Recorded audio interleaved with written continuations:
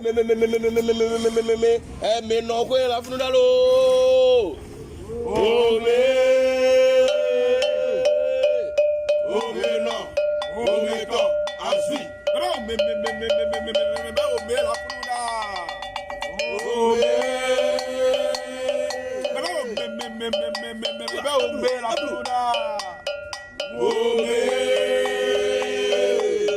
Oh me no. Oh me to. Asi. Pẹpẹ lẹ̀vọ̀ àdá lẹ̀vọ̀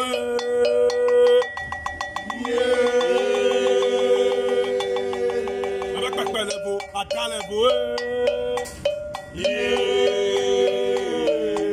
pẹpẹ lẹ̀vọ̀ àdá lẹ̀vọ̀ àrò àbíyá pẹpẹ lẹ̀vọ̀ àdá lẹ̀vọ̀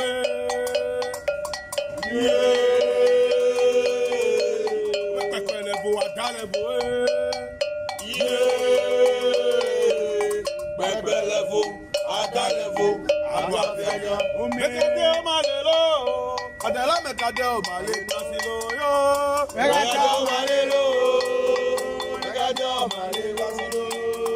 Mekade o malelo, adela mekade o male nasilo yo.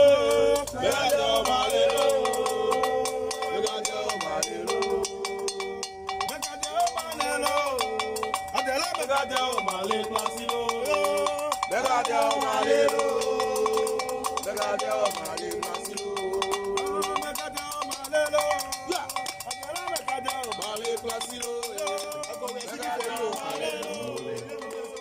And put in a plate, like what I do here for my listen. That essay setting up is from Voodoo. It is not from Fa. Okay? But they set up your essay is what they call essay lily. And the essay lily agbame.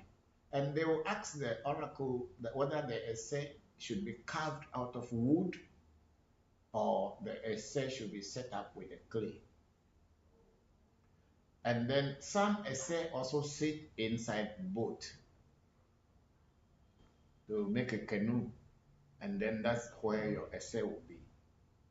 So it is during the divination that people will know which one to do for you. But that's mostly in fact. But in a Voodoo way, the only way is setting it up in a plate and in a molded clay form. That's what I was taught, and that's what I have been doing, and that's what has been successful for me and has been successful for other people. So essentially simply means to set up your destiny for you. But before they set up your destiny and it will really work for you, you need to remove negative destiny or a servant, which some people also call bechivon. They need to remove that one. They need to separate that one from the good one so that you can have your essay work for you. So that is what is called essentially setting up of your destiny. Then number 2 question is there a particular time it is performed? Yes, it is. There is a particular time that it is performed. For instance, the S7, which is the negative essay, should only be aligned or removed, as our people say, on the day that you were born. If you are born on Monday, it should be done on a Monday. If you are born on Tuesday, it should be done on Tuesday. And likewise, each day that you were born, that is the day that they do remove the negative destiny. But for the positive destiny to set it up, they can set it up any day. From what I have learned from my teachers, and I am doing it for people for years now, you can set it up every day, any day. But the negative one must only be removed on the day that you came into this world. That's why when people who are foreigners who do not know the day that they were born, as per our culture, where they call the day you were born for you as a name, Kojo, Kosi, Ajo, Abena, and all these things, we look at their birthdays and then we go back into the old calendar to find which day that birthday fell on. And then with that, we will use the day that the date birthday fell on to remove the negative destiny. So your third question is, what are the signs to indicate that one must perform it? Okay, the signs to indicate why you should do a destiny alignment or change of destiny is when you do a reading or you are facing challenges in life and things are not going on well for you. And then you want to do a consultation to find out what is going wrong in your life. And then when you do a consultation to find out what is going wrong in your life, and if it is indicated that it is your destiny that is worrying you, then it is the time that you know that you need to perform that right. The priest is also aware that they need to do that for you.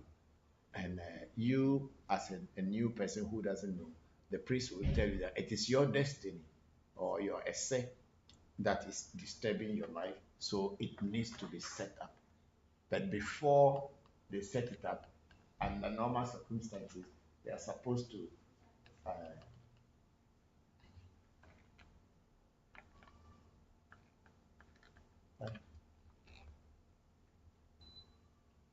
put it off for a while. Yeah. Then the priest will have to tell you that you need to do that ritual. And then I think that is why Toby, Dr. Labicosmos gave you a direction to someone who knows how to do a reading or divination, and also indicated or showed that your essay needs to be properly set up. That is why, that is because definitely something was happening to you and you were looking for a way out to find a solution. And then the divination or the reading shows that it is your destiny that was uh, uh, giving you challenges. So it needed to be set up. Then your fourth question, is it wrong for a Kwaliga practitioner to go to an Amijefa practitioner to do cellularly for him or her? That one I don't know. Because the truth about a say Lily, you can even go to Bokor or you can even go to a who doesn't have a afa, doesn't have anything to do with Kwaliga or Amijefa or whatever to do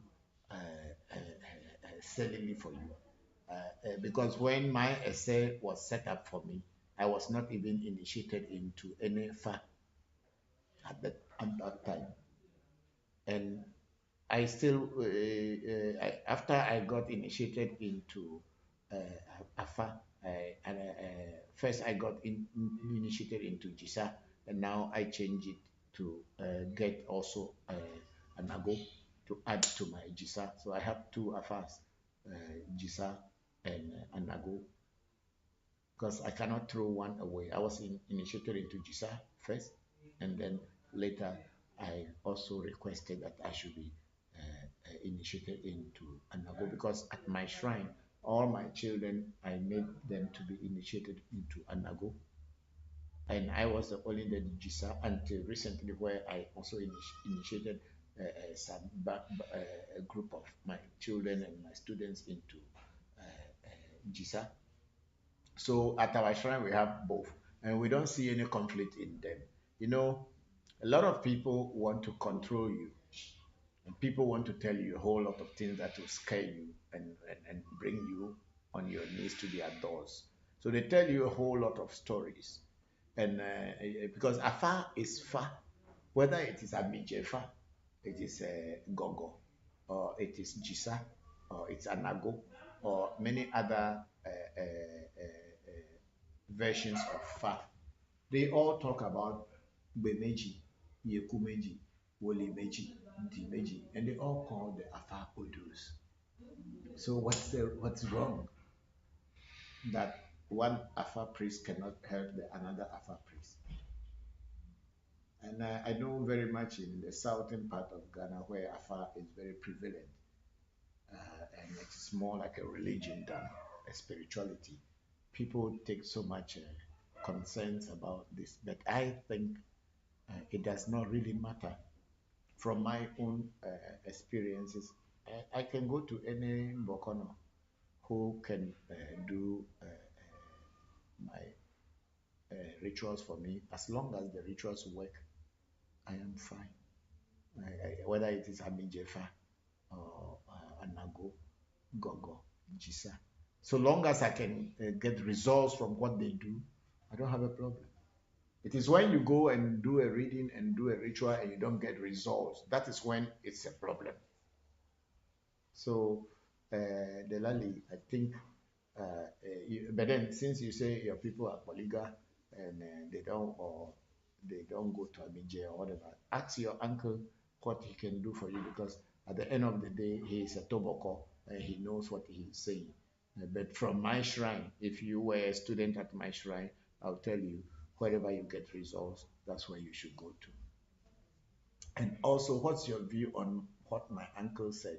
No, I don't have any view because you knew him and you had a physical contact with him, and it's your uncle. So, who would I be, or who am I to tell you that your uncle was wrong? No, no, no. I'm not that kind of person. I believe he knows what he is telling you. So, ask him more and then ask him reasons why certain things should not be done if you are from Polyga or from MJ. Find out from him because I'm not the one who is saying so, but he knew what he is saying. So ask him more questions and be inquisitive and ask more questions, and you will understand why he said so. Thank you very much, Delali, for that question. It's a very interesting question. We're all learning from everywhere. Yeah. And then we have Kwame Jones again saying, Papa, if I to take Ifa and my wife and kiss her. Again, you want to go into a tunnel, a mausoleum. As a do the Mare Papa, young woman, young in Chosumoko, Njubu, Avaya and Jubu. You could get a pamako, the mayor would do play a gozi, and yes, if you say, because Gozia Jova a room, plus Bana, your fufu ball. No, is where a moment. Yeah, Makbumo, Yirafmo, Tabanyo Jago. Yano Babajem, Beadida, a koi, no, bang, bang, bang, bang, a vajeroki, a dabi, looking, a beau quickly there, Afumani. Njobo, Njovano, Bodiami, I feel blue. Yoka Faba, Pao, Fifia, no, Mamma, la Maga go. Near or a jago. Yano, Nkurumo, if I got a judge. Jimusha Jimungo, ye gadon pipa goje jejine. No won ma ko mako mo tere yemu. Mata na ngmala mo ko agara fu bu hora kam. Le miape The culture, the commune, okay. the polymoli collector. Okay. Yeah. So there is a story to Zil should listen to this very carefully. There's a story of how menstruation came about. It's a mystic, a mythical story. It's a mythology, but it says that in the past, Afa as the oracle also is in the story is used as a human being in the Ifa Odu or Afadu Ngoli Ko Lete, which is Ngoli and Irete or Ngoli and Lete. That Afanagonu has a wife who had been helping him in doing everything, all the work of Fa, all the sacrifices and everything. And then she was playing a very major role in everything Afa was doing. But one day Afa was traveling out. He used to travel and go and come back. But he planted a protection key in his house, which we call in Eve Dema, that whenever my wife goes to another man, I should know. We call it Dema. It's in a lot of people plant it in their house. So Afa traveled, and then another man came to the woman and had sex with the woman. So the wife was just walking as if, let's say, it was going to lead the man off. Then the Dema was put in a small pot we call gozi. That Dema just jumped and then covered the pussy, with the mind that when the husband comes back, he would not go to the woman because something has blocked her in the story. So the lady had, or the woman had been trying to remove it so that she will be the same as she was before the man left. She tried everything, she couldn't. And then she was using cutlass or a machete to break the pot, and then she hurt herself, and blood started coming out of her. So when the husband, which is Afa, came back, was asking her, what happened? Because he wanted to have sex with the woman, and he realized that she's bleeding. He says, what had happened to you? Then the woman explained all this thing that had happened, that, oh, there's another man who came and this thing came and I was trying to break it and I cut myself. Then Fa said that, okay, in only ko later, oh, the mistake you have made from now onwards, when you are having this blood, you cannot come closer to me. So from today, you cannot work with me when you are going through your menstrual cycle.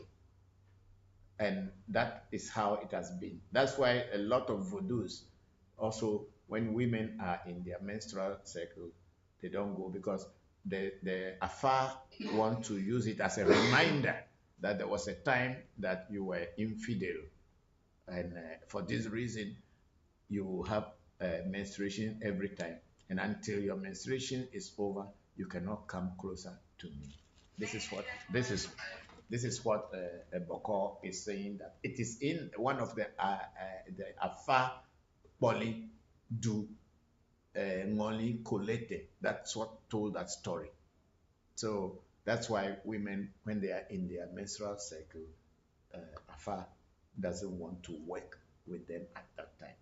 And if you want to be an Afa Bokor, or someone who will be dealing with Afa every day, you cannot work with Fa until you reach your menopause, so that every day you are not going to have menstrual blood, and you can work with Fa from then onwards. This is the story in the Afa Du Mali Ko Lete.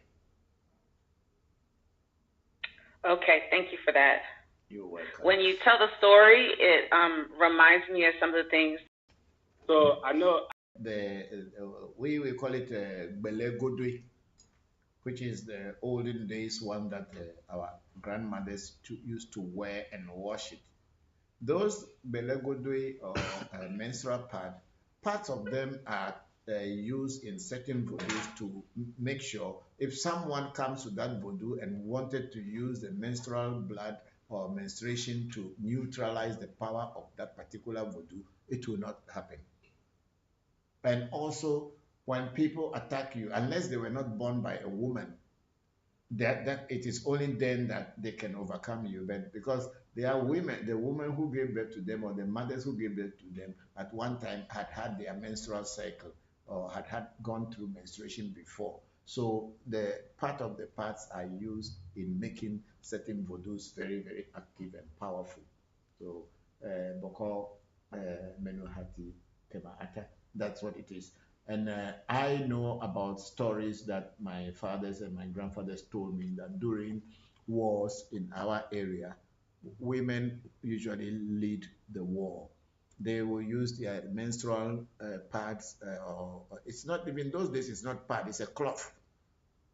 They will use that cloth and tie on the akpledachi. Akpledachi is a stick that is used in cooking the cornmeal. And everybody eats akple, and everybody eats cornmeal. So when they tie that on the akpledachi, it means unless you have not eaten akple before, unless you have not been born by a woman before, then only you can defeat women. So women will be with that in front before the men will hold guns and follow them. That's what stories that we heard when we were growing up. So it is not that it is negative, but then sometimes it disturbs the flow of energy. That's why, because it's very powerful. It's natural. Papa. Yes. May I speak? I just want to make a contribution. Is the main is the main priest. And his assistants are Jogbana. And then the assistant to Jogbana is also Alugbede. Ah, okay. Then Selikpa is the person who looks after the food, animal cooking, and all this thing. They are the ones take care of that. Ah, okay. That makes sense. It's also the same like the linguist or the chami, the person who is the spokesperson. He's the one who holds. That was going to be my next question. So he's the same person who. I was going to ask for the airway term for Ochiami, and it was Chiami, if it's the same thing. Spokesperson, yeah. So he's the spokesperson, Okay. and he's the one who holds the Seregaji or Ase to be in front, and then the Alugbede will follow. Alugbede will hold the what do you call it? The Ase. The Seregaji, yeah, is the one who will hold it, and then the Jogbana will follow. Then the Daba will be at the back as the final boss when they are going to make a sacrifice. So it is in that form that Anagofa comes and in the ranks. But so you said the Solife will hold the Sagaji, yes, and the Jobana would be behind the Solife? No, Solikpa is more of the one who takes care of food. So, for instance, an animal is killed, is the one going to help the people to dissect and then remove the parts that they will give for the sacrifice, the part that human beings will eat, the ones that will go to wherever it will go. It is the work of Selikpa to look after those. And it's the same who become the linguist or the spokesperson or Chiami. So is there a difference between, so just to be clear, anybody who helps and assists with cooking and the work, right? They're technically could be considered doing the work of Solife, but they are not initiated. Yes, so they wouldn't be Solife. Even if you are not initiated, but you are doing, then you are helping the Selikpa or you are working as a Selikpa's position, even though you are not initiated. This was great. This was my this was the main takeaway out of the discussion for me. Okay, thank God, thank God. So thank you. Thank him. Okay, thank you. And for the rituals, usually when you do a ritual, the person you are doing the ritual for is the one who carries the vosa, and then these people may follow that person to go and lay it wherever it has to be laid. Okay, and so if the Adaba you said would be the highest one, right? The Adaba wouldn't go with them, right, to go and leave the vosa. He may or he may not, depending on how many people are available. Okay, is there any specific reasons that would be important to know, like why would this person go or not go? Like things that because of the type of work this Adaba cannot go. Adaba is like the master Bokor, and then he has all his assistants. But then maybe if there is a ritual that they have to do and Adaba needs to go there to pray, then he probably will accompany the rest of the people. But supposing you are doing a ritual and you are the only Bokor, whether you are Adaba or you are this thing, who would go and do this thing? You have to go. That's why I asked the question. That's exactly why I asked the question.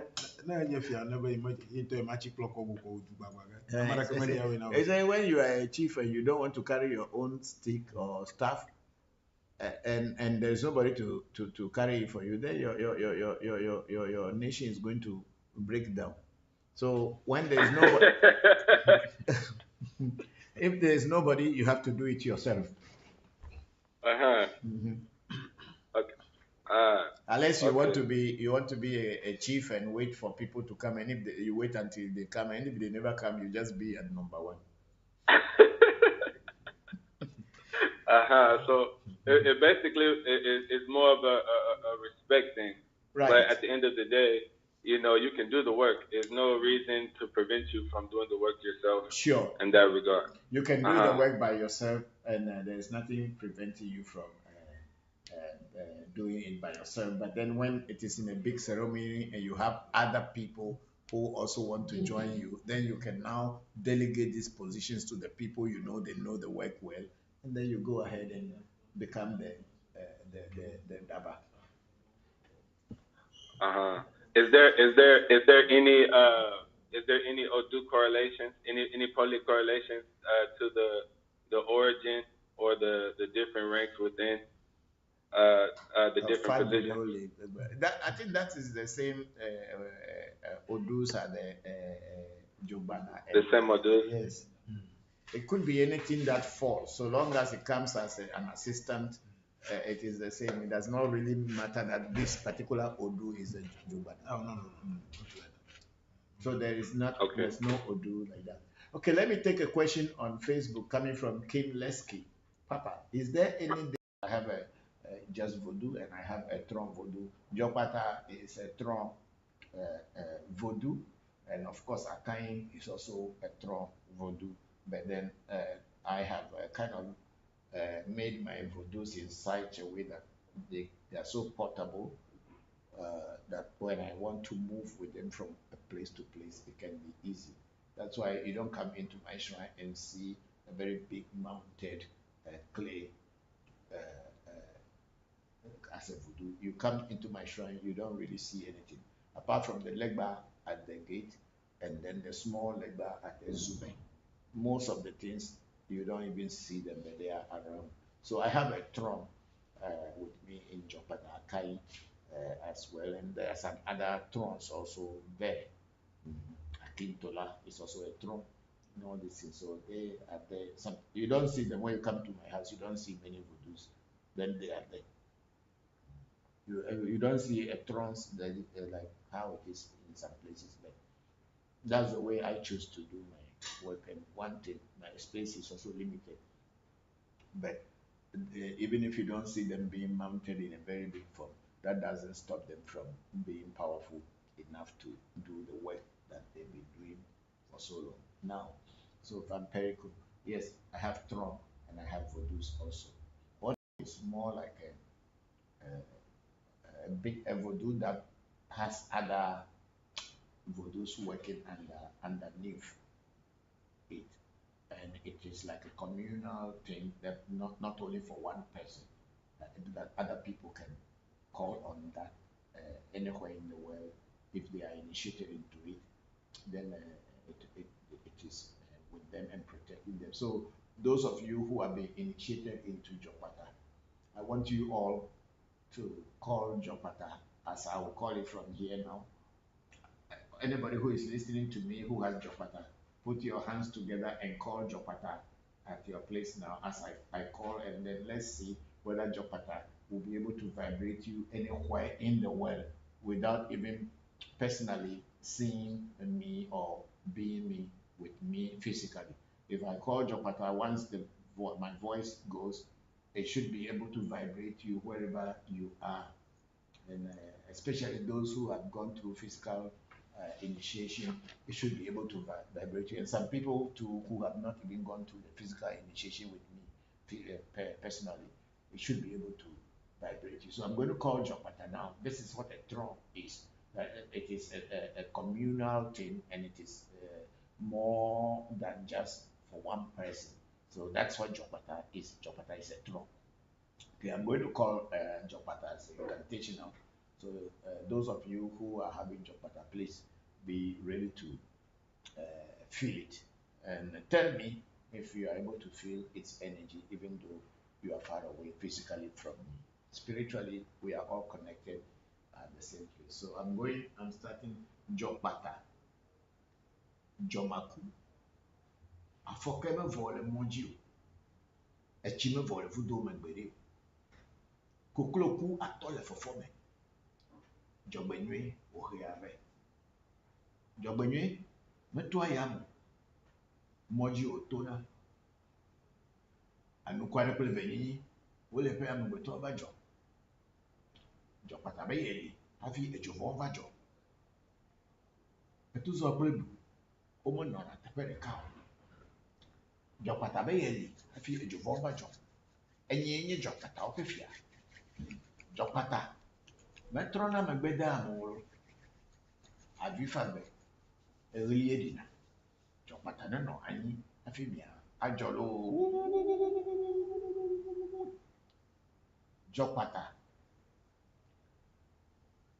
jopata meyo enye nya tepere meyo o wa mesi me gbo jidi o to togbe de abape luti zugbo lu ajima ogbojuple odo chalo nko valentine papa me va lo jo na pofu ago sapate meyo atigeri meyo goro vodu meyo ra ken lo Allah afia na tepe opo harai na afia chogbe ra na to and those of you who have Jopata and those who can feel the energy, please, you can send your informations to us on the Facebook, YouTube, to let us know that the energy is reaching you. That's what a throne is supposed to be. A throne can be anywhere at any time.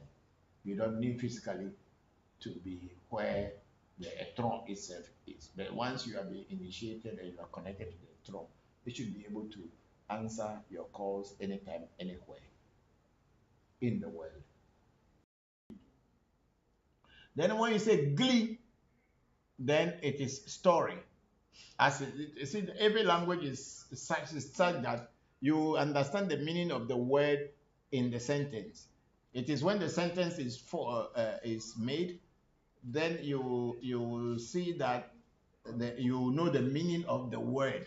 So that's what it is. Without the sentence, you cannot tell which glee they are talking about. Glee they are talking about, and then glee also means you should make it fall down, to push it down, or to make it fall. If it is standing on something, then you have to glee to push it so that it falls. So you have to tell me in which context of the sentence you have to tell me. It's okay.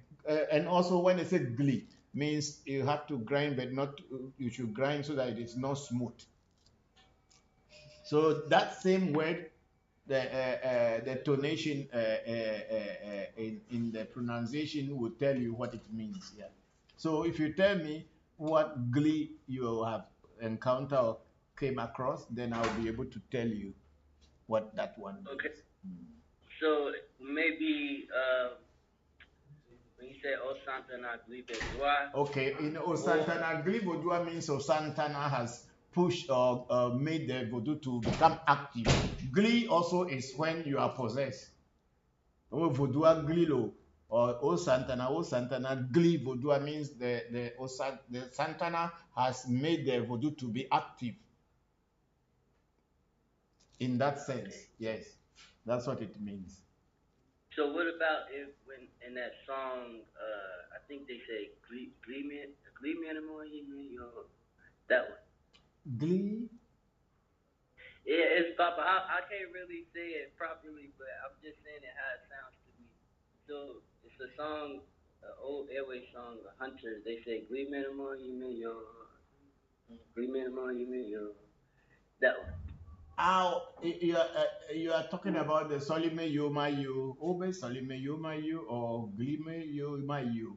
Means if you are saying Glime Yoma You, in that context, it means that we will not enter into a wall house like a jail or into a confinement.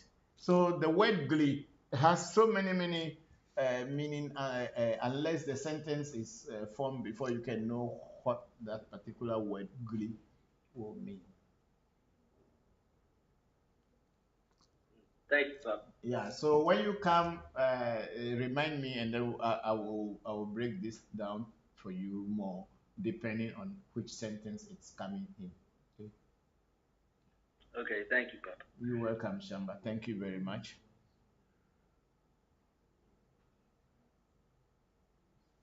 I think we don't have anybody on Zoom. Kono is one of the powerful herbs that we use in making voodoo or bathing and other things. for protection. Jefeti is the same likewise, and Jongbale is also all these are cleansing herbs. I think even if I tell you more about it, you will not know. I don't know. I won't say you will not know. You know so much already, but they are mostly cleansing herbs. Jeveti, Jongbale, and Afar herbs. And Hunsikonu is one of the Afar herbs. Jeveti is also one of the Afar herbs. And then Jongbale is also one of the Afar herbs. So they are for cleansing and for protection, most of them. Then we have Sister Nicole saying that, can we feed them from a distance? I'm supposed to be a teacher, teaching about spirituality. And I had been doing that long before I even was initiated into FA. In my destiny, I am supposed to be rearing pigeons. And I had had pigeons over almost 26, 25, let's say 25 years now. I have been be rearing pigeons, not for food, but just for fun, that I just love them. And I found it later when I was initiated and my destiny was broken down for me. It was in there that I should have pigeons. Also, I'm supposed to be a father of twins.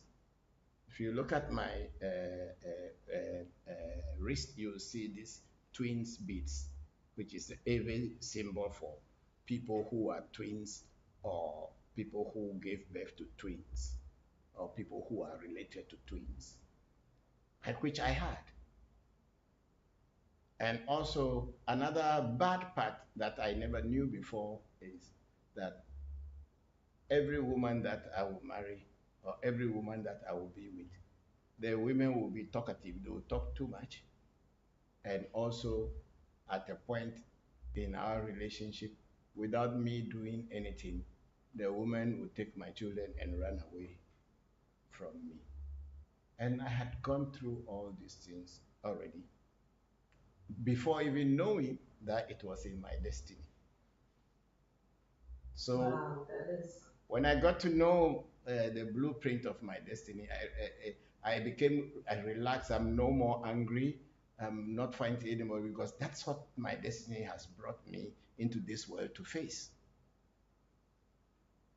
okay.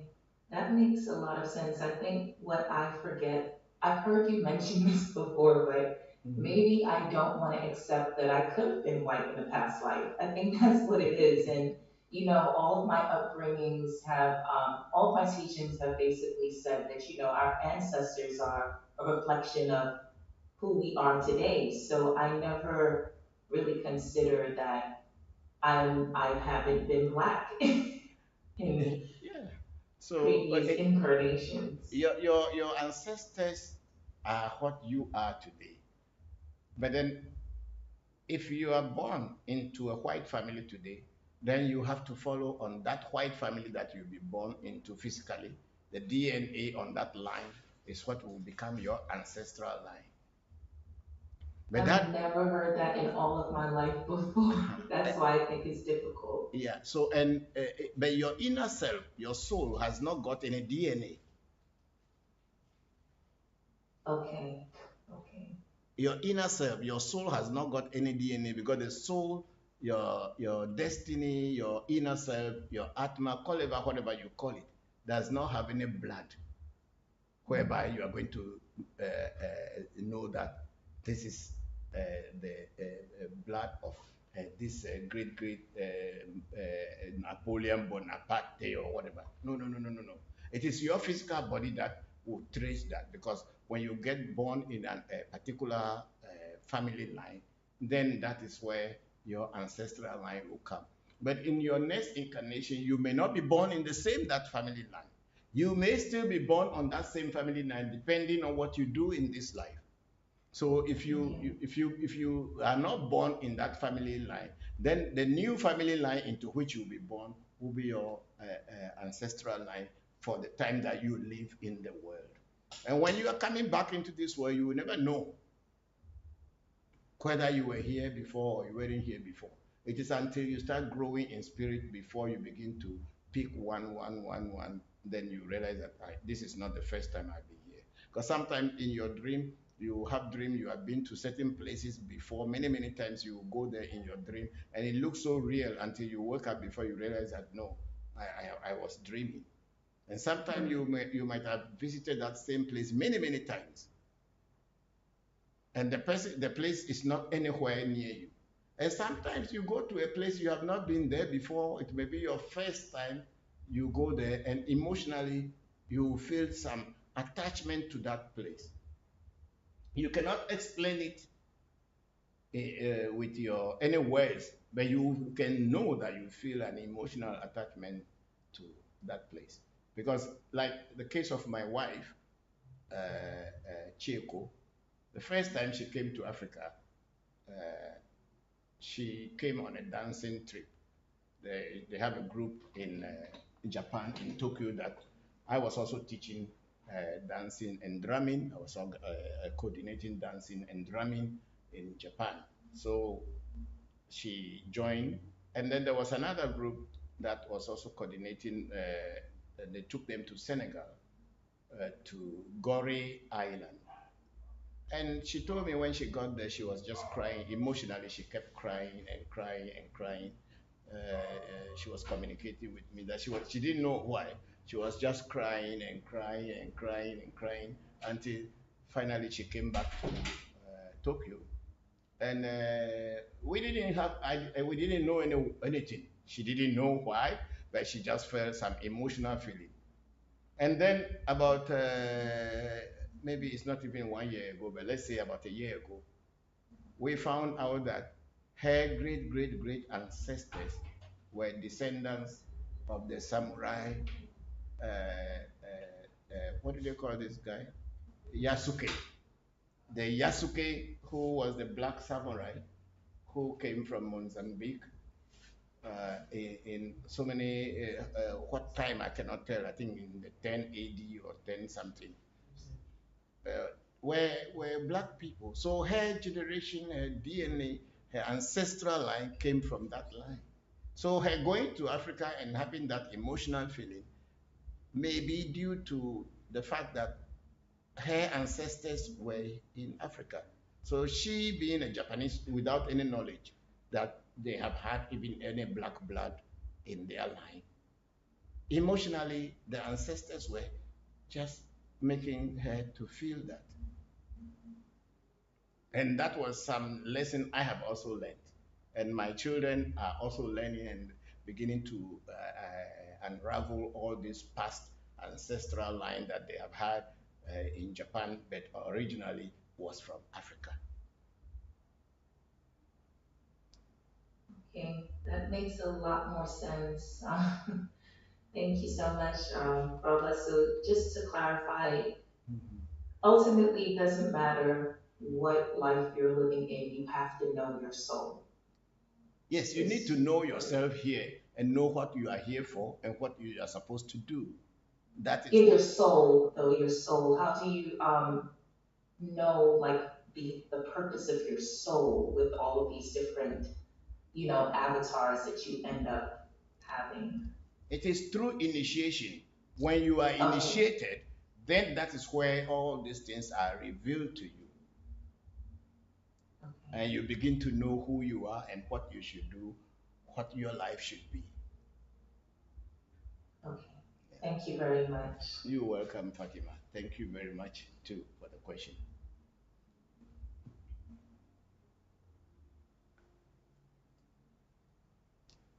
Agbame, which means the cell will be molded and put in a plate, like what I do here for my listen.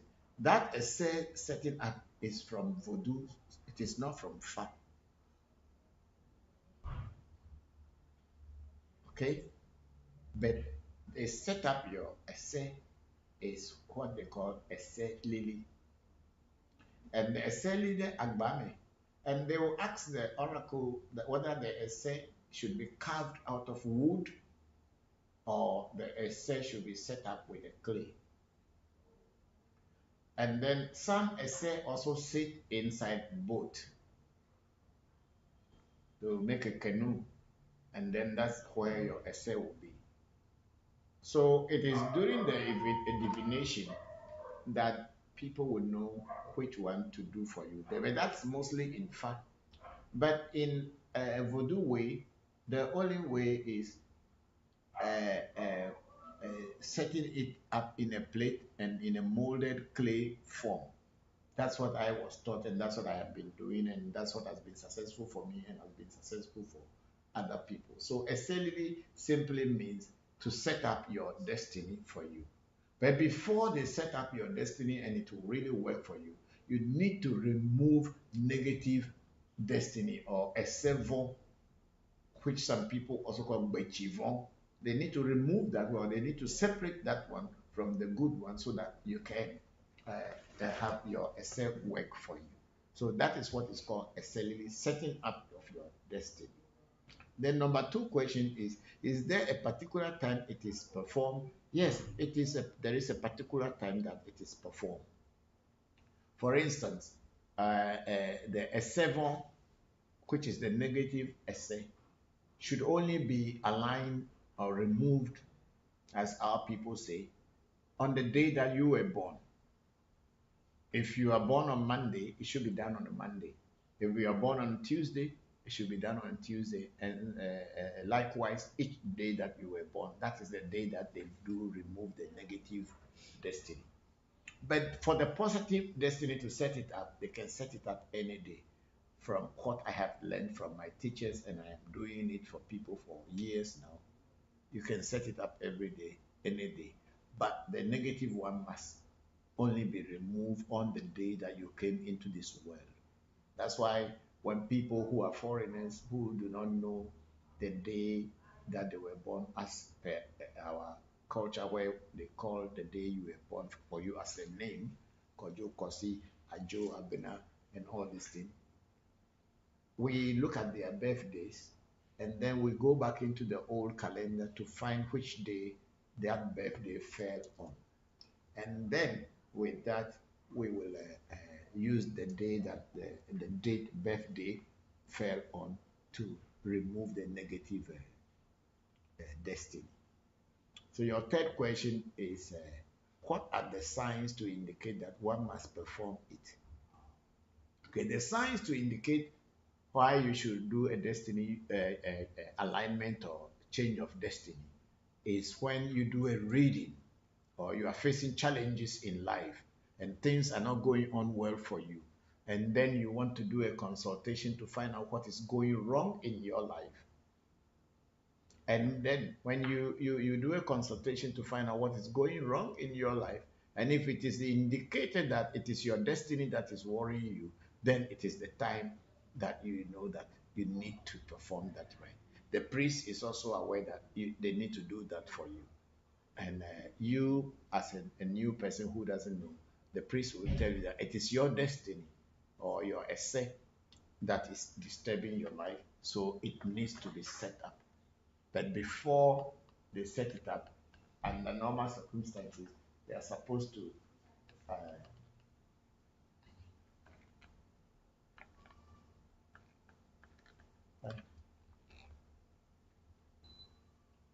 put it off for a while. Then the priest will have to tell you that you need to do that ritual.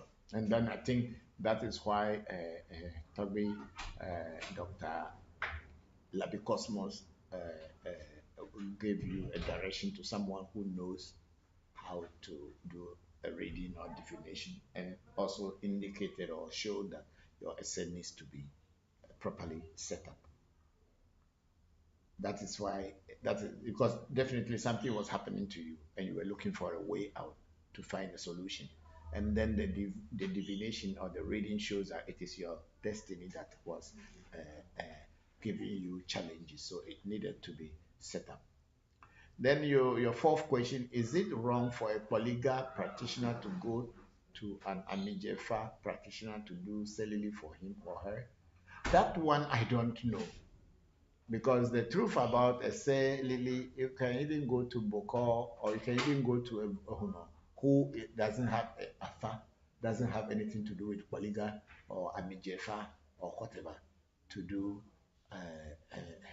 selling for you. Because when my essay was set up for me, I was not even initiated into any fa at that time.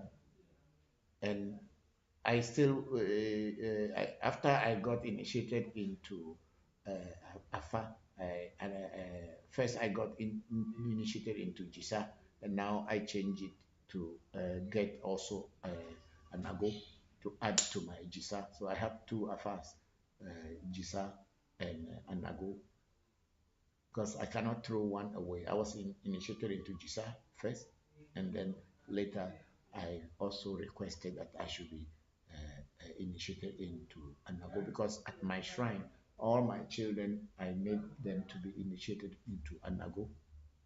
And I was the only the GISA until recently, where I also initiated some a group of my children and my students into GISA. So at our shrine, we have both, and we don't see any conflict in them. You know, a lot of people want to control you.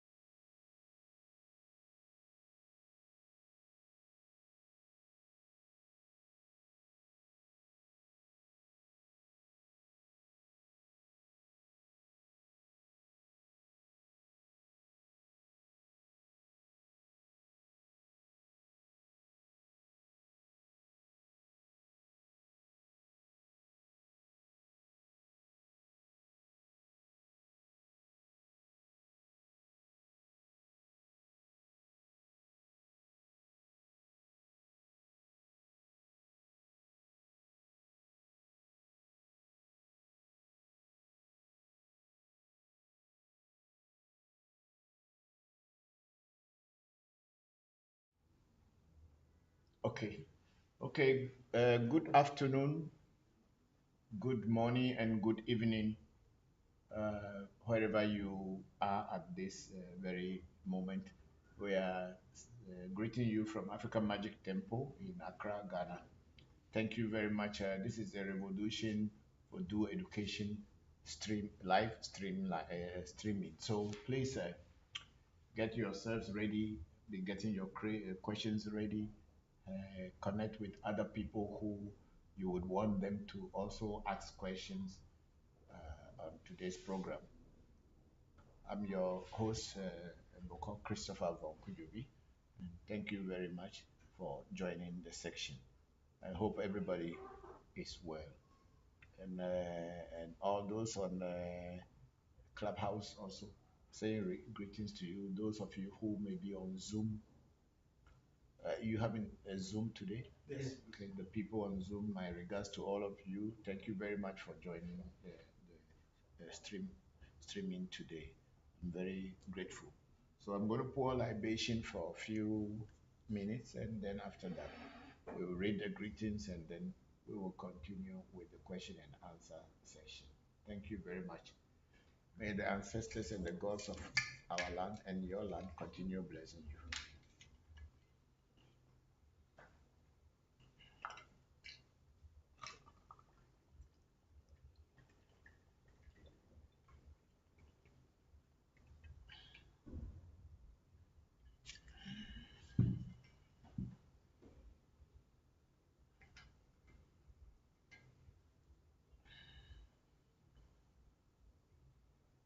Oh, ago, ago, zieton.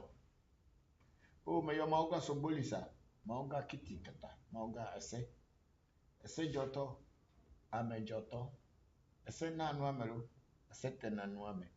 Omo na fevi, dokuna fevi. Omo na vi mebianu, dokuna fevi ogbena.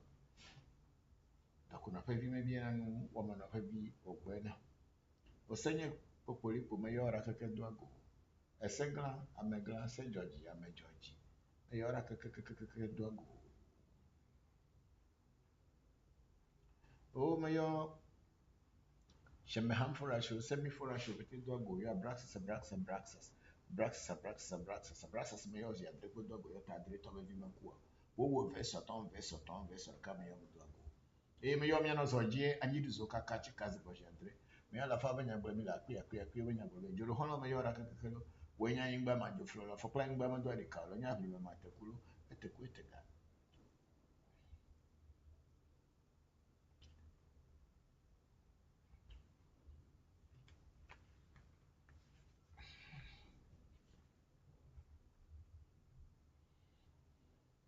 Oh, may your kind, but you were kind on your kind of overkind, but what kind trouble, what kind, and your kind if you're kind, and you're tabaka, kind.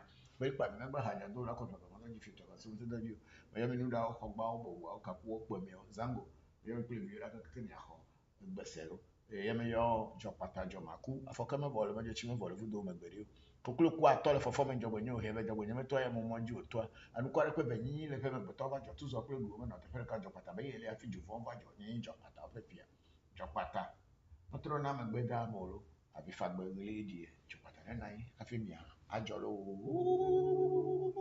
jopata jopata te fe mayo mesi me gbo jiri to tagbe de nta pa pelu ti zugbo lu ajima ogboju klo do jalo fe nkome valenti fa famelo valo jo na pefu ago sapate mayo lo atigeri mayo lo goro bodu mayo ra ken Allah afia hamami ken e yama yama gase sengeja pasesen sesen tɔgbe gedze anaharo meyɔ brahini meyɔ gbɔgbɔtsi meyɔ ngbe meyɔ foli meyɔ bɔ foli kɔkɔ mɔ ɖeke gome godo kutse kuma kɔbla nga tɔgbe nye bete mba xɔ ha ekuto me ne fa na mi meyɔ tɔ nye kɔsi peku aku yɔ nɔ nye akɔsɔ agbɔku fo nye kɔgu gedze tasi nye amewo si fusi dzam kɔsɔ abla kɔbla mama nye gbɔdue mba tɔgbe nye akɔku kofi tɔgbe nye akubia mensa mama nye doro ye ƒe ngbe peku nɔ ekuto me ne fa na mi gbogbo ɖe mia na gbegbo me ne fa na nye kpakple vinyo kple nɔvinyo ne mi nɔ lo yo oponye Celestine ya bakubia Catherine akubia funya sense ko defunya Ben akubia akuto me fana mi me yo mi asra o ba chucha chufu akubia Cecilia akpene e ka tefe mensa akuto me fana mi lo ya wu na tuji bako tuji tobo tuji me yo kini hasese ko chita ba da su barabo nana me yo ra keke akuto me fana me yo bako ada place so fa hu agbovi akuto me fana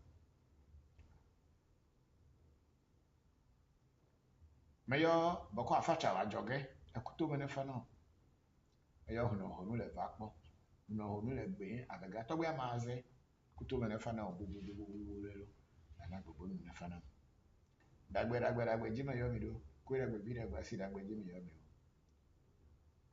mi meyo to gbe na ni tretu le jita akpo hunu kuto mene fana to gbe Abraham jivenu le chame to boko kuto mene fana ro meyo tɔgbe fiatɔ si mɔn kavi la benye na si fiatɔ kuto mena fana mi apete gbogbo mi na gbogbo mi fana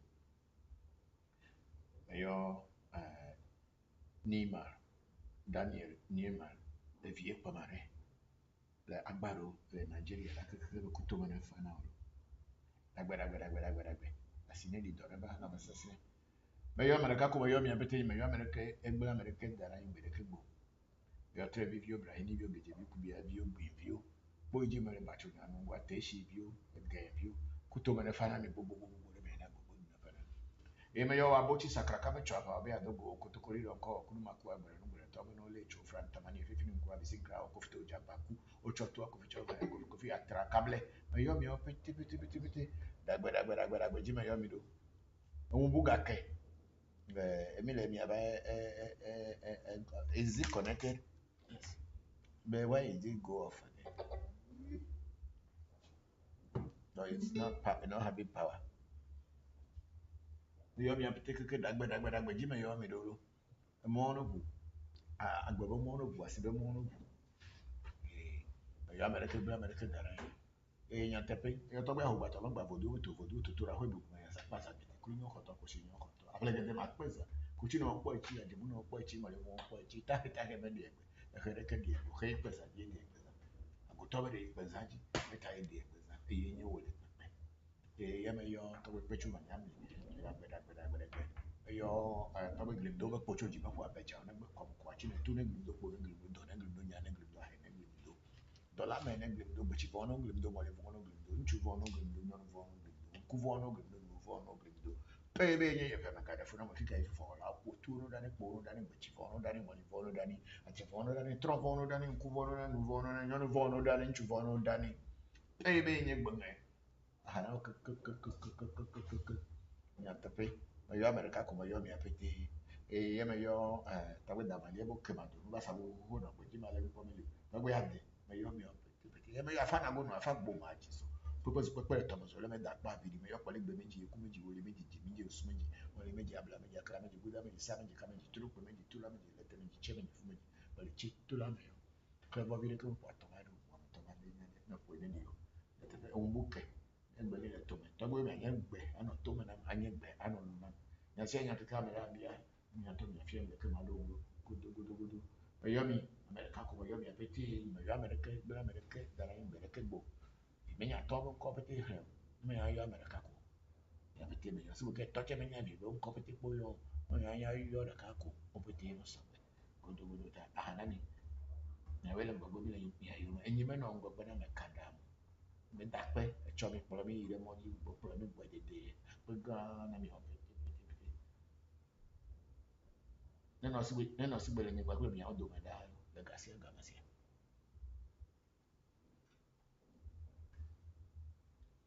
Palo. Yeah, so we are starting now with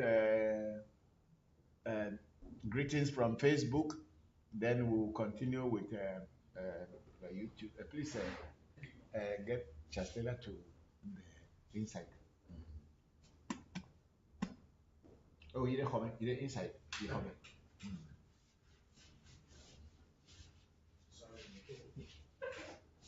We have Kwame Jones saying greetings, Papa. Hello, Kwame. How are you? Thank you very much for joining the section.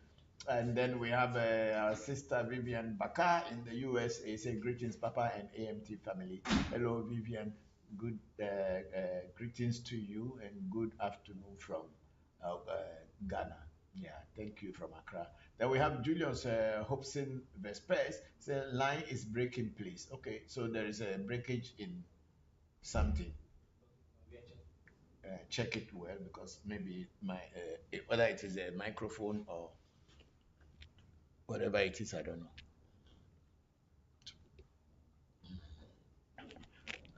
Yeah. Okay. So we have big sister Oluchi also. Okay. It's a great evening, Papa, and my regards to the family with peace and love. Thank you, big sister. I'm very grateful. Yeah. Thank you very much. And then roll it down. Like the comments and the greetings first, then you roll it down. We have Big Sister Ifadara. Hello, Big Sister Ifadara. It's been a long time. We haven't really spoken and have not been chatting. Hope you are fine. My regards to the whole family and my blessings upon you. May the ancestors continue to open doors for you and give you strength, good health, and good luck. Thank you. And then we have Wisdom Larry. Say hello, sir. Good afternoon. I really miss most of your teachers. Actually, my Facebook was blocked, but thank God I'm able to find you back on my new page. Thank you so much. Thanks for the good work. Thanks for the insight. May the ancestors continue to strengthen you and give you long life. Thank you very much, Wisdom. I'm very grateful for all that. Thank you very much. Yeah. And then we have Desmond Energy say congratulations, Toby. Thank you very much, Desmond. Congratulations to you too. And then we have Oluchi also okay, big sister Oluchi also okay. So, okay, we can see you now, Papa. Peace and love. Yes, yes. Thank you, thank you, thank you. So there was a break. Maybe it's the network because it's been raining here. So where the rain, maybe in Ghana when it rains, everything doesn't work well. Nothing works well. The once it's rain, then you say we are in trouble. But rain has to fall. But if it doesn't fall too, we will not chop. So and then we have a big sister Oluchi Ise. Thank you very much, and the same Ise to you. Thank you, big sister Oluchi. And then I think that's all that we have on Facebook. Now let's see YouTube if we have anybody on the YouTube. I think on YouTube we have Togbe Jigbeza Sesoka. Greetings and good day, Papa. Hope you doing well. Yeah, thank you very much, Togbe Jigbeza Sesoka and Enule Dona Togbe Jigbeza. Thank you very much for joining the section. And I think that's all that we have on YouTube for now. And on Clubhouse, we having everybody here who are here. We have Junichi Fukuoka on Clubhouse, and then we have Senyo Zanu, and then we have Ra, which is Oduifa, and then we have Tiffany, and then we have Abayomi, and then we have Shamba Musa Mohammed. Welcome everybody on Clubhouse. Thank you all, everyone who is here, and the big sister Oluchi is laughing. Thank you, thank you, thank you. Yes. So let's somebody pose a question and let's begin.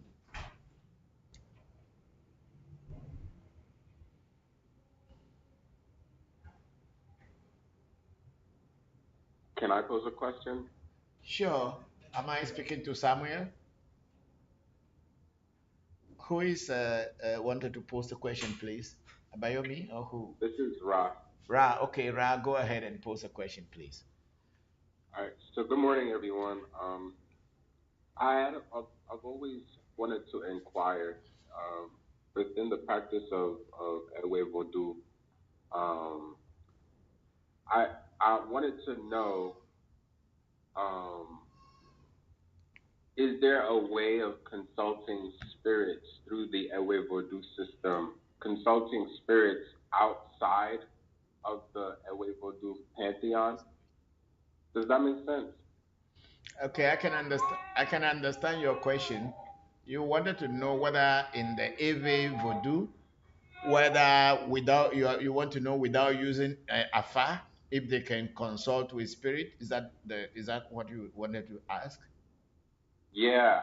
Outside of consulting Afa, are there ways of consulting The spirit world. spirits that exist outside of the pantheon of Ewe Voodoo or even in Ifa? Yes, there is. There are many other ways apart from using Afa. In fact, most Eves in the central Eve area do not even use Afa at all because they don't have, they were not initiated into Fa, but they have other ways that they consult with the spirit world, whether outside of Ifa or outside of the Eve pantheon. You see, the Eve pantheon that a lot of people talk about is mostly of the southern Eve. That's where the pantheon system comes in. In the central Eve, where I come from, that Eve pantheon of voodoo da, voodoo this, voodoo this, does not actually happen there. We also have our own ways, We connect with rivers, mountains, our ancestors, the ancestral stool, and then apeli and a tron. It has nothing to do with voodoo da, voodoo Kebiaso, voodoo this. No, we that so the pantheon that people are used to call the Eve pantheon is mainly limited to the Aves of the central Aves of the southern line and Togo and Benin people. But then within the Ewe ethnic group, there are so many other small groupings, and some do not deal with Afa at all, and they don't deal with the pantheon system that the Western world knows as Ewe spiritual pantheon. And upon that, the Aves connect with nature directly before even knowing which spirit they are working with. They will connect, and then if the spirit reveals its name to them, then they can now ask the spirit how to work with it. And if the spirit shows them how to work with it, then they set it up. So one of the ways to connect with the spirit world or the psychic plane or the ancestral world is by using the magic mirror, which is this one that I have here. If you are looking at any video of me, this is the magic mirror, and this is a divination tool to connect with the spirit world and even with the physical world to get information and be able to use that information to help yourself and also to help humanity. We also have the cowrie system where people throw the cowries, mostly 7 cowries, or 7 or 4. And then in that form, they are able to communicate with the spirit world. Okay. Another way is the possession. Maybe during a particular ritual, when they are doing some vosa or doing some event or whatever, the spirit possesses a human being, and now the spirit will talk to that person and communicate and tell people what it wants to say. Sometimes these spirits may not be spirits that they are used to or that they knew about. So that new spirit will have to call its name. And so it is also when dead people sometimes to connect with the ancestral souls or souls of people who die, they sometimes come upon people, they mention their names, and then they point to events that had taken place, and these events may only be known to certain few people. So the person that the spirit possesses start mentioning these events that will make the people to realize that, oh, it is really or truly this particular person that is communicating from beyond the veil. And then we have a water divination where people will fetch water inside. Before the mirror, it was water that people could see their faces in. So the Aves have the water divination, and, and they have other forms of divination. There is the koko, which is people call chagbe. There's also it's a calabash and the antelope horn. They communicate through that. There is one which is also like a mat, but it's a very small kind of mat made out of palm branches. We call it afabe, and this one people can pray to it and say things and ask it to take certain movements. It usually gives a yes and no answer. So Yes. then the mat is like this, and when they ask it, is this thing that is happening, is it real or it is not true, the mat will move like this, and then the person will be holding it in the hand. It will move this way, and then it will move to another direction, and then come in the middle, and then open itself, and then again close. So there are so many other divination tools and ways of divining or knowing the future or communicating with the spirit well without using Afa. So, Ra, that is my answer to your question. Thank you so much. That was a very wonderful and thorough answer. I am clear. Thank you. Thank you very much, Ra.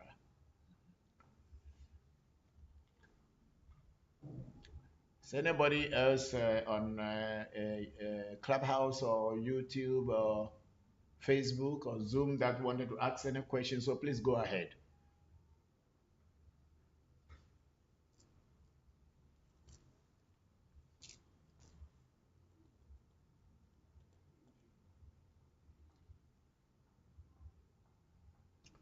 Okay, we have on YouTube, we have our brother Benny Muswane in South Africa. Say, good day, Toby. Please send us some rain in South Africa. Oh, wow.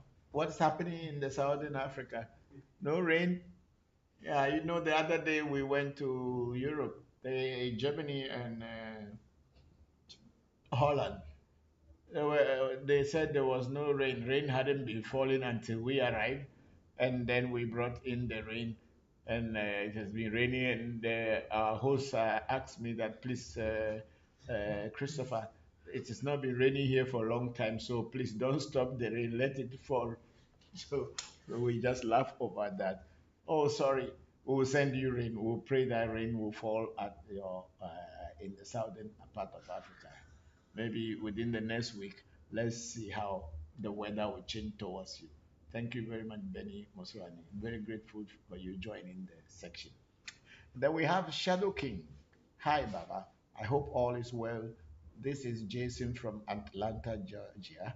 Okay, Jason, how are you? Thank you very much. I hope you are doing well. Thank you for joining. And then we have Jason again, Shadow King again. Say, I wanted to know if someone came there to get initiated with Voodoo, can they also get initiated with the mirror you do divination with? Yes and no. You know, most of the time when people ask me a question and I say yes and no, I have a reason. The yes is that yes, anybody can get initiated when you get initiated into Voodoo because the mirror also is a Voodoo. The mirror is also a Voodoo tool. It's a whole Voodoo on itself, about three or four spirit, Voodoos are inside the mirror. And they are the ones who go on the errand to pick the information and come and communicate with the person who has the mirror. But the process of the mirror to get the mirror is not like something that you get in a day. It's a whole long process.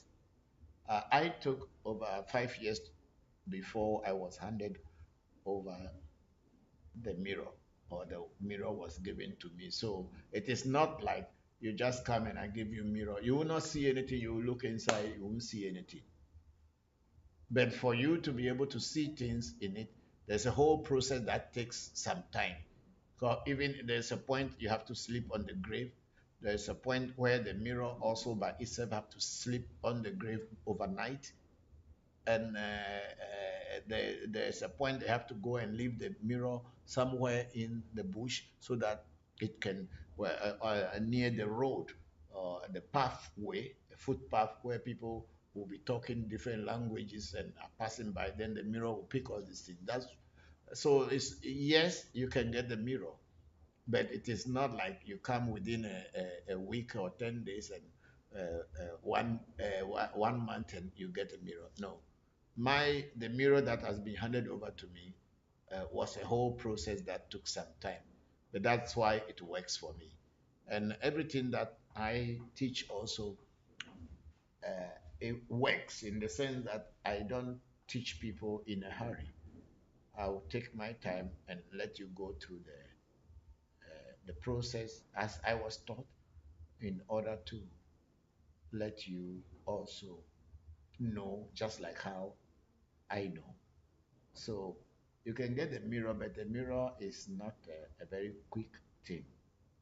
Maybe there are some other people who can prepare a mirror for you within a day or two, but mine is a whole lot of process. Yeah, it's a whole lot of process. The initiation is a little bit longer than even that Afa initiation. So, Jason, yes, you can, but it is not like you're coming and then I want mirror, take mirror and go. No, it's a whole process. You know, one thing with African Magic Temple and myself and my children is that we are not in competition with anybody. We are not trying to say we are the best or we need more people to come and look at us at what we are doing. We want to be very authentic, we want to be very straight, and we want to be the best. That's why we are not in a hurry just trying to show people that we know and then to get a large number of followers. That's why at our shrine we don't do stupid things. We don't do entertainment magic to use it to tell people this is power. No, we are trying to follow on the footsteps and the footpath of the ancestors, just as how our fathers did it. That's how we are trying to do it. Of course, we are we are modernizing a lot of things so that it can be easier for people to understand Voodoo, to also know that Voodoo is as simple as ABC if you are in the hands of a good teacher. But Voodoo may be as complicated as a spider's web if you don't get the correct teacher. So we are doing our best to be on the path of the ancestors. So we are not in a hurry.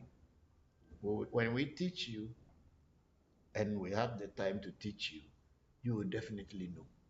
But it's not a quick thing. Getting plenty voodoo in your shrine or in your house is not the case. The case is you get a voodoo that works for you, a voodoo that you can communicate with, a voodoo that can work for you, not like getting the items that you don't know how to use them and they cannot communicate with you. Then it's not a voodoo. They are just statues and puppets and wooden puppets and whatever you may call them. A voodoo that you will get must be able to work for you. And that's what we do at African Magic Temple.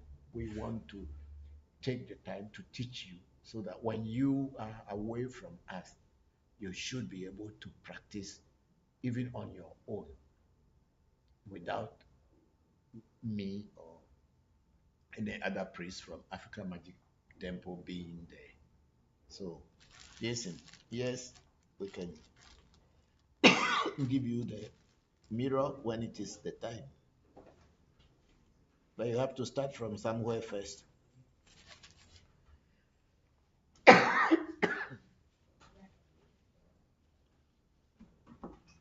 So thank you very much for that question, Jason. Hope you are satisfied with my answer. If not, please, you can give me a follow-up question, and we'll see.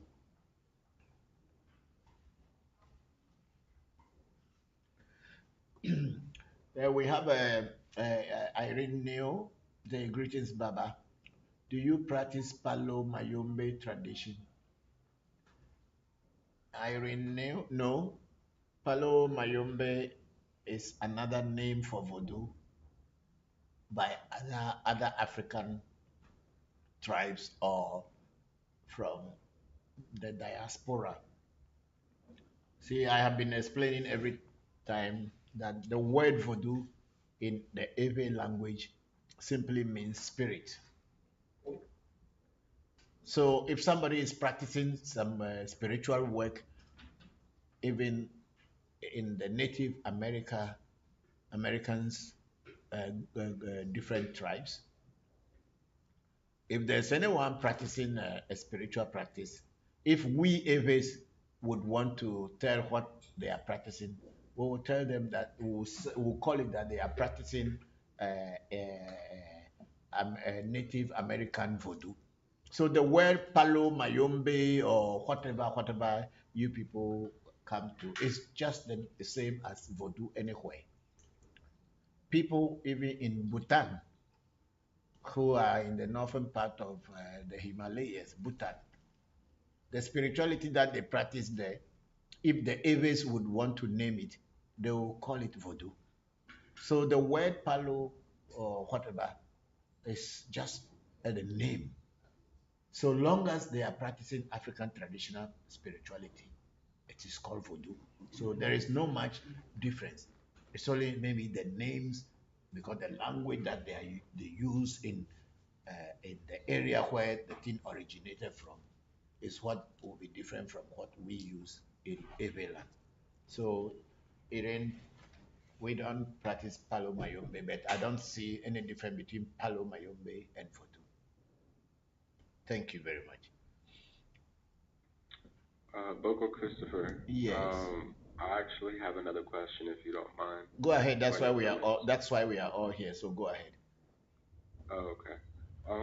So I I'm wondering when it is it. Okay, I'll concise my question. Put it well so that I can be able Yeah, to. yes, I'm putting it well. Yeah. So when in is there are there moments where the planetary alignments coincide with Ewe practice um, or Vodou practice? No. And No. no. I know where you are going. In Voodoo practice, we don't practice astrology. Voodoo is not an astrological practice, whereby depending on the planets, the planetary alignment will cause or come into effect. However, we do rituals or do some vosa or other things, or maybe you want to do some practice or a ceremony. Sometimes they can tell you to do it at midnight, or you wake up at dawn without speaking to anybody. You do your practice. And then maybe sometime also they can tell you that okay, when the moon is very new, like a new moon, you should do this, so that by the time that the month is ending or the moon is waning off, your results will come. And then also maybe when there is what do you call it, eclipse, there may be certain people who will know certain rituals to do during that time, because it is like in our understanding is either the moon is trying to capture the sun or the sun is trying to overcome the moon. These are the beliefs, and this is how people see it. All the other scientific knowledge and everything did not mean so much to our people. What is happening at that time is one energy or one of the planets or one of the solar systems uh, objects or planets or whatever is trying to overcome another. That's the way they see it physically. But to say planetary alignment and all this, no, voodoo is not an astrology. We deal with nature, we deal with herbs. That's what voodoo is mostly about. And when we say herb, stones can also be considered as herbs in voodoo. Metals can be considered as herbs in voodoo. So we don't deal with astrology. Unless, of course, somebody who has studied astrology and want to inculcate it into his voodoo practices, then that is that. But generally, that is not what voodoo is based on. Thank you. Thank you for the clarity. You're welcome. Thank you.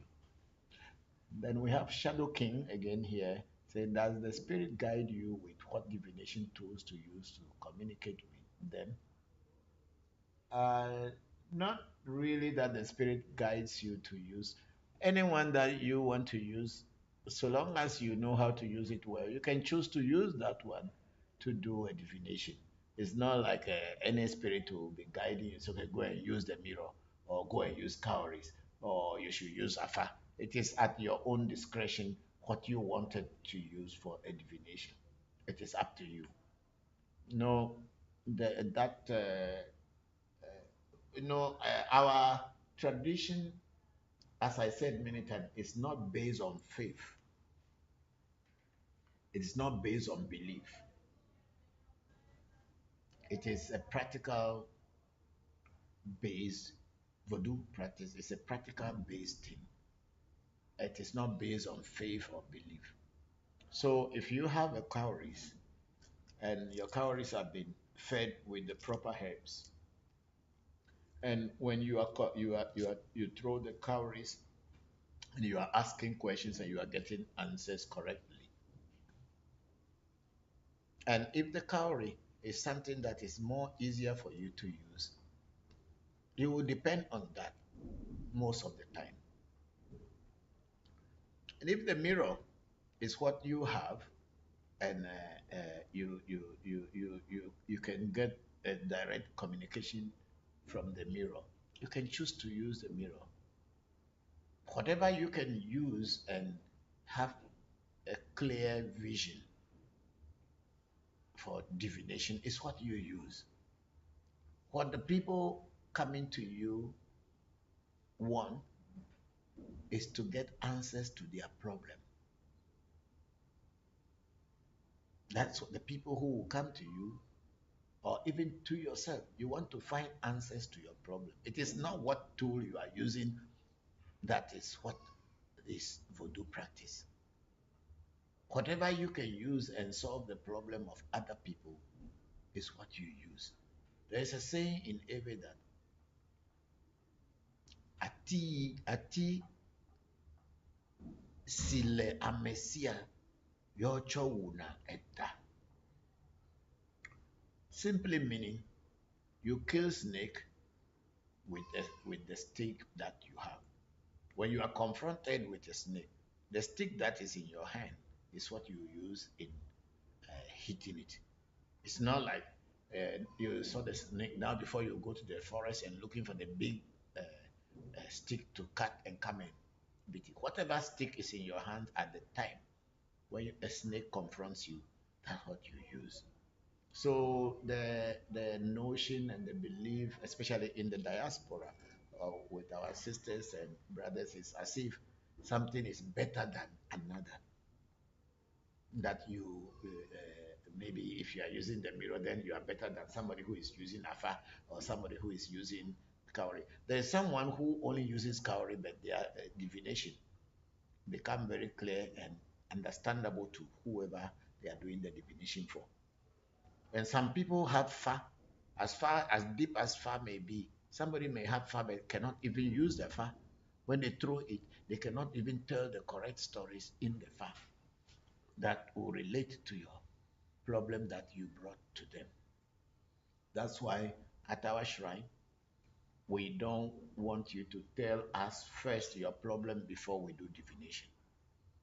We asked you to speak on your money in secrecy through the phone, say in any language of your choice, and then we give it to the oracle as in Fa. The Fa, if it's a good Fa that we have, and the Afa priest is well trained, the Afa priest, by throwing the divination chain or the Opele or Pele, as the Eves will call it sometimes, or Gumaga, should be able to get the information that you spoke in privacy or in secrecy. The oracle should be able to find the question you ask it. So it is not which divination tool you are using, but it is how good are you at using the tool that you have in your hand. So whether the spirit will direct you to go and use mirror or use cowries or use afa or use whatever, that one is your own discretion. In our central area, we even use the spirit itself, like this Akai here, it communicates with me. This is cowries.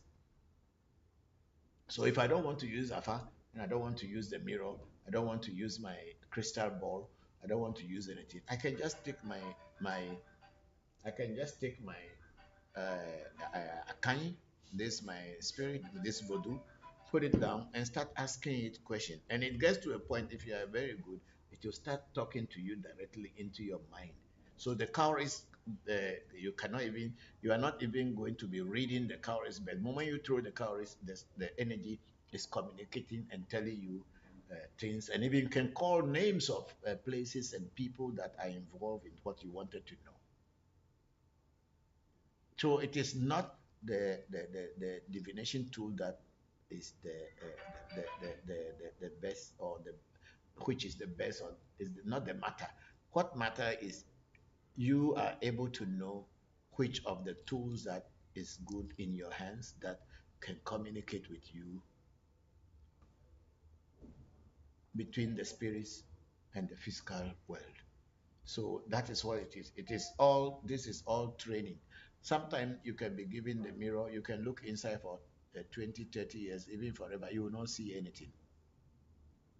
If the teachers that are initiating you did not initiate you properly, or maybe they themselves, they don't know how to initiate you into it. You can have the mirror, it can be with you. Like now, fortunately or unfortunately, my teacher who gave me the mirror has got his mirror back in the village. And my teacher, who also I call my father, he has gotten his mirror. He has it all his life. He died almost about 12, 13 years ago. And none of his biological children is able to even look into the mirror and see anything. But here I am able to look into the mirror and be able to tell stories that the mirror brings. So it is the teacher who is teaching you that matters. It is not even the tool that matters. If the teacher is not good, you can have the divination tool in your hand and it is useless to you. Thank you very much, Shadow King, Jason. Thank you very much. Papa, Yes. good evening or good afternoon, please. Yes, Senna, how are you? I'm fine, thank you, Papa. And how are you doing too? I'm okay. I'm very good. We went to the funeral yesterday. We went to Komlavi's father's funeral, so we came back late. Oh, okay. I hope it was a good trip. It's not a good trip because it's funeral, but Oh, still, it was a good but trip. still. The man died already. It's not that he's going to be. He's not going to die. Die. He's not going to die again. We only went to pay our last respect. So it's a good trip because we are not. We were not going. We are not the one who killed him, and we were also not the ones going to wake him up. So for that aspect, yes, his death is not a good thing, but going to his funeral is a good thing. That is a very good perspective to have. Papa, I had the question about just talking on this divination topic that you opened and you were sharing. Very interesting. And since you have both the Afa at the same time you have Apochi, and you've also seen many other kinds of diviners. I remember when we were young, we even used to visit some malams for divination before. So I wanted to kind of just specify on Afa and Apochi. I think that each of the systems in the hands of a master is great. Yes. But from your perspective, which kind of divination is Afa very good at, and which kind is Apochi very good at? That maybe there's a difference in their strengths, maybe, or maybe in your view you see them as the same. Okay, that's a very good question. Um, okay, let's start with AFA. AFA is a mathematical tool and has been laid down the rules and the regulations and the things that the AFA has, the things that AFA will tell you are things that had been written down for thousands of years back. It is through the experience an experimentation of our ancestors, both from the Yoruba origin and to the Ewe origin, had written down over the years, and how that becomes what it is, I cannot tell.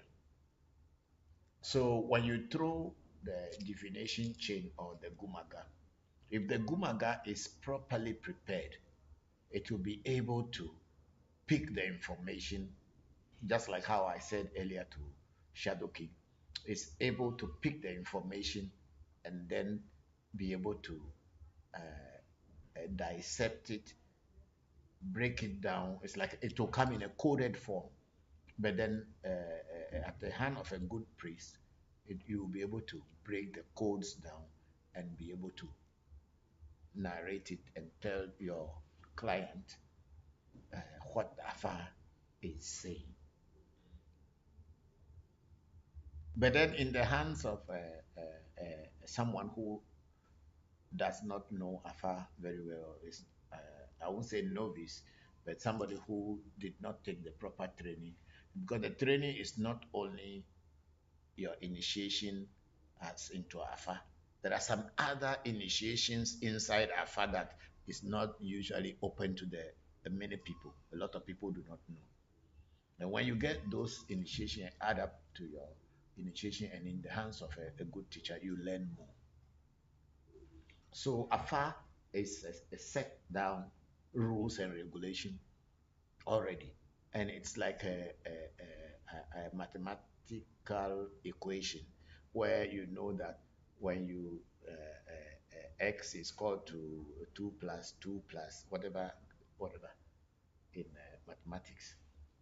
So when you know it that way, so when you throw the chain and x comes, automatically you know where you are going.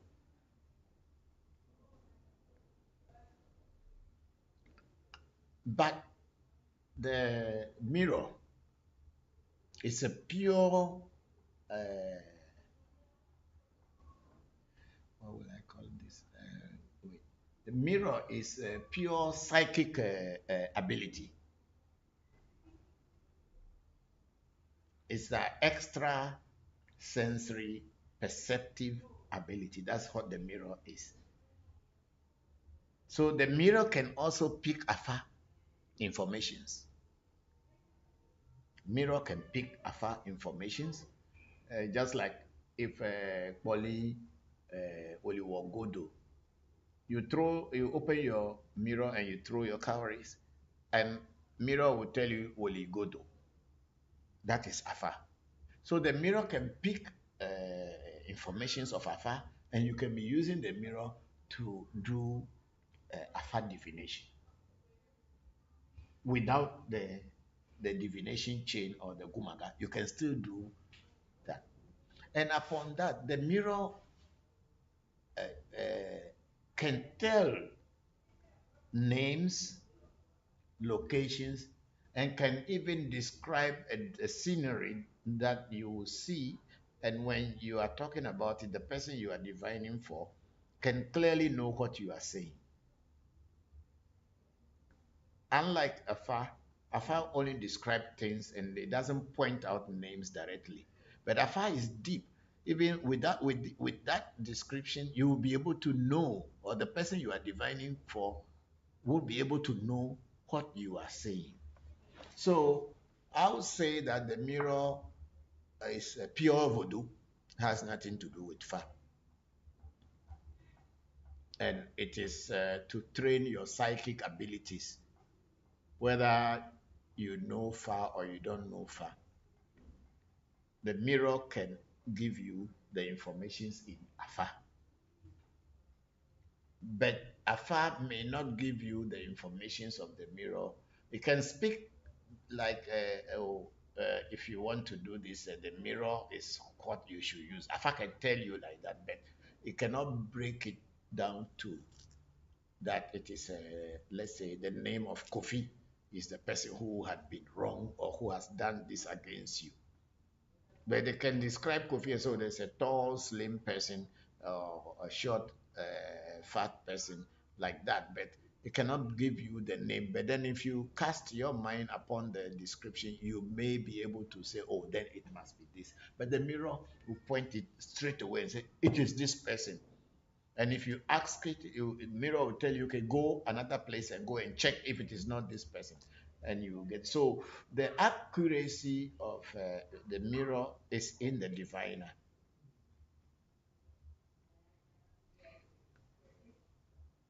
And it is so also if anybody who knows Afa very well, they can also be accurate. So I won't say that the mirror is higher than the Afa or Afa is higher than the mirror. Maybe other people will say so because I know there are certain people when they come to me, they say they don't want me to use Afa for their divination because when Afa is telling the stories, they cannot relate. But when it comes to the mirror, they can relate to what the mirror is saying. So some people prefer that I use the mirror for divination. Like our recent trip to Europe, we brought Afa and we brought the mirror. And at one time, I was looking into the mirror and Kofi was using the Afa and we were communicating and I was calling the names of the things and Kofi was describing them. So they complement each other.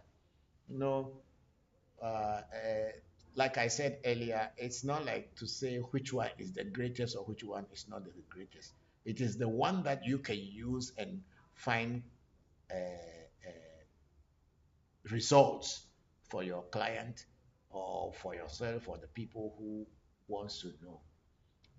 Any of them that works for you well should be the one you say, oh, is my best. But for me, the mirror is okay. I can use the mirror anytime. Like when somebody died and the people want to call the dead person or want to invoke the spirit of the dead person, the mirror is easier for me to use because in the mirror, you don't need to talk. You don't need to say anything even. You only touch you use the money to touch your head without speaking, rub your chest and rub your stomach and put it in the mirror and then we close it. You don't need to speak on it like in Afar where you speak on the money, whereby the person goes and say any language or speak in any language on the money before giving it to the oracle. For the mirror, you don't need to speak on the money at all. You just use the money to rub your head, rub your chest, rub your stomach, put it into the mirror. The mirror is going to come back with whatever is happening in your life. So when people are not very physically in front of me, it is difficult for me to use a mirror because the person cannot rub their head or their chest or stomach and put it in the mirror. Then in that sense, Afa becomes very handy in the sense that the person can speak on the money through the phone and we give that one to the Afa oracle or the Gumaga, and then the Gumaga will go and break it down. But physically, when people are in front of me, if they want the mirror, it is also easy for me because they will just do, and then I send the mirror, and when the mirror comes back, it will alert me that it is back from its journey, because it's going to travel around you into your past, your present, and into your future. Go to visit the places that you had lived before, and if you plan to go into a new location, the mirror will go, the spirit in the mirror will go to all those places and then come back and give me information. Then I break it down for you. Because the mirror, as I said, they said there are voodoos in it, and these voodoos are the ones that I send. So even if a person is dead and you send it to go into Ablime, which means dead people's place, it will go and bring that person who died or bring the spirit of the person who died and start communicating. And every information that it will bring is so accurate, you'll be surprised that the people who have come to you, they know the information or had some information about the person, but the mirror will be able to break it all down without them even speaking a word. So I would just say they complement each other, and maybe any other divination too. But because I have done so many spiritual practices over many years, I cannot really say this is better than the other. Where I think that I will need the mirror, I use the mirror. And where I think that Afa should be used, I use Fa. But if you realize, it's because not many, you, my children, not all of you can easily hear the mirror. That's why I am It's concerned. more difficult. It's Yes. more difficult for So sure. that's It why requires some more skill. that's why I am concentrating on Fa, because at the end of the day, it is a laid down system which has been there for millennia. So if you are able to study it well, you will become a good diviner. But the mirror, it takes a lot of discipline and self-denials in order to master it. But as it goes, like in the case of Seiram, and now I think almost everybody, Maoli also is hearing, John is hearing, Kofi is also hearing, Seiram, he's also hearing because he was the mirror born in him already before he was given birth. So it is easier for him to, even when he sits on the mat and is doing afar, it is the mirror who is talking to him directly. So I cannot tell. Yeah, very interesting.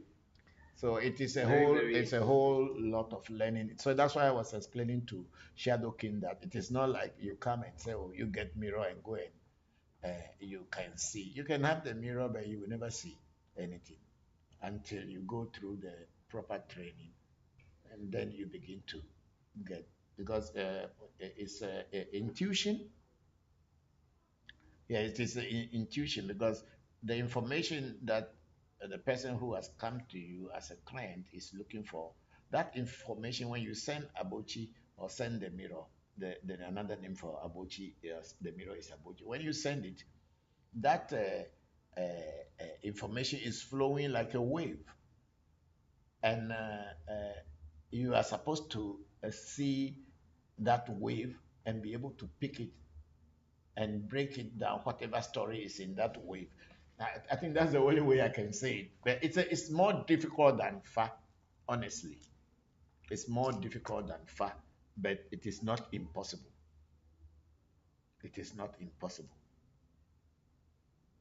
Fa is more easier if you really learn. But the mirror, you need to develop it. It's something that develops within your inner self, where your inner spirit, your destiny flows with whatever spirit is working with you. I hope that makes some sense, Senna. Yes, Papa, it makes a lot of sense. Thank you very much. And would you say that, for example, a lot of good AV diviners, they use their far and the mirror like those intuitive abilities simultaneously, and it Yes. makes it even more powerful. I think of somebody like Tobe Dafleso who could like see very vividly while even sitting on a farm mat. Yeah, but that Fliso also has. Bokor Sarah. Yeah, the Bokor that yesterday we were at his village. We passed through his Oh, village. wow. We went there to pray to Ablive, and we passed there, and we passed the village. We have not been there for almost 7 years, so I went there. You see, Bokor Dafliso also had a seeing spirit apart from the Fa. Mm-hmm. That's why sometimes he's even sitting in his chair, and when you come to him, he can start telling you about things that are happening. That is not Fa, because he's not even sitting on the mat, but he can tell you things. So, Aves use intuition and afar and all these things hand in hand.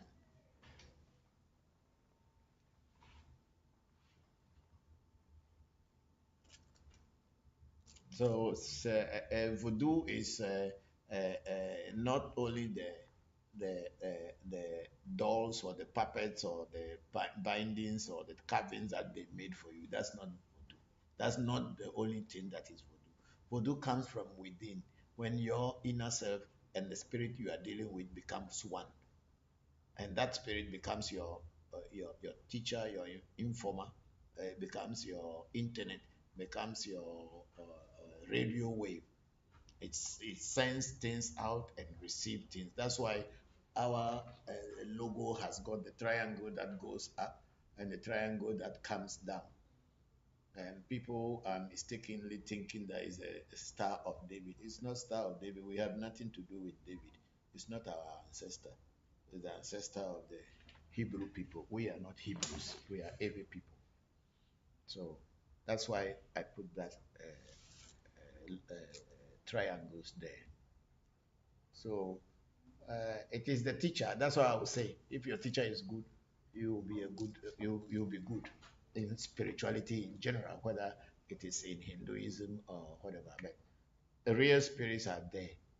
But a lot of people like to create imaginative spirits who do not exist, but people will be hanging onto it and living with it and pretending as if they are hearing.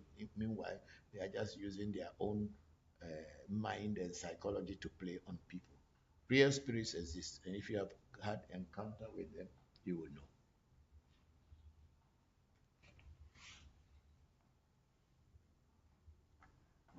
Okay, so now, so that is my answer to your question, and Thank you, Papa. you're welcome. Thank you. Thank you too. And then we have on YouTube, we have Joe Digger saying good information. Hello, Joe. Thank you. And Joe again is saying there is a spirit called Agaro or Agaru, and I have a mirror part that does good reading and divination. There are so many millions of spirits in the world. Some even nobody has ever heard about them, but they are there. So if they reveal themselves to you and want to work with you, they will work with you. That's why I was saying that the every pantheon that people used to say only are limited to the southern Ewe area, where people talk about Hebiaso, Voodoo, Voduda, Mamiwata, and all these things. But in the central Ewe, those Vodus are not our pantheon. We spirits can come from anywhere and work with you and work with you successfully. So Agaru or Agaru does not matter. It's a spirit. It's a voodoo. And maybe even though we don't know, I think Pei is at the gate wanted to say something. Somebody should.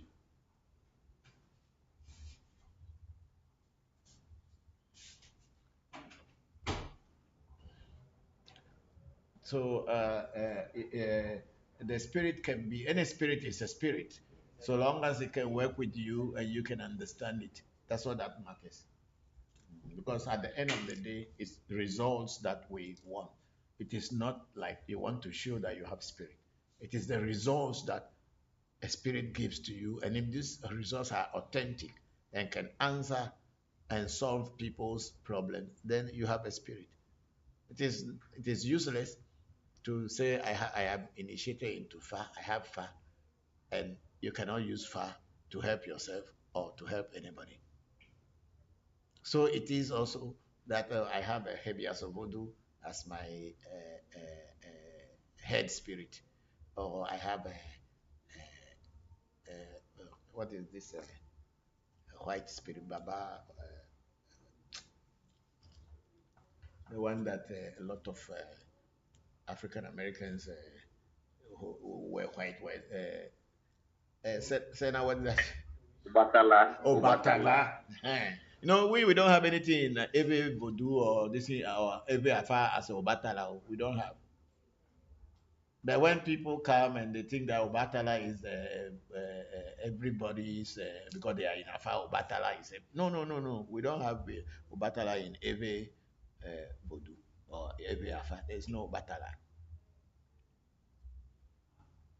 We may have some spirit which maybe is equivalent to Obatala, but we don't mention Obatala because if people don't, most people who do Afasef, they don't know the name Obatala. But that is the pantheon that people know.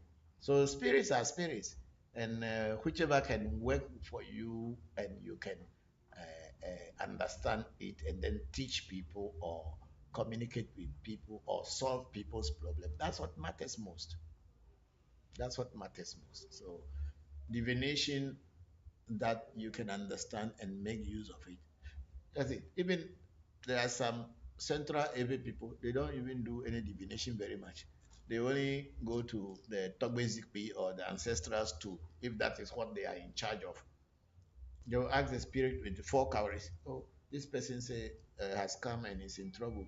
Can we help? They throw. If they say yes, then they will work. Means they know that they are not the ones who are going to do the anything, but it is the spirit. So once the spirit say yes, I can work, they go on to whatever they have been taught, which is to pray to the poor libation, to the stool or the voodoo or the etron or bobo, as it is called in my area. What this person has brought is the problem. So please go ahead and help. And then if you help, we'll say thank you. And then that's it. And it works. So the practice of voodoo is not like a biblical story where stories have been written down for long. I have some voodoos that many people did not know that I have those voodoo. I think I was even mentioning them here recently because I've not even introduced these voodoos to any of you. They have been with me for a long time. I still work with them. Sometimes I even forget using them for years. But once I am giving drink, I give drink to them. Or when I kill animal, I give them, even though I am not using it to do any work. But I know that when I work, they also support the work that I am doing. So I feed them, I give them a poor libation for them. And there are so many of them there. If I had not mentioned about Obubu Yaya the other day, you wouldn't even know that there was a spirit there called Obubu Yaya. It has always been with me in that dwarf spirit. It has always been there, but I don't really use it anymore. It was at one time that I was interested in using them, but it got to a point as I grow in spirit, they are part of me, but I leave them, I pray to them, I feed them, but I don't really use them.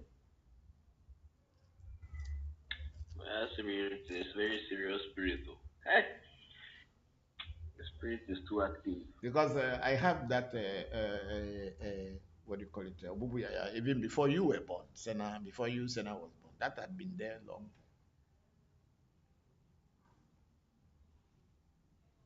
Oh, were you able to find the other book? Yes, I found it. Wow, with the Japanese dwarf details there. Yes, I mean, I'm still trying to see that Japanese dwarf Roko. I'm not seeing it in the book, but it should be in. I open, I'm not finding it. But it's what I wrote about it. That's why I have all the idea about what I've written. But I'm not seeing it in the book. It's there. It's not that it's not there. It is there. But maybe it is not the time for me again to see it. That's why, even though it's in the book, I cannot find the page. But it's there. Okay, we'll try and discover it. Yeah, of Hopefully. course. One day when it is his But time, but, but through him, I discovered Ubuya, so I'm very grateful to that. The dwarf is very very active with me here in Japan. So we thank God yeah. because the spirits are everywhere. They belong to everywhere, so they are not limited to only Africa, as I always say. That spirits belong anywhere, and they may call them in Japanese maybe kami, kami-sama or kami. But then in our language we call it voodoo. So it's the same anywhere. Spirits are not limited by human beings or space or time. They can be at anywhere at any time if they choose to. So we have Joe. The guy say Voodoo have Ogu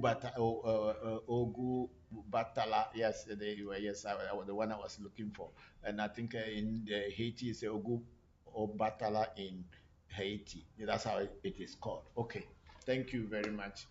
We don't have it in our Eve Vodus or this thing. It is more of the Orisha, so we don't have Obatala. If they do, then I need to learn.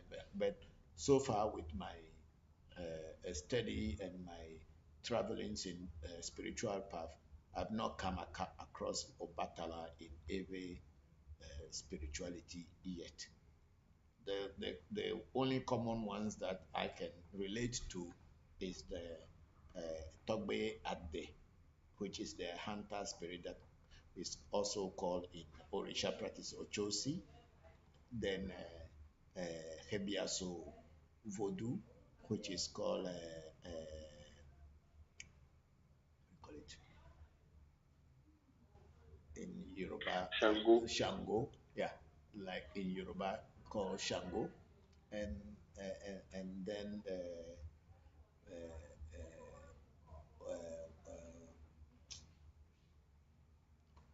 uh, today my mind is not very active. Shango as the Hebiaso, and then Ogun as Egu Voodoo. We have it in Evetu called Egu, and then maybe the Mamiwata that is called Yemaya or something spirit, and then of course we have the Yemaya we will call Mamiwata or Tokosu as a river, a marine spirit. And I think those are common. We can translate them from Yoruba to Ewe or Ewe to Yoruba. But like Obatala, I don't know which particular Voodoo that represents Obatala in Ewe Voodoo.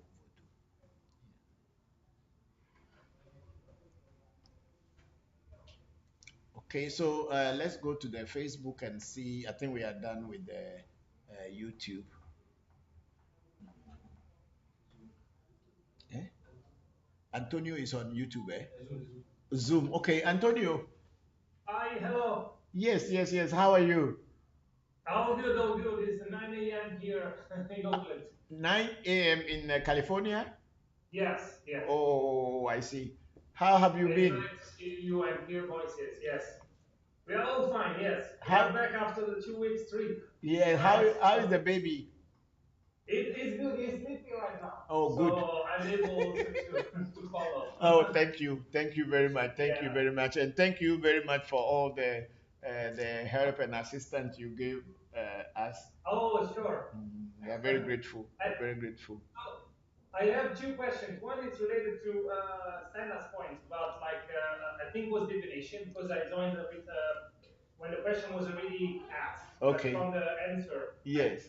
Go ahead. I think it was on divination and using other methods, Yes. not Afa, or Yeah. like parallel to Afa. Yes. So my mind went to set, to Ese, Yes. and destiny. Yes. So in the idea of the inner voice that can also is a form of guidance. So Yeah. when someone has the essay mounted, and I hear that some people can use the essay to divine, to understand what to do. Definitely. So that also that with the essay, the inner voice becomes stronger, and then can be used also to find answers. Yeah, you are very right. You are very right because you see, our physical body, as in every cosmology, is something that we come into this world or we came into this world to acquire through our parents. But ourselves, our real self, is our inner self, which is the essay. And it is that one that chose to be born by some two people in a particular place, and then you become a citizen or a native of that place. But the essay is the one that chooses to be born in the physical form. So when you are able to know how to work your essay properly, and you unite with your essay, it is easier for you to do divination because it is your essay is regarded in every tradition as God, the God that creates destiny, or the God that is destiny, or destiny God, whatever you call it. So if your essay is properly set up, then and you and your physical body and your essay become one, it is easier for you to be able to do divination in everything. Even the essay itself can divine. It divines. We use the essay itself to divine. So yes, it is that unity or that alignment with your inner self, with the God that you have within you, is what is the key to knowing spirituality. And if I may even say, in the Bible, when Jesus was telling people that God God does not live in temples made with hand, that your hearts or your hearts are the temple of God, that God lives within you. He was not telling lie. That is the same concept that Aves believed, that the inner self, that's the God. This outside figure is just a clothing covering the inner, so it can express itself through this outside. So to be able to be a good spiritualist and be a good diviner or whatever you do, even in life. That's why I say the songs has said, to be a to get a good husband, it is essay. To get a good wife, it is your essay. Even for you to be successful in life, it is your essay. For you to fail in life too, it's your essay. So to be able to know how to work your essay is the most difficult thing, and this is what the world has missed so much. How to work with your inner self. If you can work with your inner self, life and everything become much easier. You know the path of your destiny. You know that when you are walking, there's a pit in front of you, you will fall in. When you get there, you will take the side way and you will not fall in. But that only can be known during your essay and setting up of your say, as well as your essay in the plate. So all is the inner selves. How to, that's why I was trying to explain that at African Magic Temple, we are not in a hurry to get a number of people rushing towards us, because we want to teach the correct thing, so that when you learn from us, even after you are gone from your teacher, you should be able to do things by yourself. Because there is no, it is not worth it that you go and get initiated into any voodoo or into any other spirituality for that matter and not know how to use it. You should be able to, and that is why we usually do the essay for people, at least to remove the negative one, so that the positive will start growing. That's why when I'm doing initiation for people, I want to first cut off the negative one's effect and let the positive start growing, so that whatever I am teaching you will be easier for you to assimilate and absorb. So that's my answer to your first question. And what is the second question? You know that the second actually is about, like, if you had the chance to discuss with the group and the community here about the trip to Germany and Netherlands, like again, like in today's session, or We had actually discussed some part of our going to the Netherlands and Germany and Netherlands. We had we cut the videos in a small form, so because the museums they are not happy that we should show the whole thing, or they shouldn't show the voodoos that are in the museum. So we couldn't really show the whole thing, but we just cut the parts that we as people who were in the team are talking, and all this we could not really show. You know, I was talking about earlier about divination tool when somebody asked, I think it was Shadow King, asked a question, how uh, uh, apart from Afar, what kind of divination tools outside of Afar, what kind of divination tools does Ave Voodoo uses? And I was talking about You know, we saw one, I told you, it's a divination tool. It's like a palm branch. It's like a small mat, and I said they will hold it in the hand, and it will, you know, it was also in the museum at Ubasi Museum. I think they put that one also in a glass. And I was saying my uncle had that. That's what he was using as a divination tool. So I spoke about that even today. So it's rather unfortunate that we couldn't show the thing so that people can ask questions directly by looking at these things and say, hey, what is this? Can you explain about this to us? So, but then we spoke briefly. So if you can, Antonio can tell us something about the trip, that would also be very nice because you are one of the coordinators and part of the trip. Oh yeah. I think in my I think it's now it was so intense to be like for 2 weeks, like seeing all the things we saw and have all those experiences there, and also to be confronted with this really like in a way amazing, in a way horrifying amount of collections from every corners in the world that is like stuck and amassed in these depots and other broadly speaking like museums. So I think it's really a lot. And I think another aspect is that to say that, for instance, the oversea, the museum in Bremen, it's open to the public, at least the depots as that we saw. There are some sections like where people can go and visit. So in a sense, like if there are like followers that live in Germany or we pass through Germany and so they can actually go there and see at least like the collection that has the legba and the choka. So not all, because I mean they showed us also something that they have in the not on display, but I would say like a big part is on display. So I think people can go and see themselves. Yes, that's very true. Thank you very much. And so those of you who are in Europe and in Germany and are interested, you go to Bremen in Ubasi Museum. They have all these AV voodoos on display. Some of them had been taken almost about 100 plus years, and they are still there, as we showed you some of our visit.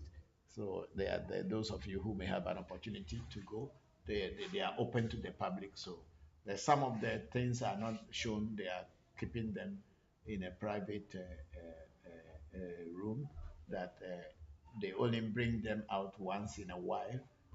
Maybe they will not allow you to see those, but we saw them. So any of you who wanted to go there, and if you have questions on it, you can.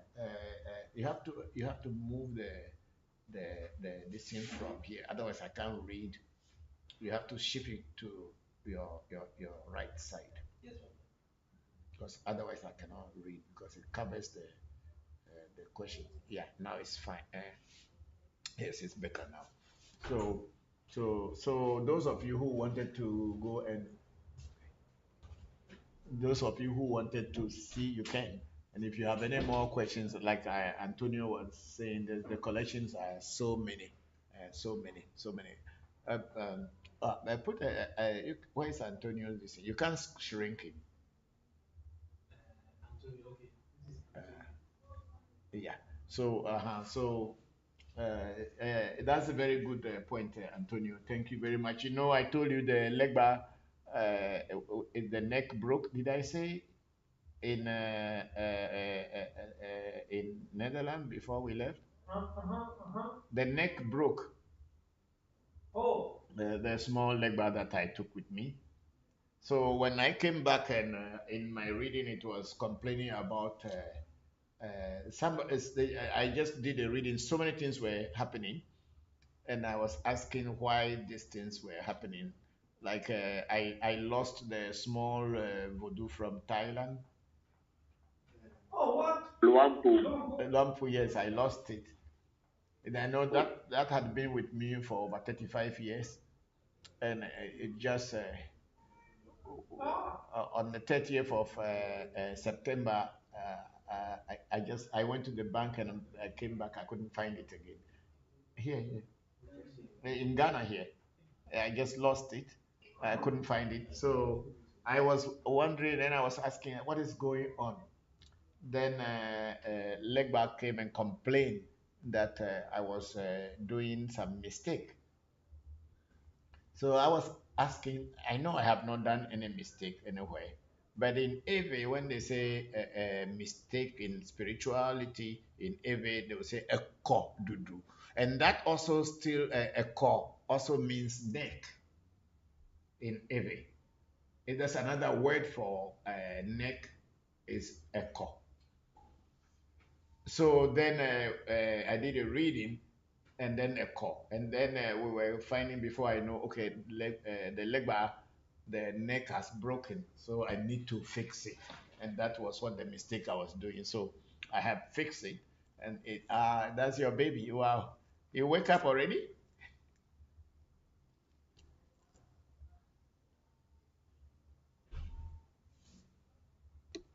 No, Antonio is speaking. Sorry, Oh, sorry. okay, good, good, good. Yeah. So that's wonderful. So the neck of the leg bar was broken. So it was trying to alert me. That's why things were going the wrong way, and I just fixed it about 3 4 days ago. So I think it's okay now, and I will be doing the remaining rituals to Vosa to finish with that. So it's very surprising that things happen that way. But you know, when the walking stick got missing without me knowing where it was, because it was in the room for me, it was in the hotel room, but then it's no more there. I couldn't find it. And now I came, and then these things are old things that had been with To me. make a jazz Yeah, walking stick. yeah. These are very, very old things that were passed on from ancestors to me, but they just got missing like that. So I don't know why. So I was asking. So we'll see how it goes. We'll see how it goes. We'll see how it goes. So anyway, the divination, if a person can divine well, it is all from your inner self. It is the inner self that gives the guidance to you in everything you do in spirituality. So if you are able to strengthen your inner self, you are in good hands. Yes, thank you. Thank you, Antonio. Thank you very much. And I think we have two questions on the this in also Tola. I say Ekaro. Thank you very much, Osutola. It's greeting me in Yoruba. Thank you. And then we have a Adelere Fortune Man. It's a Casa. So I have seen that. Thank you. I think that should be Sena's this thing. What do you call him? Said, come and return it. I don't know how to return this thing. Yeah. So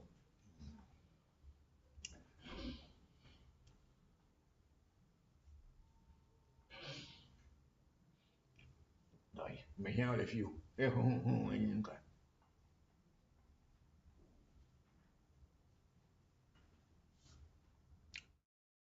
Okay, so we have Mike Pereira saying, good day, Papa. Is there a difference in the work you do, whether you use dwarfs or genies or angels, or can you use them for all type of works? Thank you. Mike, I don't know. For me, spirits are spirits, whether they are called dwarfs, they are called genies, they are called whatever people may call them.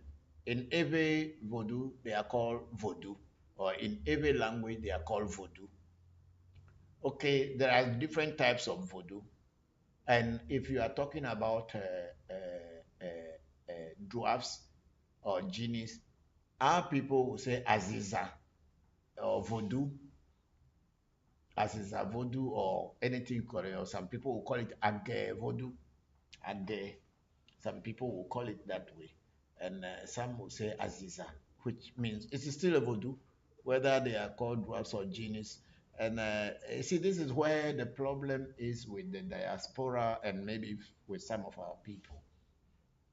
Like I was saying earlier, it is what works for you, it's what you use when you are solving problems.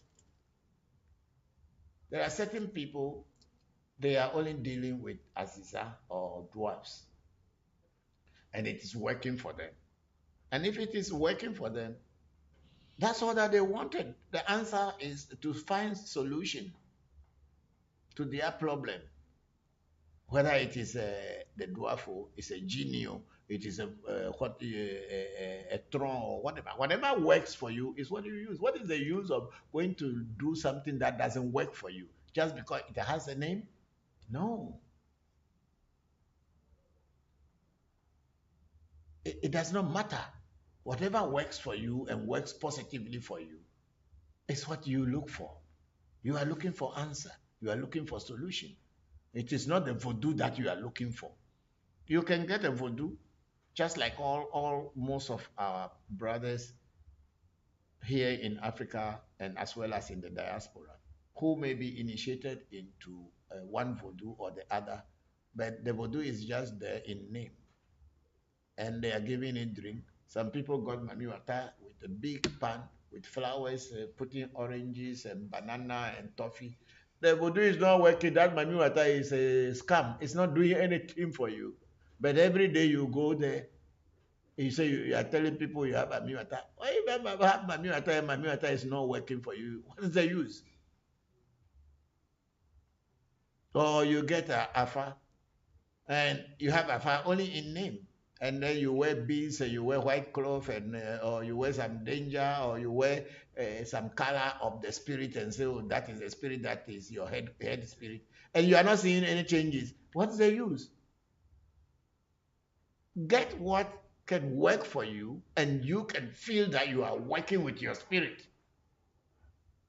That is what voodoo is all about. It is not like getting initiated and piling things up that do not work. Things that can work for you is what you look for, because at the end of the day, you are looking for result and solution. So there is no need to have something that doesn't work for you.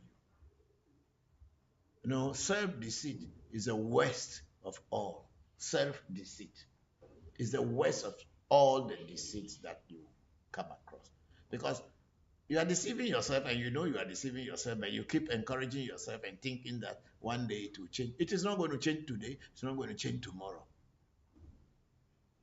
That's why I like the Chinese. If they get the voodoo and it's not working, they throw it away. Next year they'll get a new one. Huh? You get voodoo and it's not working for you. What do you keep it for? You want to deceive yourself and deceive other people that you get voodoo. If it's not working for you, why celebrate it? Celebrate what works for you, even if it is an ant that is solving your problem. Celebrate that ant than to look for a tiger who will not work for you.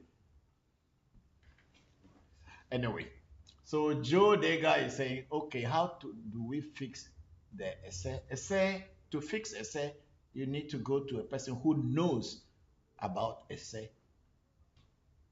Essay is not something you can do by yourself.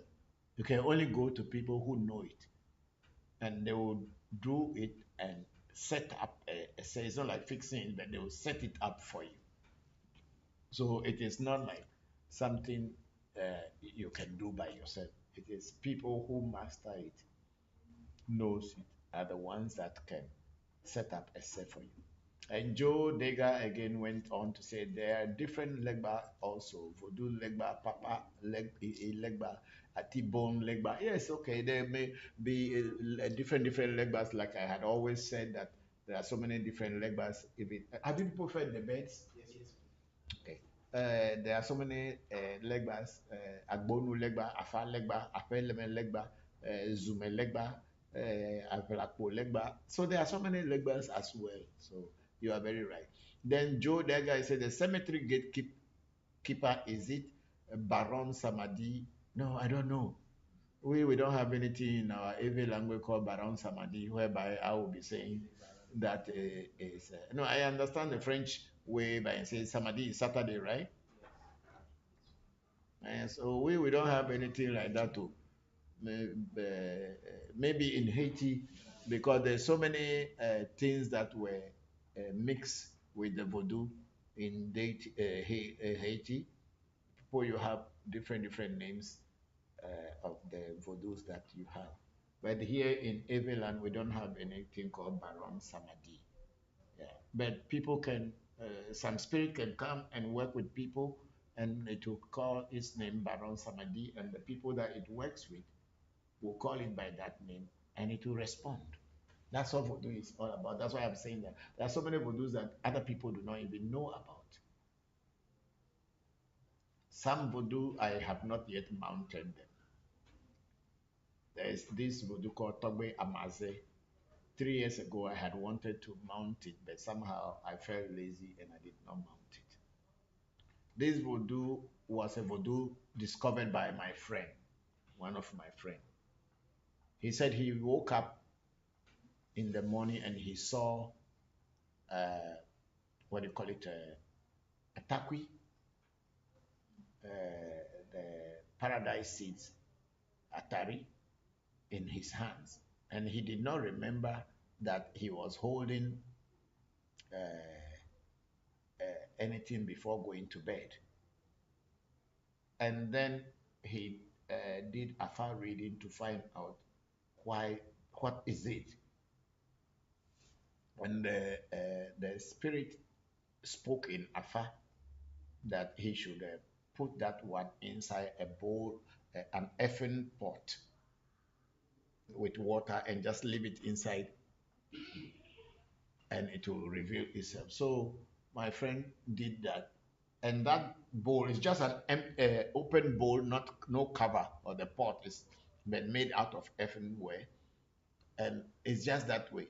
And when you come, it is just that water he will fetch for you, and people who were even paralyzed were walking. So he gave me the spirit and told me how I can work with it. Not long, he himself died. I have that spirit with all the information of how to set it up, but I have not set it up yet. Maybe one day I will set it up and it will also start working with me, because he gave it to me from his heart, and he actually consulted the spirit first, and the spirit said it can work with me. So and this spirit, who knows it anyway? Apart from him, nobody else knows it. It's only me that he taught. But the spirit works. So spirits are there, millions and billions and millions in the universe. Whichever likes you, and if your heart is pure, they'll come to you and work with you. And someone will not even know what they are, but they will be working. So in Voodoo, what you need is result.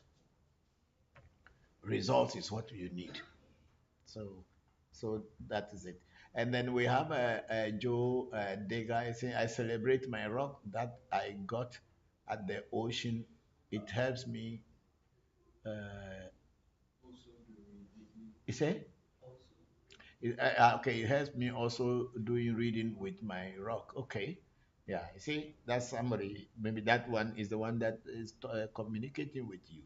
And Joe Dega, my rock name is Little Mouth. The drink gin and smoke. Okay, so that's the name he gave to, or maybe that's the name he gave to Joe Dega. His name is Little Mouth. So he drinks gin and smokes cigarette. Yeah, that's good. You know, there are so many thousands of millions of spirits or entities in the universe that people do not even know about yet. But that doesn't mean they do not exist. If you are lucky, they come to you and work with you. Thank you very much, everybody on YouTube. Thank you very much. And then, do we have any question again coming from Clubhouse? Okay. Okay, so we have while Clubhouse is getting ready, let me read people on Facebook. We have our sister Lizzie Ashoka is saying, greetings, Papa. How long is the initiation process, or does it depend on the individual? I hope you are well. Yes, initiation depending on which initiation. If we are doing Afa initiation is actually 17 days, but we do it 7 days. Sometimes also we can do it for 4 days. So it depends on what time the person have. So Afa, let's say 4 days, between 4 and 17 days, Afa can be given. Voodoo, depending on which voodoo that you are going to be initiated into. But if it is the African Magic Temple voodoos, which means Togwe Jopata, Abraxas, and Akai, this initiation takes maybe only one day or 2 days at most. Because sometimes we will want to do your bad destiny first before doing the initiation for you.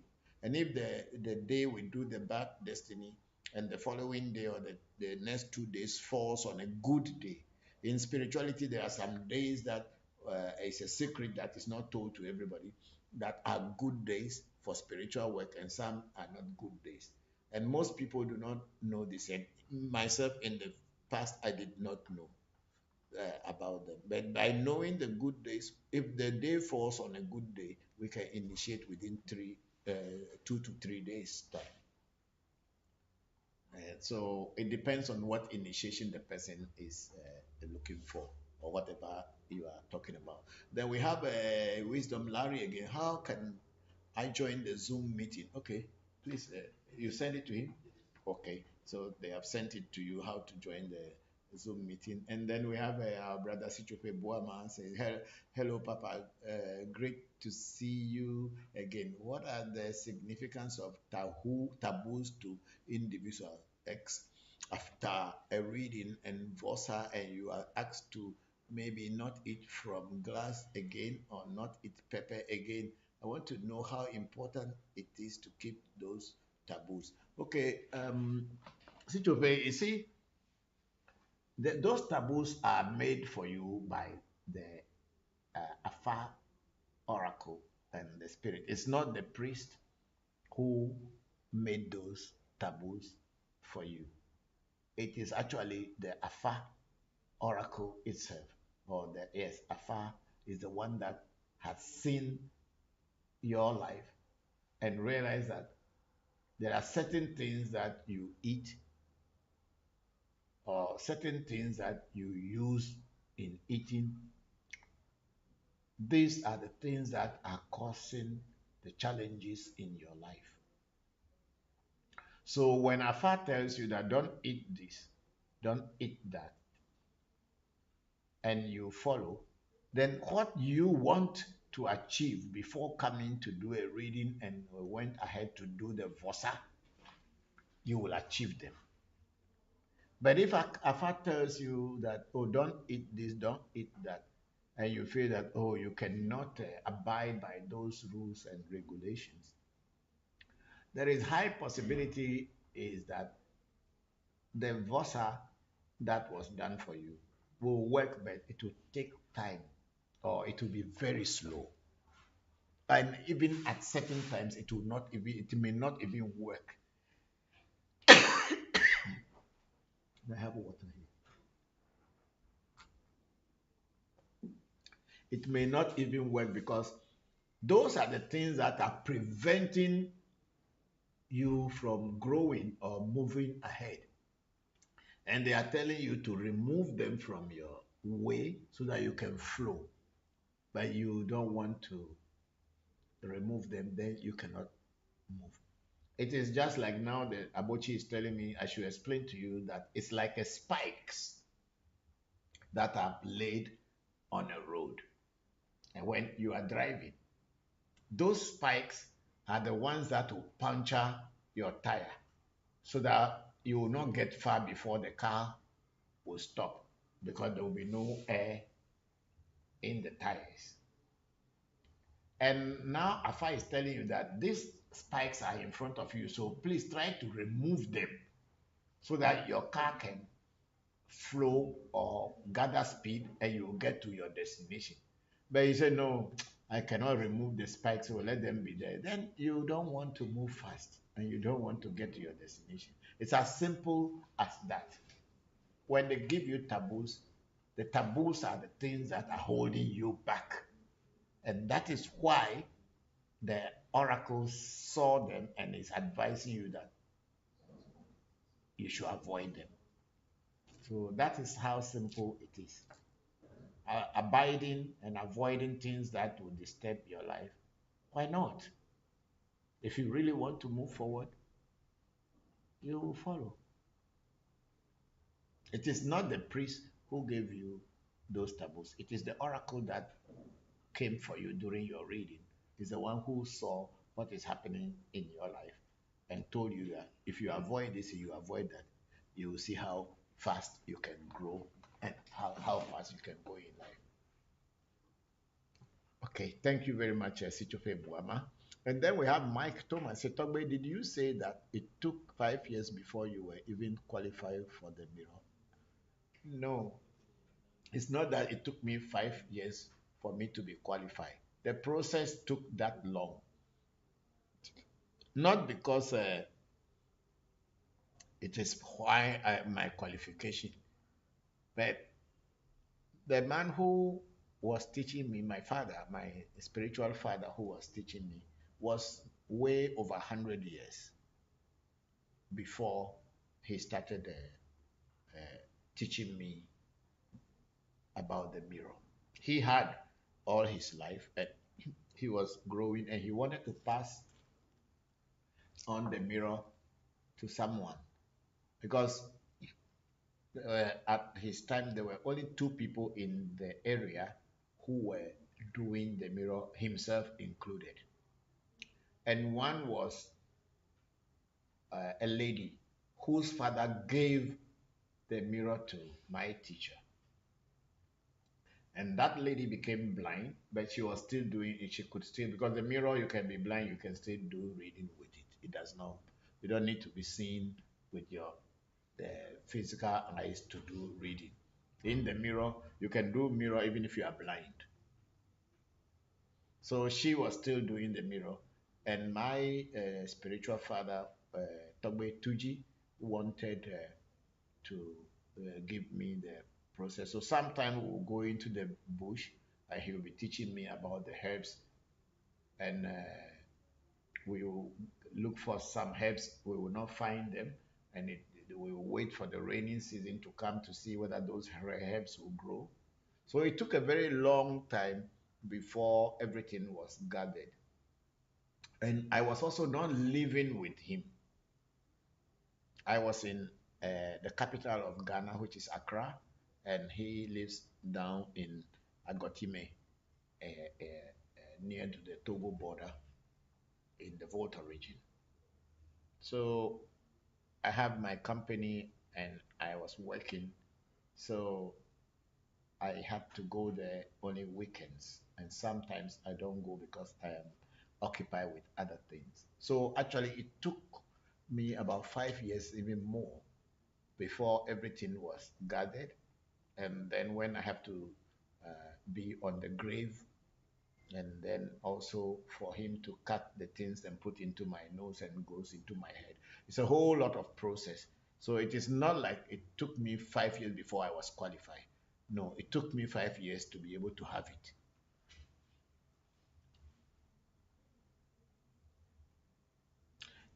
The mirror chooses, yes, it says, since the mirror is a voodoo, does that mean it also chooses if it wants to go to someone? Yes, it is like that.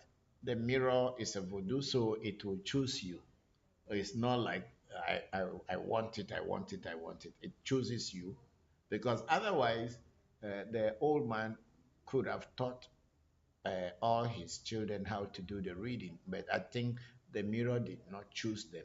So maybe, even until now, he's dead about 13, 14 plus years now.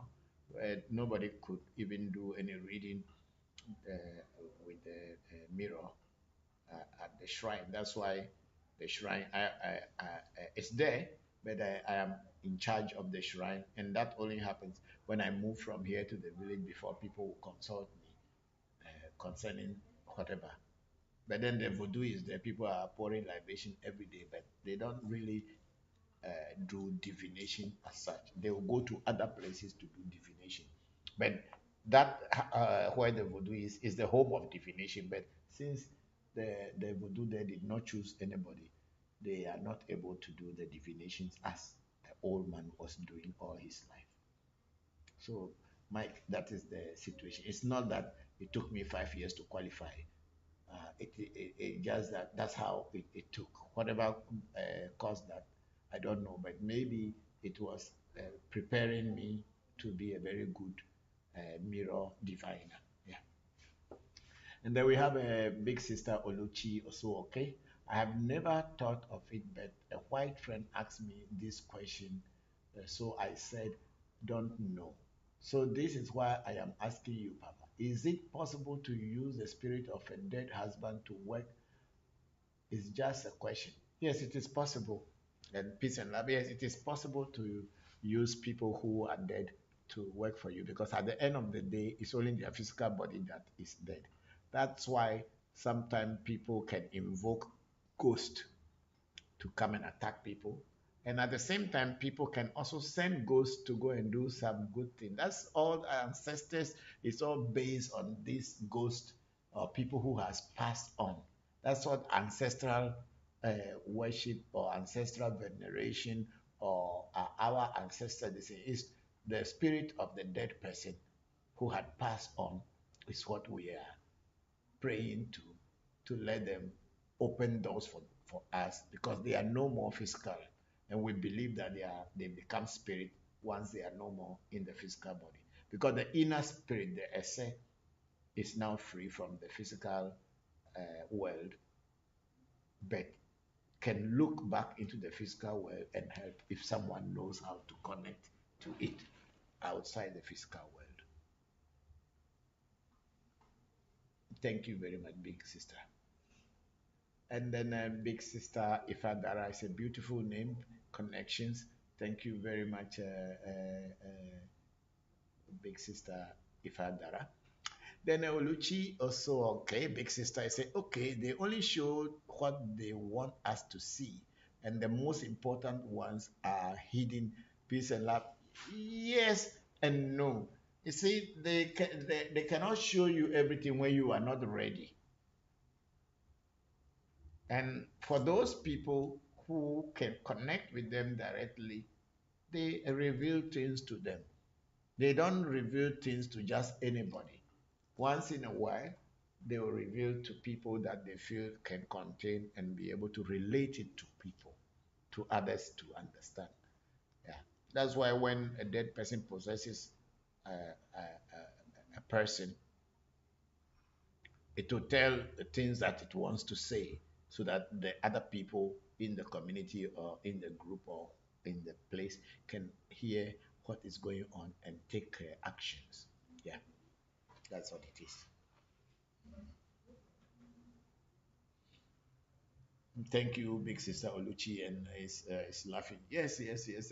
It is true. You can find a way to involve your husband into your things, but you must be very careful if your husband uh, uh, died in a very peaceful way, it is easier.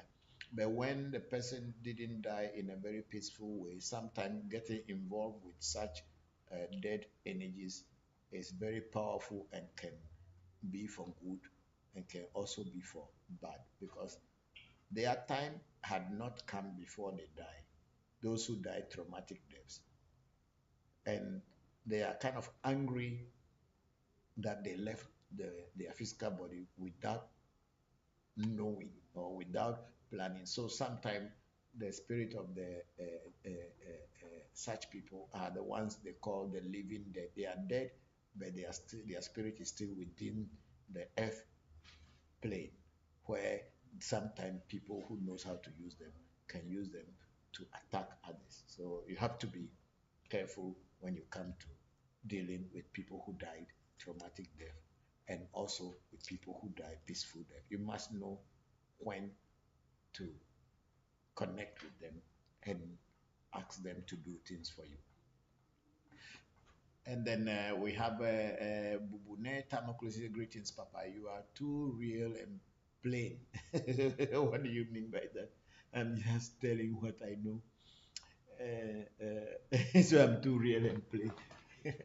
But Bubune, are we supposed to be? I mean, what works for you is what you have to follow. Why? What is the use of following a spirit or voodoo? That's because it has a name, and if it's not working for you, and then you are following it. Thank you very much, Bubune Tamaklu. Yeah. So we have big sister Oluchi again saying, wow, okay, Papa. Then it's better I don't tell the white lady it's possible. I will deviate the question. Papa, peace and love. Why? If you tell, yes, they can use them, but okay, keep it to yourself. Mm. Sometimes things are dangerous.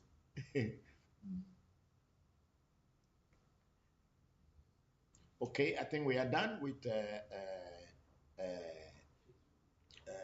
Facebook, and we are back to uh, uh, YouTube. And Joe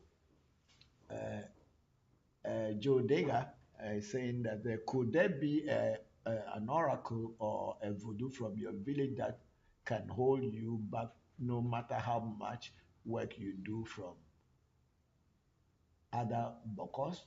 No, I don't think so. No voodoo can hold you back. It is only you who can hold yourself back.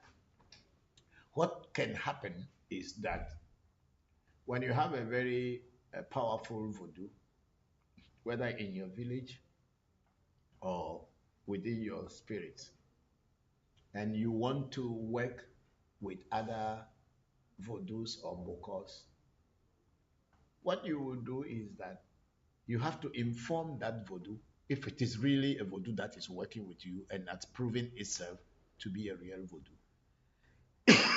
You need to inform the voodoo and tell the voodoo that this is what you want to add to it or to invite to come and help you to do your work.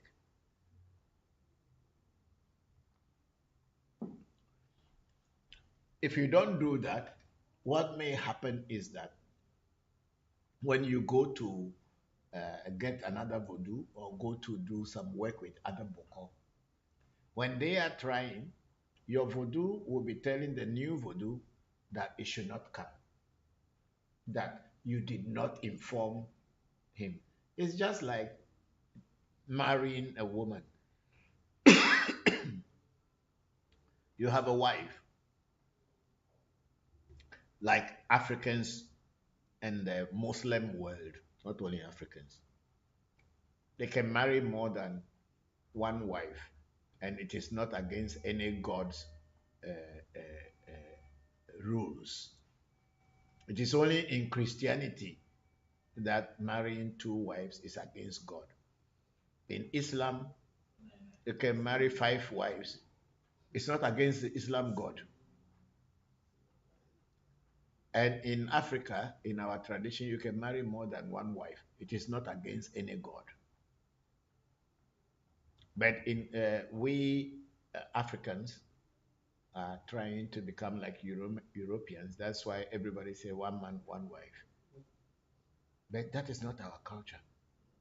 And the Africans in the diaspora, because they were brought from Christian background, mostly, they also think that that is how it's supposed to be. And there's nothing wrong with that.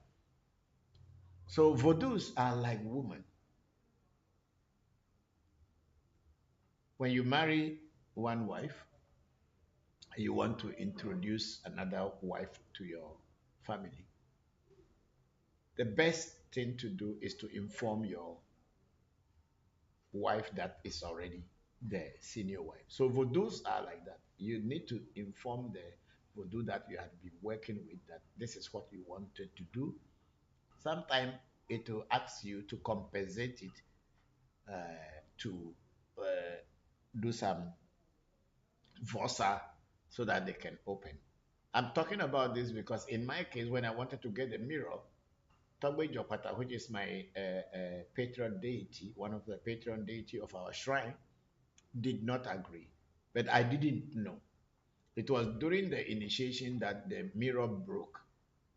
And when the mirror broke, my teacher realized that something wasn't right because during initiation, it's not like we are hitting the mirror. The mirror was in my palm, and they were doing the invocation, and it just cracked in the middle. So that's the mirror, my mirror, that was being given to me. It cracked. So my teacher took his mirror to ask question, why did the mirror, my mirror that is being initiated, crack? And then his mirror, or the spirit in his mirror, told him that I had not informed the spirit in the house before coming, so I should go back and inform it before coming back. And truly, I came back. I came and compensated it. I killed animals and told him why I was getting that. And when I did, when I went back, I got the mirror and brought it home.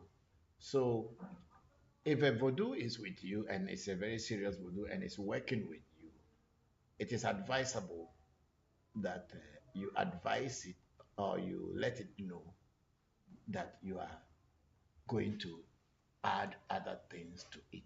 And if you and your voodoo have come into common understanding, there is nothing that can prevent you. That's why I said it is not anything can prevent you, but you yourself. So Joe Dega went on YouTube say yes, the voodoo have to choose you. Some families break apart because the person that is chosen, it brings jealousy. They often try to kill the chosen person so that they can have the voodoo. Yeah, you are very right. Yeah, sometimes voodoo chooses somebody that other people are not happy about. But that's what the voodoo choose. And if the family refuse to accept that person, then the voodoo goes away or it doesn't work with anybody. So the families will break apart. You are very right. And then Joe Dega went on to say, they still don't understand you have to be chosen. Some people buy the voodoo spirit, but it is not the same having the actual genuine spirit. You are very right there too. Yeah, if the voodoo doesn't choose you and you go and pay money and take it, the spirit cannot really work with you. That's why before you get initiated into any spirit or any voodoo, it is advisable to do a reading. And in the reading, uh, you will know whether the spirit wants you to be initiated, whether your own inner self wants you to be initiated into that. Because I know many times people came here and said they wanted to get far, but when we asked during reading, they will advise them that they shouldn't get far, they should get voodoo instead. Some people also wanted to get voodoo. They told them no, they shouldn't get voodoo, they should get far. So that is not how it goes. It is advisable to do readings to know where you should be. And then Joe Degas says some people get what they call a baptized zombie. They put their egg to sleep in the cemetery for 3 days with a condition, and after that, they put it under their pillow to sleep for another 3 days. The actual hatch, that means the spirit is out.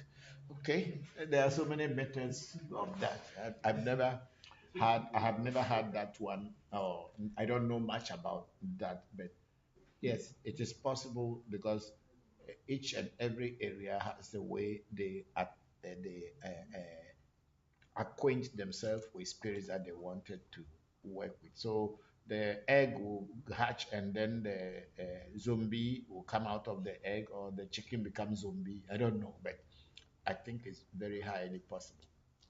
Because here in Africa, people have different, every land to people have different ways. I don't know how people got their spirits. So I only follow the rules and regulations of the things that my teachers have taught me. And that's what I deal with. Thank you. Joe, the guy said the actual heart, that means the spirit is out. And then we have Emmanuel Tutu here saying, hello, Papa. Hello, Ima. How are you? Thank you very much for joining the section. And it's been a while. And my regards to your children and your wife. Thank you very much. And my regards to for Mark also. I'm very grateful. Thank you very much. Hmm. So anybody on Clubhouse wanted to say anything? Kwasi is on Zoom. Kwasi, are you still there? If you are there, you can ask question. I'm here.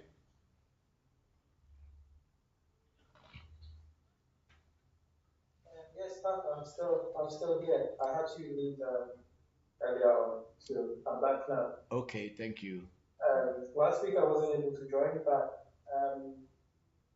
I don't know, for some reason, all the questions that I wanted to ask, on listening to the replays, it had been asked, and wow, you deeply about it. Wow. It was about reincarnation, so so yeah, so most of them have been answered already. Wow. It's just one more thing that I wanted to ask. Yes. It's whether so let's say in this life, if you are introduced, if you are initiated into a certain Voodoo, in the next life, will it be part of you? Will you be born with it? Does it accumulate, or once you are done with this life, that's it, it's gone, and maybe wherever you go, you have to start all again. Okay, that's a very beautiful question. Thank you very much. I think myself and some of my students were discussing this yesterday.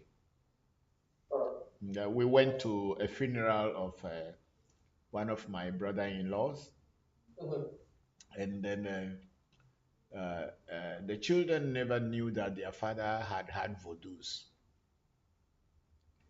And when I'm saying children, they are old, they have children, they are also grown, they have their children, the children are even grown.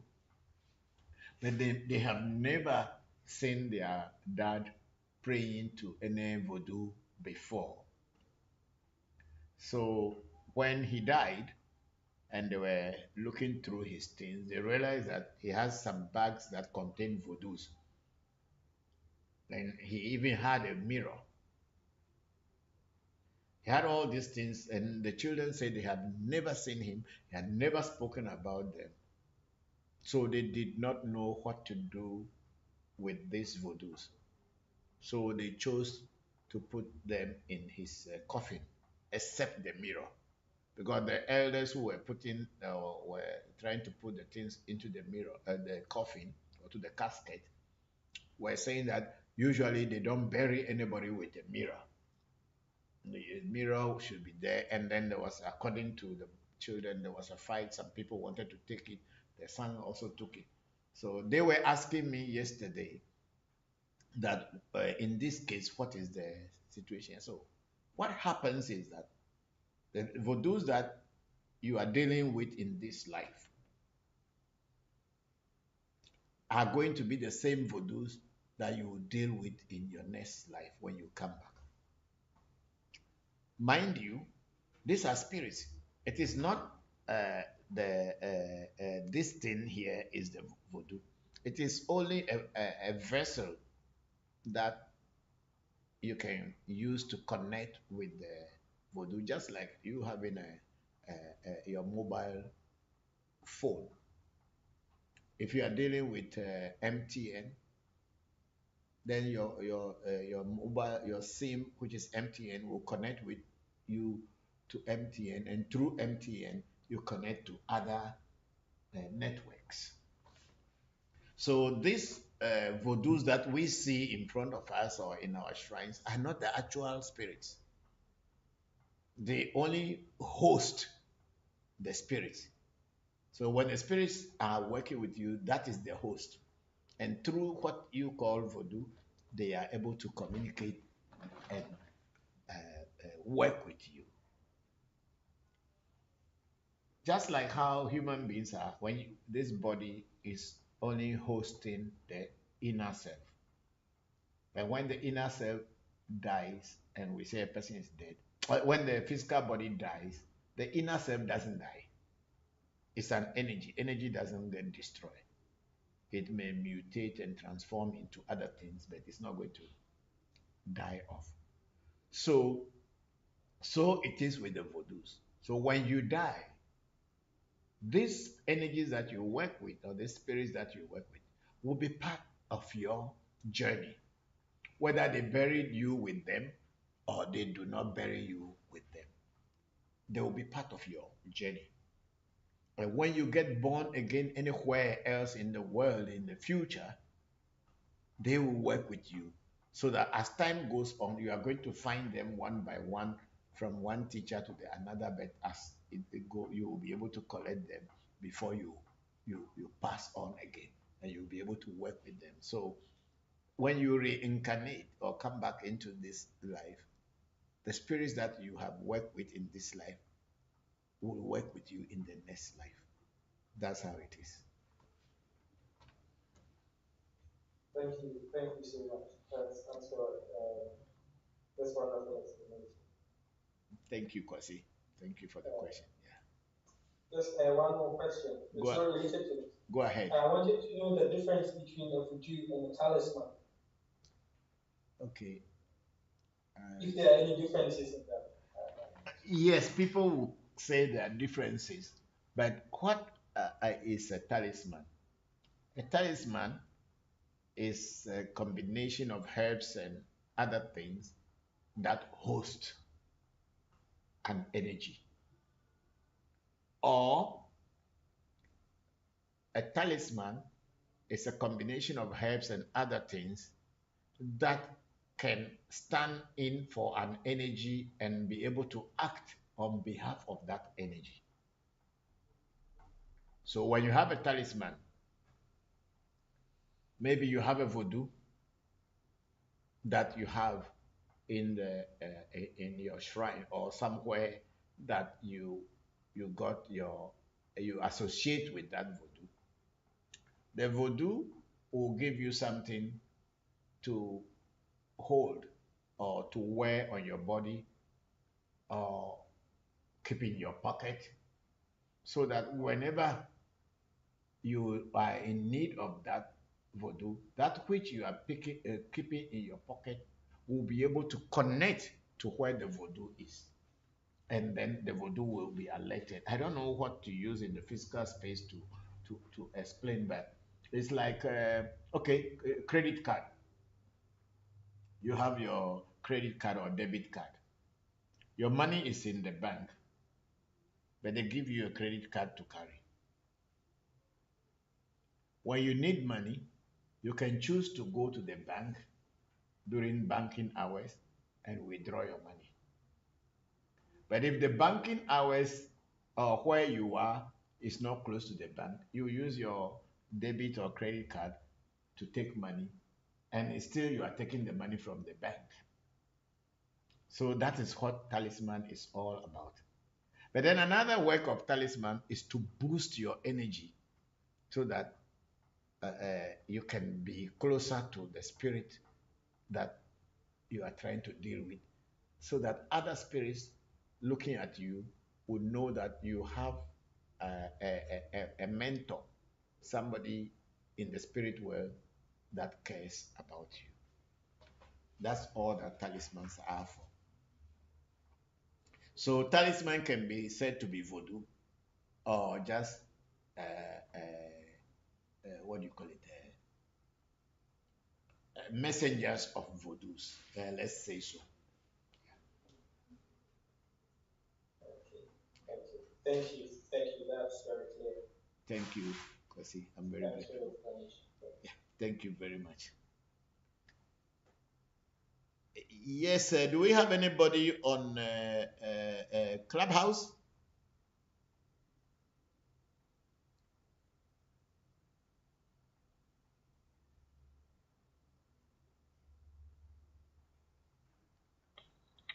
Hi, this is Zio. Can you hear me?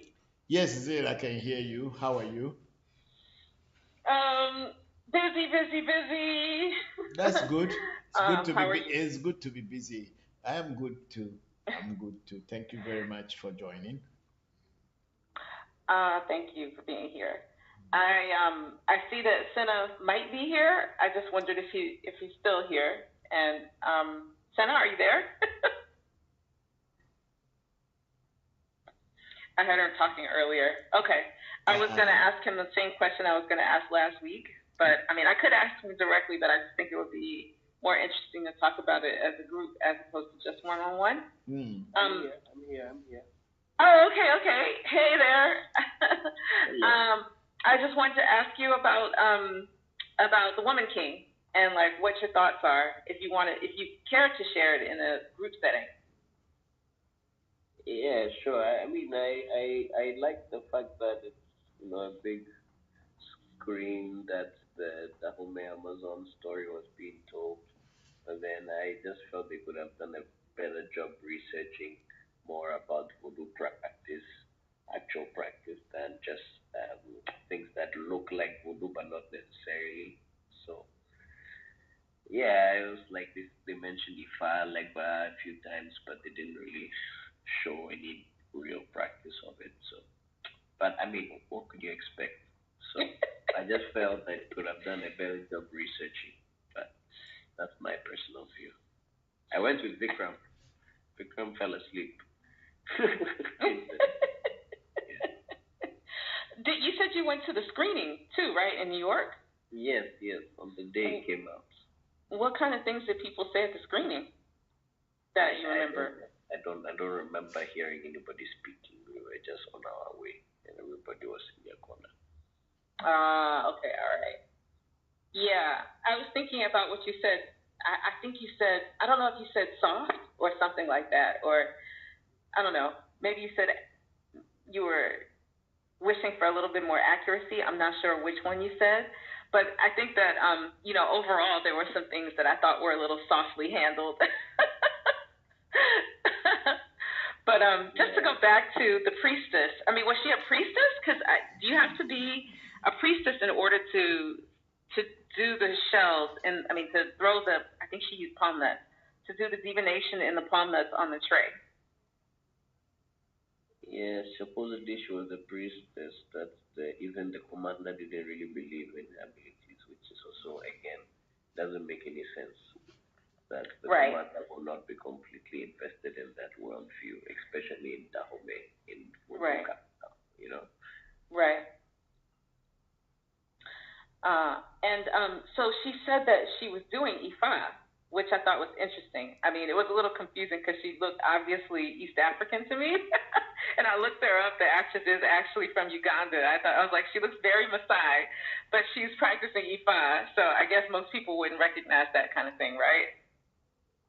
Yes, and just to give context to a few people who are listening in, so this Woman King movie came out, and I think people like it very much. It represents the Dahomey Amazons, which is an all-female military troop that existed back in the day, and their story, and it's in Hollywood, and I mean people love it so much. But then in the movie, there are some scenes about voodoo, and as the Dahomey Amazons, that's their practice. The depiction of it was just very Hollywood. But then I mean, I don't expect anything more than that. But it was just very.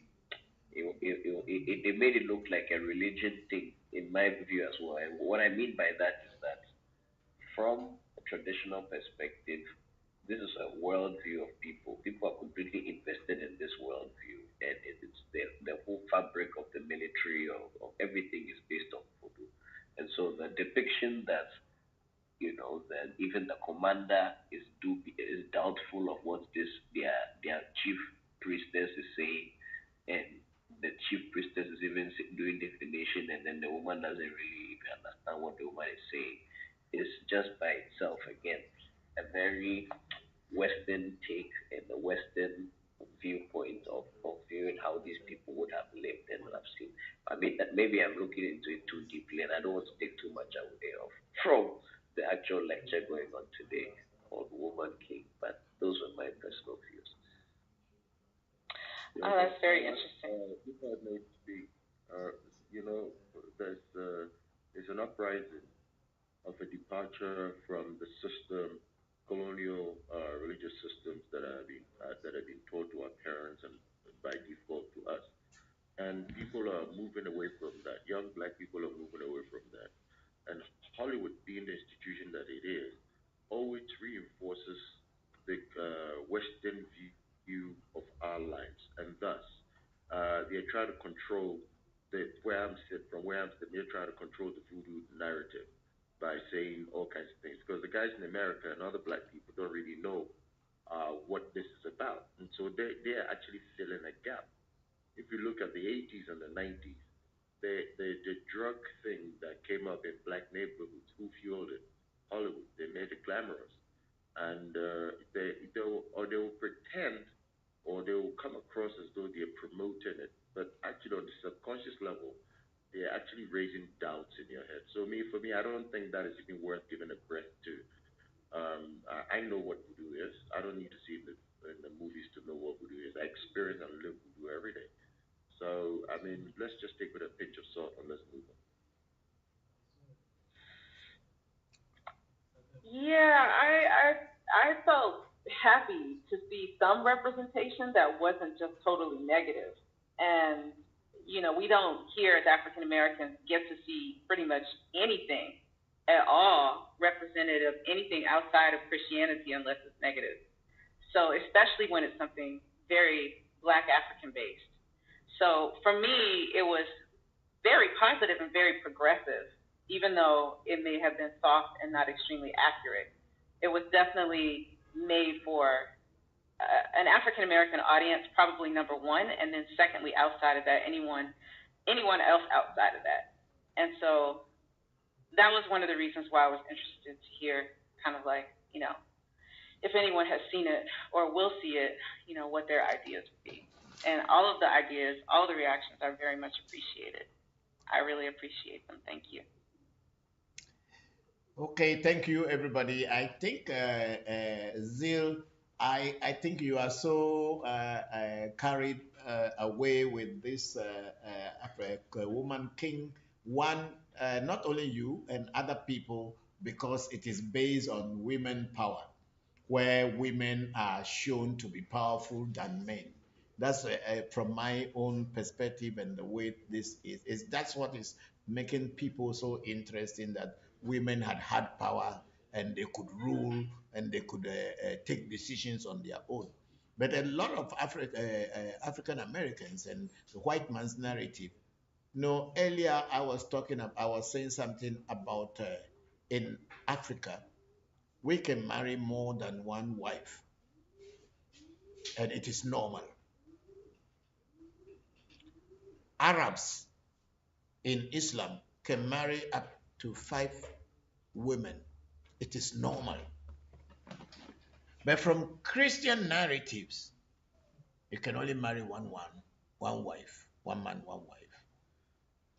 So people think that men are cheating on women or men are trying to be more powerful than women in Africa. It is not. Our culture is not English culture. And I believe very strongly, English culture is also not Arabic culture. The Arabs have been accepted. Islam has been accepted that they can marry more than one wife, and it is okay. But when it comes to our tradition, then it is not okay. But we are not you, and you are not us. This is where the whole problem is. Don't take the Hollywood narratives to be what it is. Our culture was correct, and everything in it was properly taught by our ancestors. Yes, I definitely found the film very empowering, on the women part of things, but I also have some ambivalence towards it as well, just because I have ambivalence toward the actual Agojit.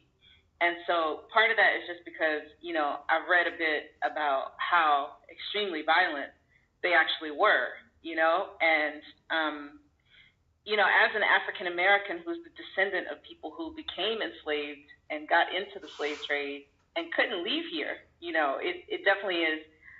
One of the most important things about the film to me actually is that it shows the African side of the slave trade. We don't see that over here as African Americans. We don't know a story. Pretty much none of us know really what happened. We just know that we ended up on slave ships. Our ancestors told us through the generations. All we get is 2 sentences at the most, and the first sentence is usually all we hear, which is we were stolen.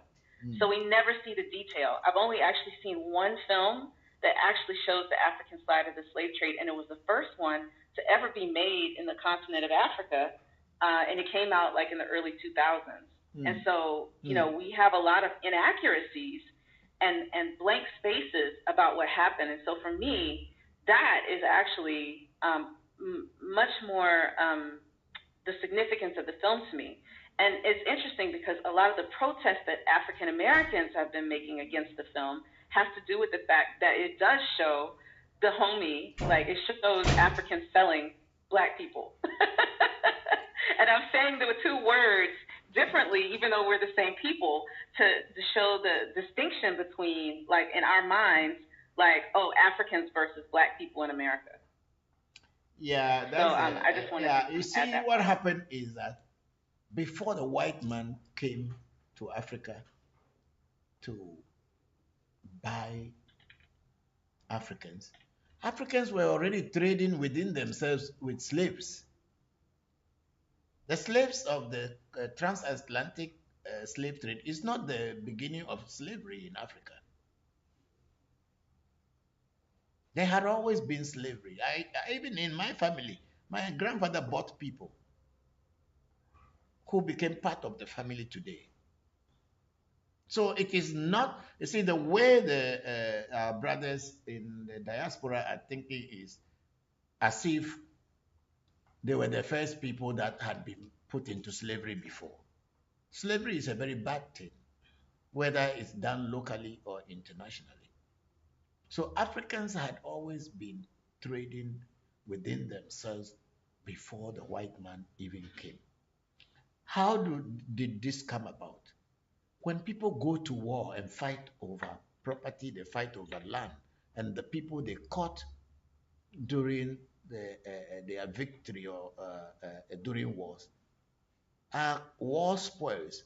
And instead of keeping them and taking care of them, if somebody comes and say, I want to offload or buy them, they will do. It's everywhere. It's happening. It has been like that. Not even only Africans. The white people too were doing slavery within them.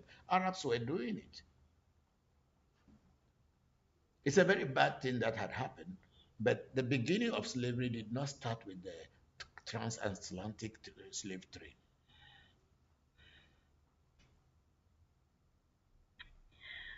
Yeah, so now it's I think that what's starting to happen, especially with more Africans immigrating to the United States, is these conversations around, well, what really happened? And then, it's painful to hear that Africans don't know either.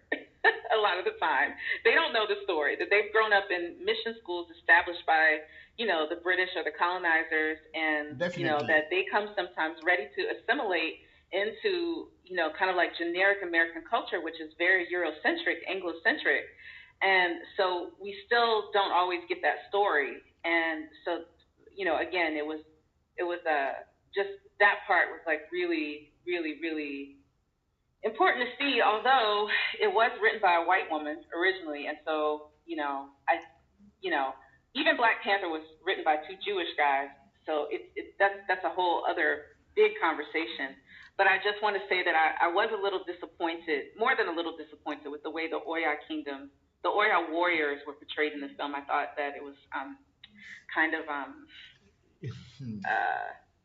they tried to make the Oya warriors into like what the white people, the colonizers, represented in a certain kind of way. It's definitely until we start telling our own stories, we can never know the truth. The white man telling our stories on our behalf is only to tell us that our culture is bad and negative. And that is what African Magic Temple is standing for here, trying to teach the things in its real form and to tell you that it is not evil. Because how can you expect the enemy to tell any good story about us? They cannot. They can never tell a good story about us. They can only show us the negative. When I went to Europe, the things that Europeans have taken from us and made us to think that our gods, our spiritual paraphernalia, and all this were evil. Why were they?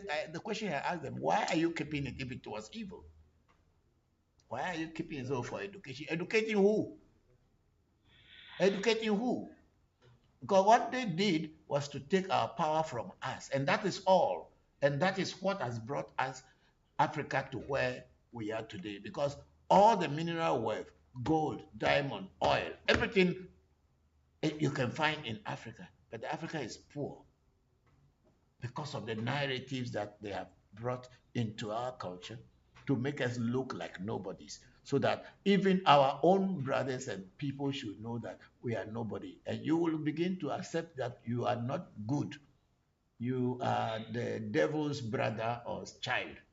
That's all that these films are trying to portray until Africans begin to talk about their own story. But I think there is a Voodoo film that was acted by Jimon Hunsun, documentary. Oh yeah, I saw that before. You better look at that because Jimon is from a Voodoo home and he knows. Mm-hmm. Look at such, and then you can celebrate whether it is negative or positive. Because Jimon is from Benin, is from Dahomey, and he cannot portray his homeland with a left hand to his homeland.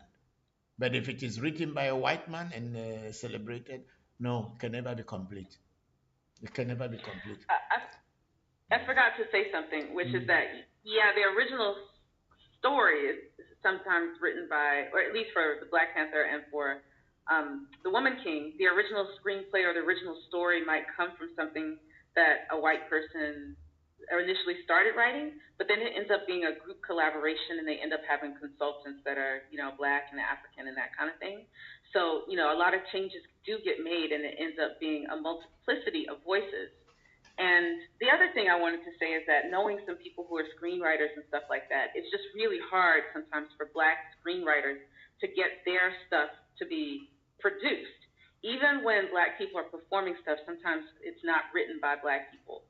And so, that's a whole other issue, which is that people are telling the stories. It's just hard to get them produced sometimes. It's hard to get the financial backing for it to happen. And it's sometimes, even if a Black person writes the same story a white person writes, the white person might make more money off of it or have more opportunities to get it out there than a Black person will. That's what the whole story is, to discourage your power base, to destroy your power base, so that economically we will, as Black people, will always be wanting and we will always depend on them. And that is the base of all these Hollywood movies about our culture. Yeah. I have another question, which is a totally different subject if no one else has a question. Go ahead. So this weekend, smoking weed is legal here where I live. So I was smoking a little bit, and it just occurred to me that when I was giving a massage to someone, that I could feel where they had pain in their body a lot more clearly, and work on it. And even when I smoke for myself, it's like I can feel that within myself. And then I just wondered if there's certain things that that healers do or things that they take in order to become more sensitive to heal other people, to recognize the illness and heal other people. No, in Voodoo we don't intoxicate ourselves with weed, so we don't use hallucinative herbs. In South America and all this, in those things are used, but in Voodoo we don't use any hallucinating thing to carry your mind from one state to another. If spirit is real, whether you are drunk or you are not drunk, it can possess you. You don't need to use any hallucinative thing to use in healing or whatever. No. It's not part of our African or every Voodoo practice. No. If they can do anything, is to alcohol. But even there are some priests who do not even drink alcohol at all, and they are still very powerful people. They don't smoke, they don't drink alcohol. So voodoo does not use hallucination or hallucinative herbs or drugs to move your, or psychedelic herbs or drugs to move you. That is not proper voodoo. It is not. If someone is using psychedelic or hallucinative this thing before doing any voodoo work, then the person is not doing voodoo work. It's only doing his own imagination. Okay, thank you. You're welcome. Okay, we have Joe Dega saying, man, I could talk a lot more. We also use the skulls, human skulls, to get bullet or lotto numbers. The person will come and the spirit will tell them what kind of sacrifice they want for the numbers. Okay. Okay, people have those kind of spirits and say, lotto number. We at African Magic Temple, we are not gamblers. We don't do lotto number in voodoo. If you have a dream and in your dream you saw a lotto number and you go to stick it and you win, that is that bet. We don't go calling spirit to give us lotto number. If spirit can give lotto number, they will give to themselves. Anyway, so we go back. Joe, the numbers were coming, the person's dream, and the person will have to give the sacrifice, or you can get the lotto number directly from your dead relative. It's all type of ways you can do it. Yeah, okay, I agree with you. There's dead people, as long as dead people can communicate.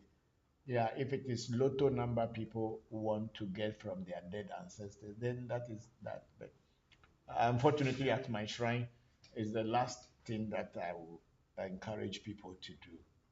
Yeah, they can find other ways, not necessarily spirits. But Joe, you are right. What you said is right. There are also some shrines and voodoo people who are on television telling people that they are giving lotto numbers. I even have a television station that I have taken to court because they were using my image and putting on their television, and then somebody else is speaking behind that they are giving lotto numbers, and they are impersonating me saying that it is me. I don't do that. But I'm now in court with that television station for using my image to deceive people. Yeah, I don't do that, and I would never do that. If I want to be a lotto staker, I will join the lotto school and learn how to calculate the numbers and win. I will not use my spirituality to be giving lotto numbers to people. At least I'm not that kind of priest.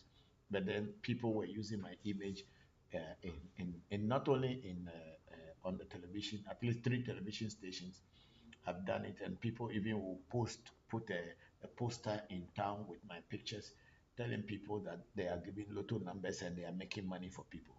But it's not. That is not me. So the police have got all this information. I've given them my informations. But Ghana police sometimes, when you go to report, they would rather be taking money from you instead of them chasing the criminals. They will be taking money from you. So that's why I don't go to police anymore. I put them in court directly. But we are going to go to court by this month to see what will happen.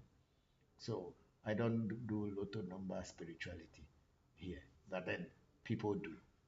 And people that do not know the method of how to do it their own, they will go to spirit, deep spirit that will probably ask for human, but you can do it yourself with your ancestors. Okay. I don't think any spirit that asks for human being is not a spirit. Yeah. Any spirit that is asking you for human being is more like a devil than a spirit. Yeah, that's what I would say. But okay, I don't know because I don't practice such. I cannot tell. But if a spirit will ask you to go and sacrifice human being before giving you a lotto number, why? What for? The spirits that I deal with, do not ask for human beings and they don't give lotto number. Anyway, so Joe Dega said the genuine spirits do not give lotto numbers. It is the monsters that give it. What we all call jab, the genuine spirits will tell you don't even ask them because they don't give lotto numbers. Okay. And Joe Dega went on and said a lot of people outside of the voodoo culture, like the Spanish people and Dominican Republic that is in the same island as Haiti, they want money fast. That is what they think voodoo is. So the Bokors. Okay. Maybe the people are just scammers and deceiving people. If a voodoo priest can make money for you, why he doesn't make for himself? If I am a voodoo priest and I can make money, I can call spirit to bring money to me, why do I have to tell you to come before I make it? I'll just tell my spirits that I don't want to work. And I'll be sleeping and they will be bringing money to me. Why should I go and tell somebody else to say, well, I can make money for you and I will not make it for myself? You see, that's why the scamming and fraud and deceit comes in. A person who can make money for themselves will not go and tell people that, come, let me make money for you. I don't believe so. But there are people like that. And if you will go deeper into it, you realize that all those people who had gone there to look for money, none of them had ever gotten money, but they got problems bigger than what they had before going. Then Joe Dega will say, with genuine money not done with genuine spirits or African spirits. And you can also get a skull of a person that you had problem with after they pass. Bokors and Haiti do this to people that does not pay them after they work. They get the skull after the spirit kill. Okay, but my family, if you kill me, you think my family will agree that you take my skull? Anyway, I don't know how Haiti is. Maybe that's why the name Bokor means evil in Haiti. But in every land where Voodoo came from before traveling to Haiti, Bokor is a respected person. The name Bokor, to be called a Bokor, is an honor in our culture, in our setup, in our Voodoo, and in our spiritual practice. To be called a Bokor is an honor and a respect. Maybe in Haiti, the people had been scamming and deceiving people. That's why the name Bokor has become a bad name.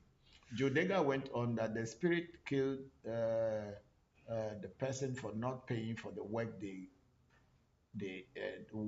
get the skull and they scratch a small dust off your head and make you work and their garden in their kitchen you'll be working. Hey, this is serious. Oh.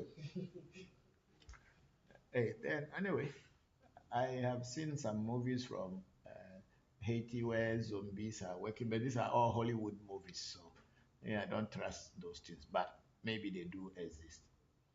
When we say that you can let dead people work for you, it's not physical. It is to send them on the spiritual plane so that they can accomplish things for you, to intercede on your behalf. That's why we pour libation.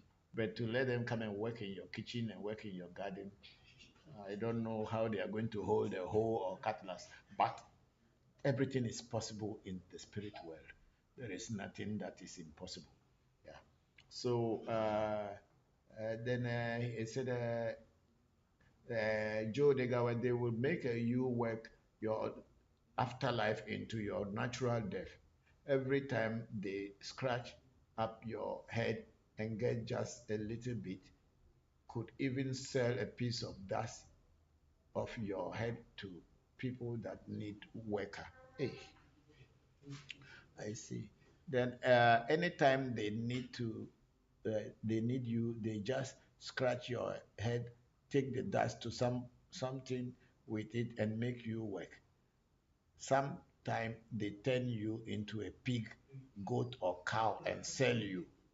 Hey, then the Haitian Voodoo people are very powerful. Hey, they can turn a human being to pig and goat They are powerful. We in our land here, it's not very easy. Maybe there is, but I have not come across that. Yeah. And Joe Dega went on to that even if they don't get your skull, they could get anyone as long as it is the same sex as you and give it your name and do work with it will become you. Okay, okay, okay, okay. We are talking about Joe Dega, who is a Haitian and also who knows is a fan and also knows about Voodoo practices. So he's the one whose messages I'm reading on YouTube.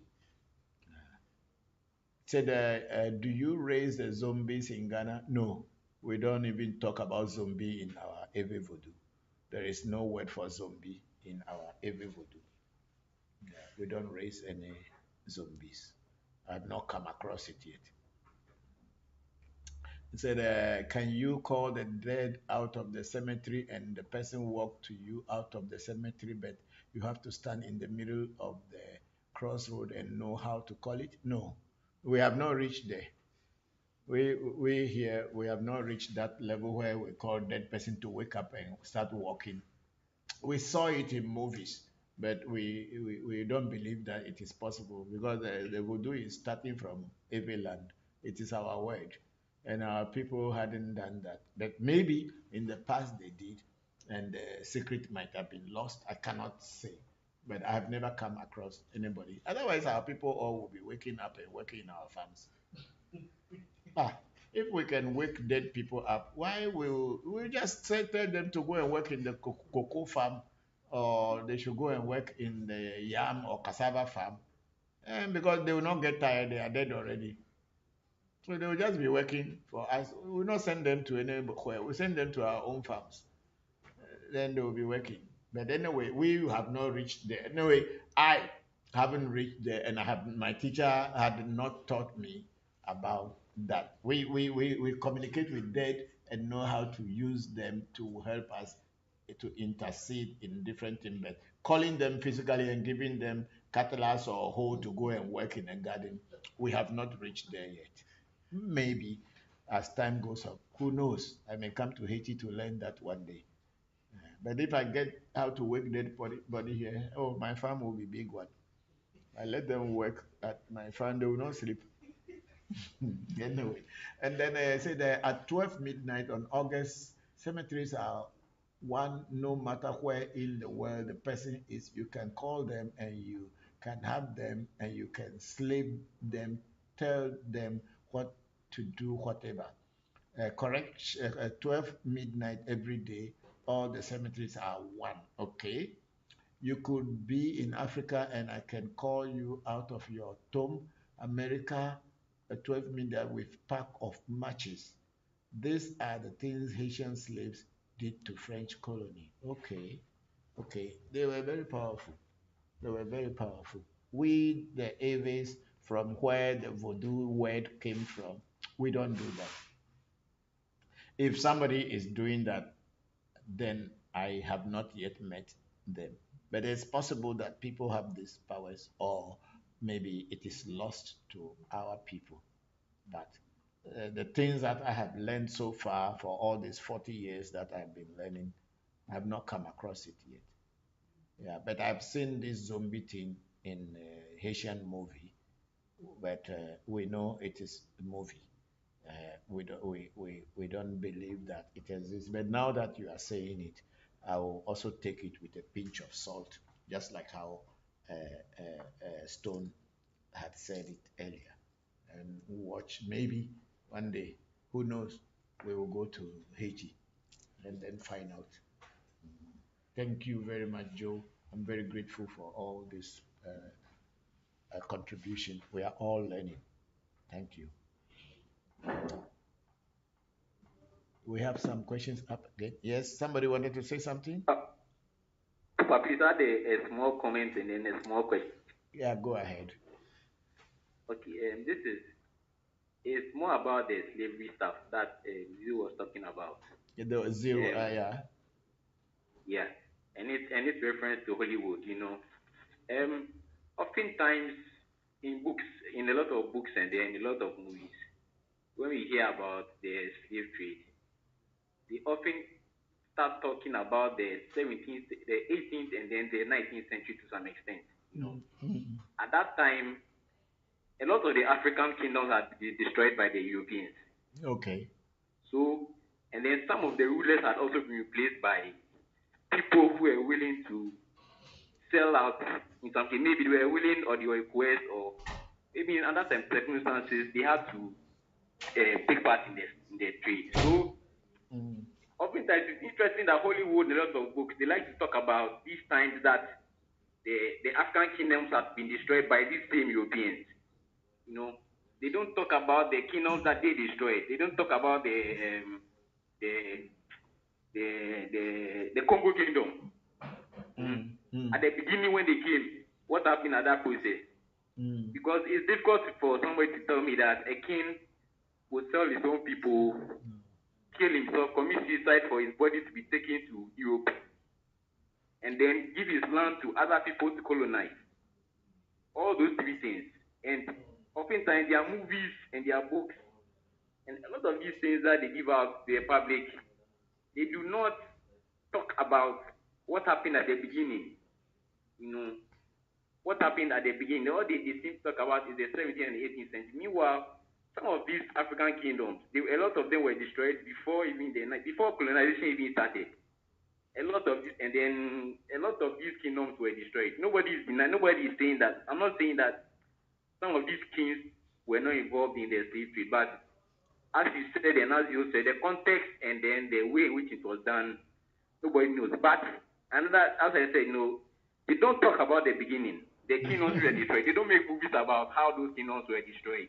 Yeah. The Benin kingdom, they don't make movies about that one. They don't make movies about the Congo kingdom. They don't make movies about the all of those things. But they like to focus on the fact that Africans to African. Another thing too that I wanted to say is that in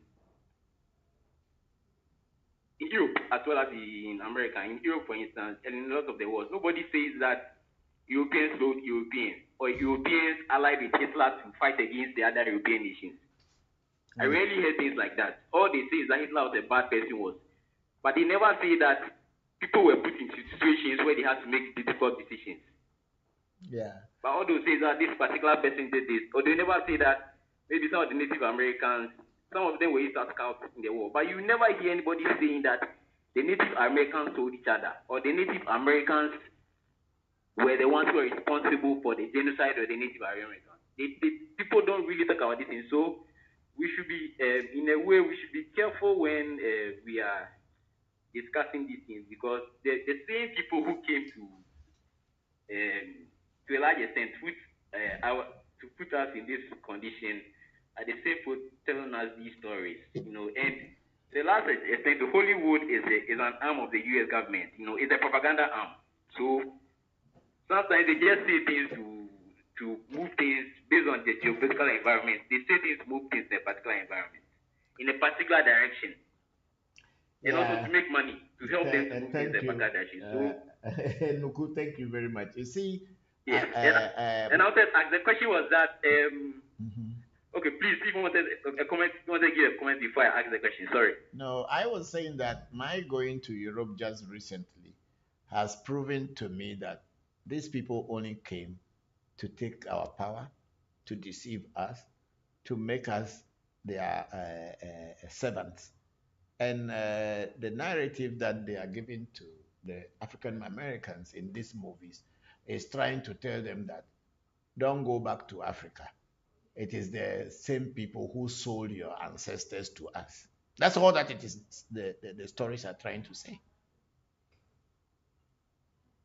Meanwhile, the black man was not selling people to white man until white man started making some of the black people to stand against their own people by converting them to Christianity. And by converting them into Christianity, they compromise them against their own people. And then we have seen these notes in Germany, where some of the Bremen priests has written that After people were converted into Christianity, they will now send them into secret places that spiritual things happen, to go and pick the information and bring to them, because white man would not be allowed to go there. So they convert some of our people, compromise them, and let them go and pick secrets and give to them. It is written down. It's not like I'm saying, it was written down by some of these priests. That's how they were able to get certain things, because the people they converted automatically become enemies to their own people. So these movie narratives are all just to tell the African American that your African brothers that you think that you are one with them are not one with you, because they sold your ancestors to us. So as simple as that, which is not true. Yes, in every society they have traitors, people who are compromised, people who are made to stand against their own people. And those are the people they got, and those are the ones who did what they had done. Like I said earlier, the Africans were already trading in slave within themselves long before European and Atlantic slave trade came.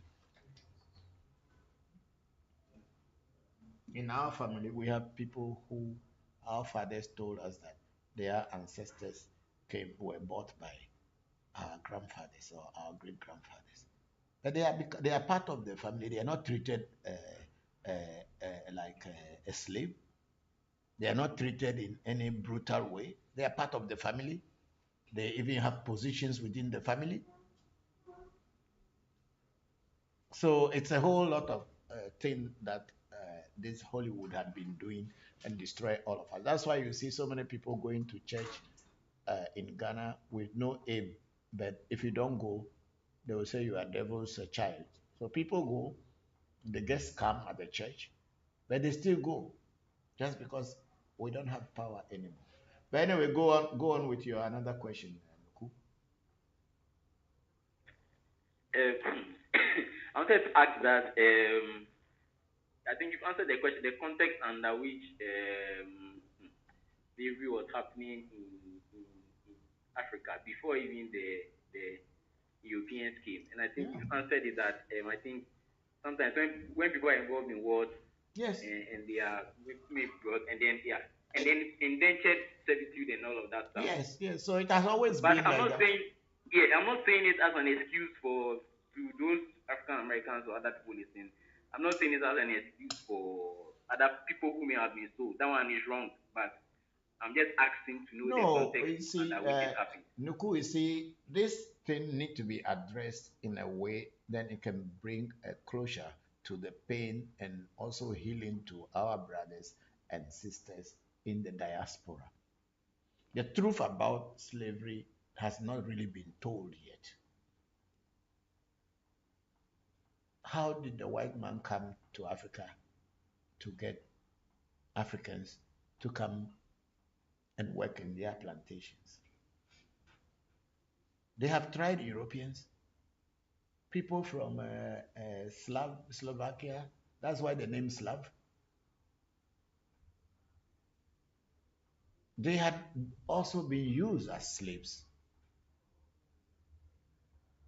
The Italians in the southern Italy, people had been used as slaves to work for the North. It has always been in every culture. But the evil that we are talking about is when the white man came and stole and deceived using the Bible to make our people to stand against each other, and then stole people away, took people away, which is the evil part of the slavery. Because slaves within our setting become part of the family.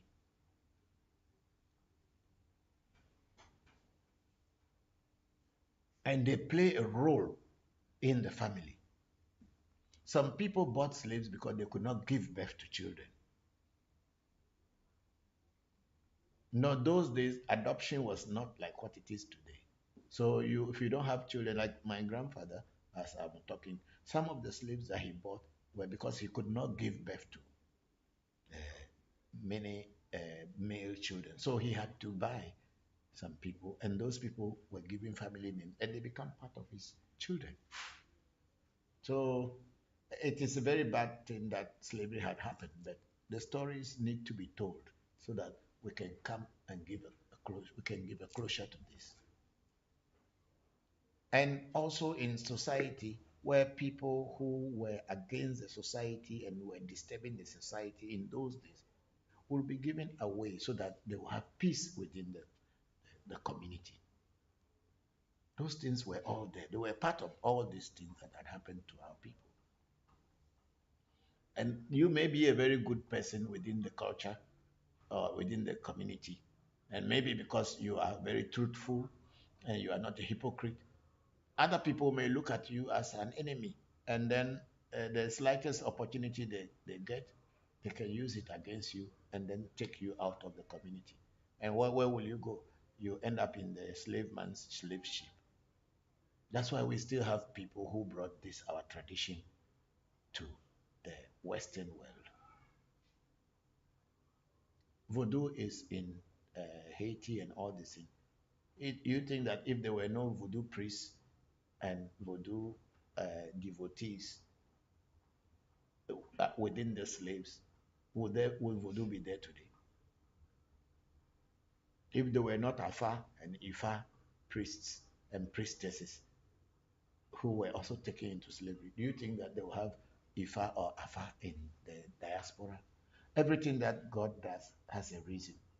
It is up to the black man now to wake up and know that it is your time to become wise and retrace your roots. Anyway, Nuku, so that is what mine is. We still have some comments on Facebook. I would like to complete it. I think some people also have sent some this thing. Good afternoon. Yes, I have a question. Yes, go ahead. When choosing a traditional system to go with, for me, I was raised in between different systems.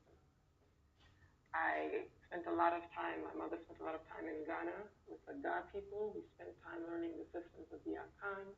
We spent time in Ifa. We spent time in Santeria.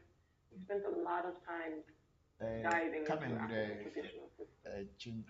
Yes. But when choosing one for myself now as an adult, grown now with my own children, and I want to make sure I guide them and steer them properly, how do you choose when there's such a richness with all of it? And how do you go about, there have been many priests and teachers and babalaos who I've met and come in contact with, but either their character is no good or I don't have the connection there for them to teach me. How do I go about making sure I'm placing myself in the hands of the right teacher? Okay, I think there's nothing to choose from to say this is the best system or that is the best system to choose from. You have to deal with the person to know the person's character, to know the person's knowledge and wisdom about what they are teaching or what they are discussing. And if that goes with your inner self, you can decide to learn from that teacher. Because the Africans in the diaspora are coming from different parts of Africa, the motherland. So people may not come from West Africa, but maybe your ancestors. They might have come from Central Africa, from Eastern Africa, from Southern Africa, from Northern Africa, and then maybe from West Africa.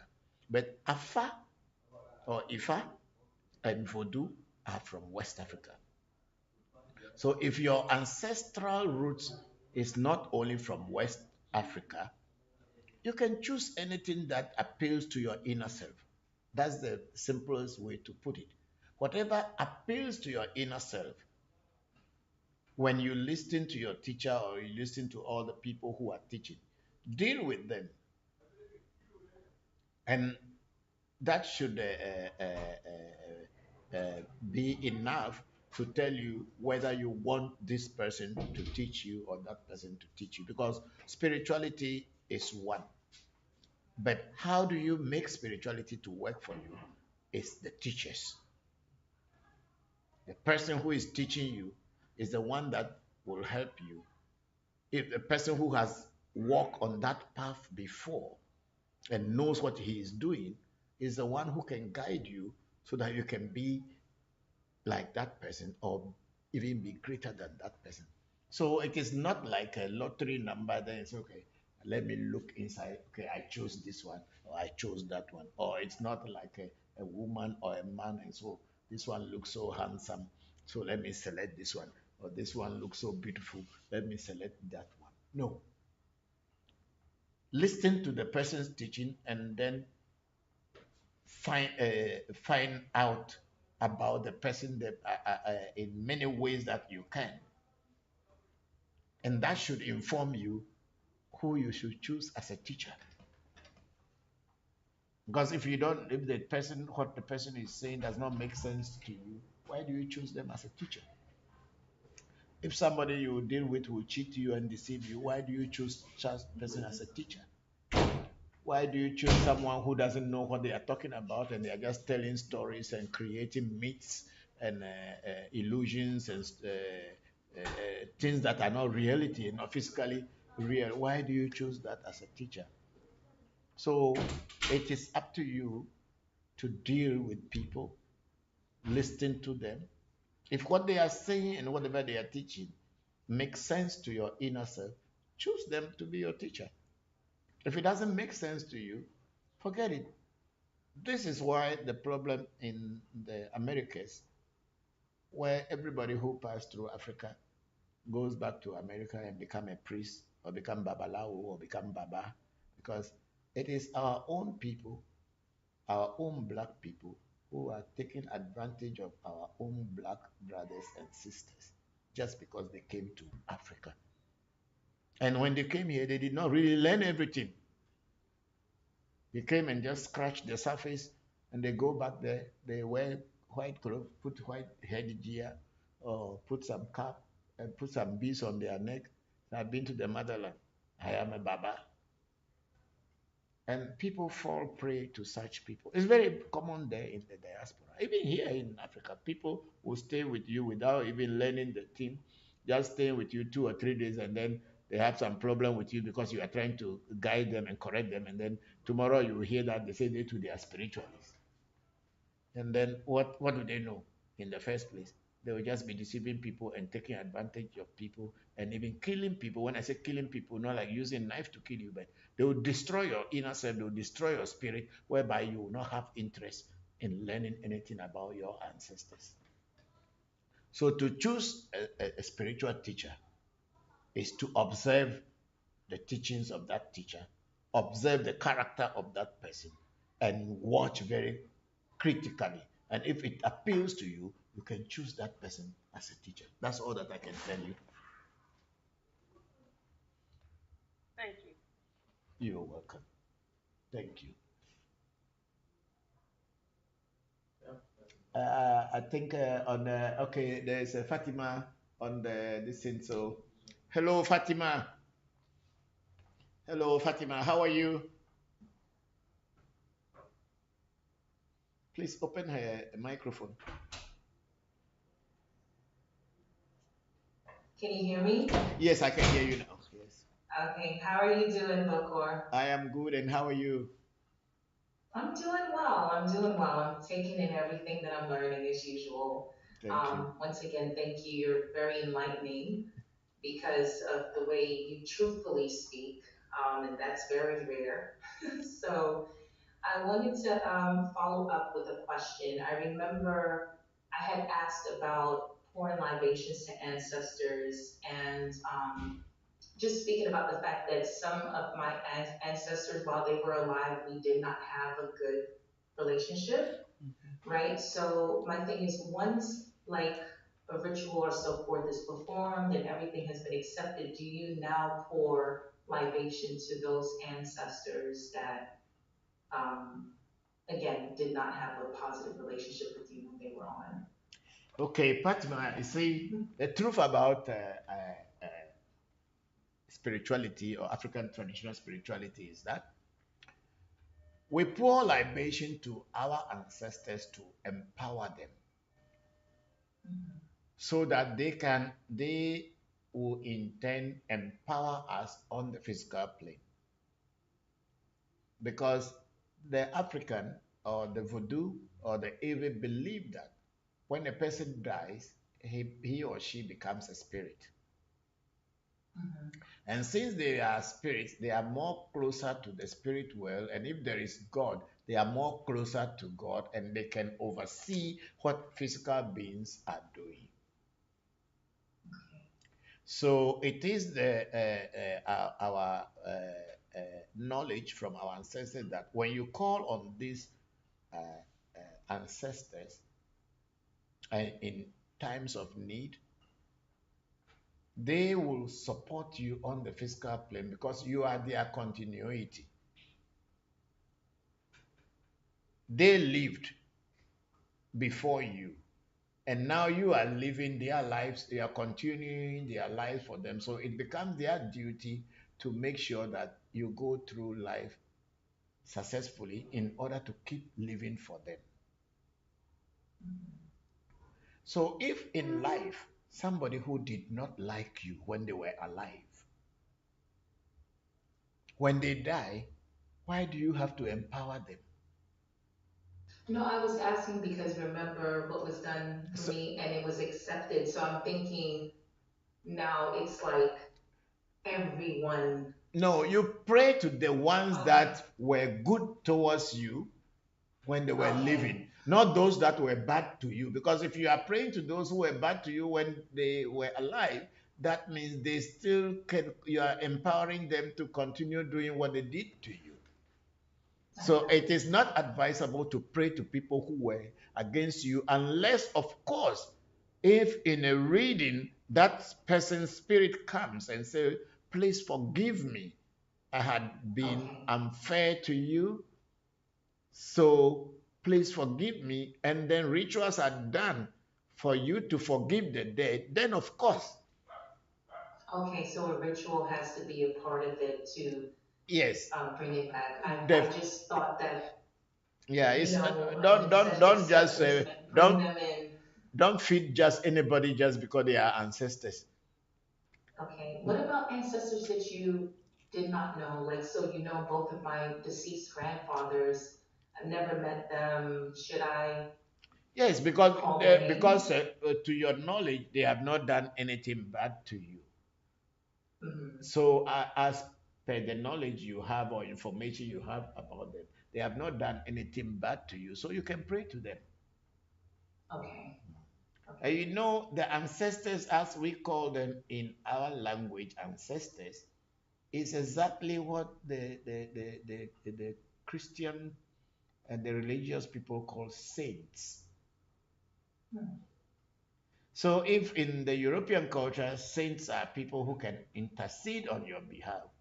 So how come your own ancestors cannot intercede on your behalf? Yes, definitely. Yeah, but the saints that we call upon to intercede on us, on our behalf, do not have any blood relationship with us. So how sure are we that they are interceding on our behalf? It may be a self-deceit. But if you call Yeah, on the and people you share the DNA with, you share the same blood with, there is a 99.9% that they will hear you. the only reason why I ask is because, you know, the way I grew up, and I've heard a lot of people say this, is that your blood, you know, you forgive the people that are your blood relatives. And it's almost like you should never sever the relationship, even when they are alive. You're supposed to constantly work to where it's reconciling and so forth. So that's why I figured that maybe after rituals and so forth, you should see it as being reconciled and just No. Okay, put it in that way. I got you. See, reconciliation is a very good thing. But before reconciliation can be done, there must be pardon, forgiveness must come. And then after forgiveness, or the person must accept that they have wronged you. And when they have accepted that they have wronged you, then forgiveness comes and then reconciliation follows. So if the person has not, whether dead or alive, had not come in to say, I have wronged you and I have not accepted their wrongdoings towards you, I don't see where forgiveness and reconciliation will come in. Christianity teaches forgiveness very much. Why? Because the reason the Christianity teaches forgiveness is because the white people know they have wronged the black man. And it is only by deceiving you to forgive them that you can coexist with them. Because Right, if without under normal circumstances, if we have the power, we will also retaliate to square up things. To square up things. So they'll find every way not to make you have that power. So they I'm can. so happy that you mentioned that, Bokor, because this has been the programming Yes. that has been consistent. Since And so for me, the trouble is that since this is something that they've indoctrinated us with, even when it comes to family, we have a tendency to accept abusive type of behaviors from our blood relatives because it's constantly this, oh, they love you, they've been through so much, right? Trauma that you just have to let it go, not let it affect you, and just love them anyway. And no, so it's been you can let it go, but don't let it affect you. mhm, By letting it go does not mean that you should come back and reconcile until the person okay. shows the sign of accepting their responsibility of being unfair to you. Nature does not forgive. Nature doesn't forgive. It's only in religion where you see people say forgive, forgive, because the people know they've wronged you. And the only way they can make you to calm down and not disturb them so they can enjoy whatever they have taken out of you is to tell you to forgive because your Father in heaven also forgives. Who told you that Yeah. God doesn't forgive anything? Otherwise, there will be no earthquakes, there will be no hurricanes, there will be no floods killing people. Nature does not forgive. But if the person realizes themselves and come to you and say, I'm sorry, yes, it is good to forgive. You can choose to reconcile or not to reconcile. But the person must first show the first sign of remorse.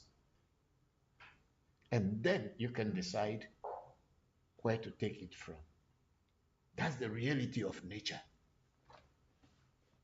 It's a very powerful teaching, Baba. Thank you so much. Can I just ask one final question? Sure, why not? I just want to say, before I really started to get to know you, I read your Revolution page. You sent us Revolution page, and it was speaking about pouring libation to Voodoo and to ancestors. And I get a little bit too critical in my head. Like, right hand is for the Voodoo, left hand is for ancestors. Do you pour to the Vodou first, and then, say your prayers, and then Ashe, and then you pour to your ancestors and do that? Or can you just No, pour to you will, every individual will develop their own way as time goes on. Mhm. In my prayers, I first call some voodoos, like my patron voodoos who are guiding me. I call them and I pour libation to them because they are the ones I am working with directly before connecting to the ancestors. Okay.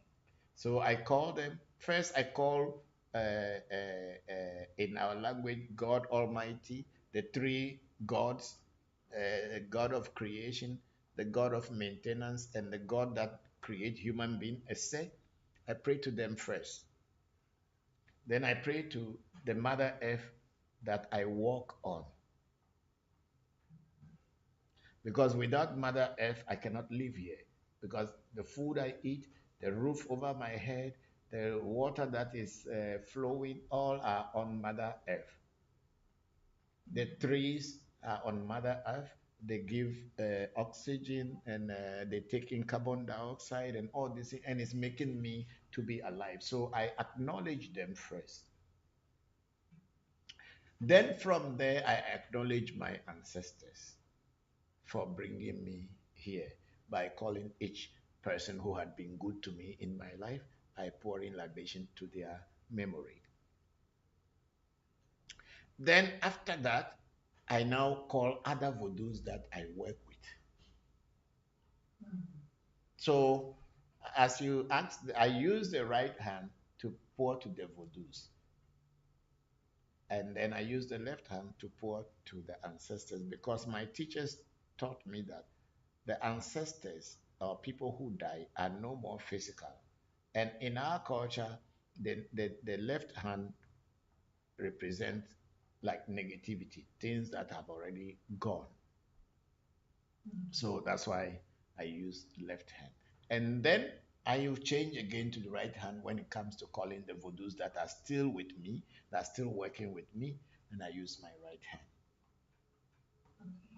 So as time goes on, you are going to be able to develop your own way, whether to call your ancestors first, or call the voodoos first, or call some voodoos that are active and helping you first, and then later call your ancestors, and then after that, acknowledge the other voodoos with you. This is how I do, and that's what I teach people. Thank you so much, Bokor. You're welcome. Thank you very much, Fatima. Thank you very much. Thank you. Can we get Antonio? Is he still there? Yes, sir.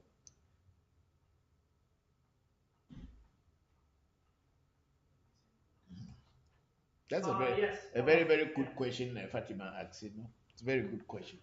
Yes, Antonio. Nothing. I will just read what I typed in the chat was related to Okay. the discussion on slavery. Okay. He said, Antonio. I think first we have Kwesi here. Say greetings, Papa. I hope everyone is doing well. That's on Club. That's on Zoom. Then Antonio is saying that is the change that European slavery brought slaves as disposed bodies for labor and accumulation in the colonies like the plantations in the Americas and the Caribbeans. Yes, so that is Antonio. That's why they brought slavery to the Europes, and then they brought us like a caterpillar or tractor to work for them so they make money. Mm-hmm. Yeah, that's what it is. Yeah, and that's why there is this book of Cedric Robinson that is out, I think, in the 80s, but that's why he names this racial capitalism. And he says that capitalism is always racial because it relies on the racialization of different people. Right. So out of difference, it creates racialization. Whether in Europe with the idea of the Slavic, what you mentioned, and later on with the expansion of the world markets and the need also to have for European capitalist accumulation of other resources, it expands to Africa and other regions. Right. So even today, we see this at play. Yeah, it is still the same because people will come and take you from your country to go and work for them in their factories. And these days, they don't even come and take you. We ourselves, we buy ticket and go there to go and work in the factories for peanuts while the people will make money. So it is always like the racial, like you said, Cedric Robinson wrote about it and named this racial capitalism. And that's how it has always been. Yeah. We don't want to sound political, but we're just trying to make our people to be aware of what is going on. Today, we are having wars everywhere in the world, and some people feel that they are better off than others, and some want to take over from others, and some other people also want to take over from whoever. So all this is just marginalization and racial capitalism. Because at the end of the day, it is for money. It is for money. It is not for your welfare in any way. It is for money. How somebody can make money out of another person, whether by deceiving them or pretending to love them. That's what it is. Thank you very much, Antonio. We are very grateful. And let's go to, where can we go now? We are already after 6 o'clock. Okay, so let's go. I think people's listening had been here for an hour. Big Sister Oluchi so okay, Papa, thank you. I'm grateful for the answers, please, and love. Thank you. And then say it, Kofi Pogo. Do we have fasting in Voodoo culture, Togiga? No, we don't fast. You see, the Ave, when they say they are fasting, I tell you, they are drinking apeteshi. They are drinking alcohol. They will drink water too. The only thing they will not eat will be pepper and salt. So in our culture, the fasting is not eating pepper or not eating salt. You can eat banana and all this thing because we don't believe that those are food. Food is when pepper and salt is added. That's why when we cook for dead people, you know, in our culture, when someone dies, there is a saying that the person has stopped eating salt. Egbe eje. That's why when we cook food for dead people, we don't add salt to their, they say pepper, mostly pepper. We don't add pepper to their food.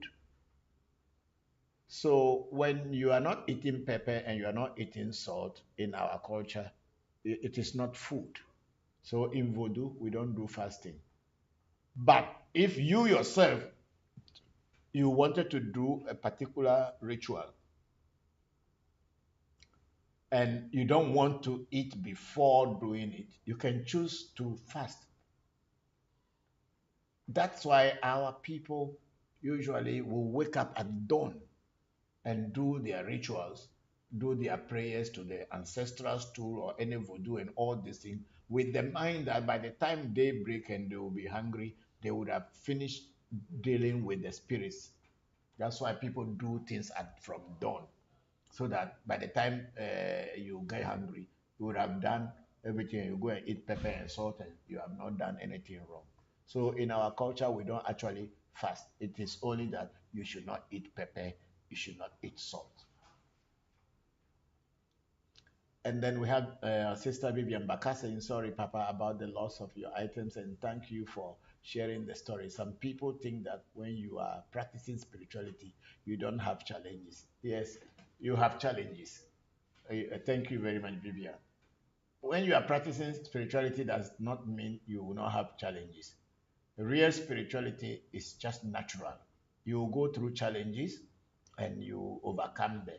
You ask the entities that are working with you to teach you and show you how to overcome them.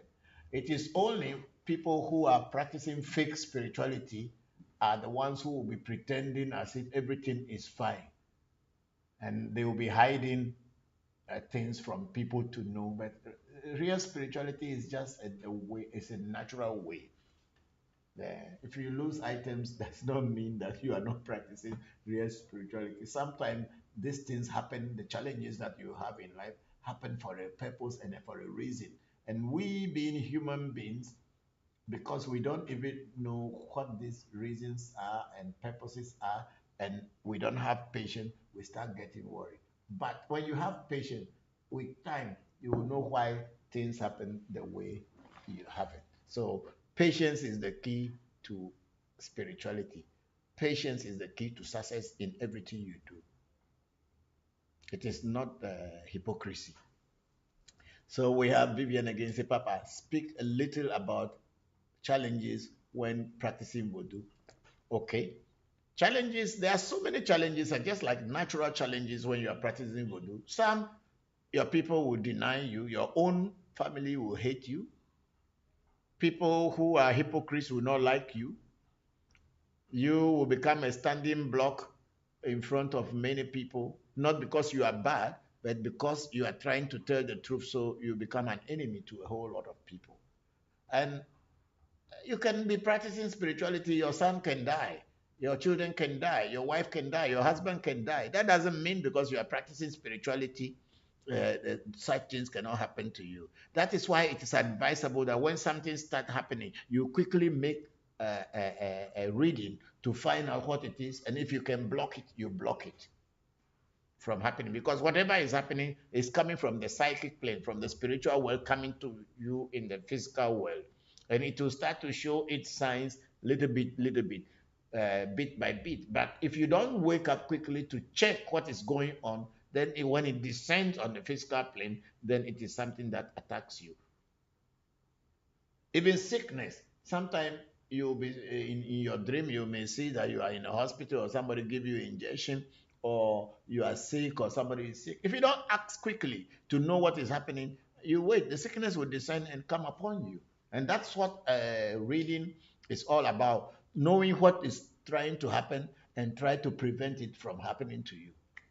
And people think that, oh, you just have, because you are happy, you are spiritual, you just sit down and this everything. People, even Jesus Christ, they say he's son of God. You didn't see that they killed him. If he is son of God, why he didn't change everything? Probably it was his destiny and he accepted it. Or he knew that it was coming, but he wants to die for certain people that were around him. He accepted it. Or he has a vision of his future, knowing that maybe when he is dead, his mission on earth will be accomplished or people will join plenty. We cannot tell. But how can God be killed? It must have a reason and a purpose. So always do consultation, do reading when things are not going well in your life, to find out what is the cause and what is the purpose. And if you are in the hands of a very good priest, you will know, and then they will stop the things from happening on you. Thank you very much, Vivian. And then we have a big sister Oluchi again here. Say, Papa, but Papa, Bible didn't say they shouldn't have two wives. The church is the one that take the decision. Uh, uh, one wife decision of the church law by themselves, but the Bible says they can have more than one wife, but they have to treat them same way. Peace and love. Yes, that's how African had been. When you marry a second wife, the first wife become a senior wife, and the junior wife will take some advice from the will take advice from the what do you call it, the senior wife, and the junior wife sometimes will go and do the cleaning and washing for the senior wife, and vice versa. If the junior wife is sick, the senior wife will attend to her and take care of her. But with this Christianity that we have come to see is one man, one wife, is killing a lot of people. That's why the men are having wives in town, but they cannot tell their wife that they have another wife. So it is Christianity is hypocrisy. I'm sorry to say, but that's what it is. Because in the Europe, they say one man, one wife, but a white man, European, will get another woman they call mistress. That one is not wife, but it's called mistress. We don't have mistresses in our culture. And then yeah. So big sister Oluchi again, he said, I think our people have to heal themselves from this slave trade thing so that they can move on proper, prosper to the real destination, peace and love. Yes, that's what I'm saying. We need to, they need to we need to heal because without knowing the facts and the truth from we, the Africans, it is always the story is told from the white man's or the Europeans, who was rather the colonizers' point. And people get angry thinking that, oh, we were sold by our own black people. So that pain and anger will be there But if you know the real story, you may heal from it, because Europeans were also put into slavery by other people who thought they were stronger than them or better than them. So things happen like that. So we need to learn more, not this Hollywood narrative of what Agoji women are. No, no, no, no. That is just a stereotype of black people. Anyway, thank you very much, Big Sister Oluchi. And then Big Sister Oluchi is laughing again. I don't know what I said, but she was laughing. Then Bubune Tameklo is a Papa, I think some people's comments are meant to advertise for themselves. Oh, I don't know, but who advertise themselves here? Nobody is advertising themselves. And Big Sister is still laughing. Oluchi is laughing. And then say, Big Sister Oluchi say, Papa, some questions today are very strange. Oh, peace and love. Which were the questions? Zeal?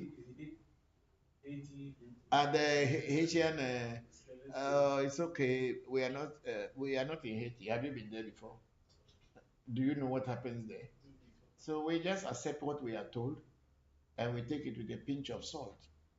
Because it has shown in Hollywood movies where zombies are waking up, like Michael Jackson film,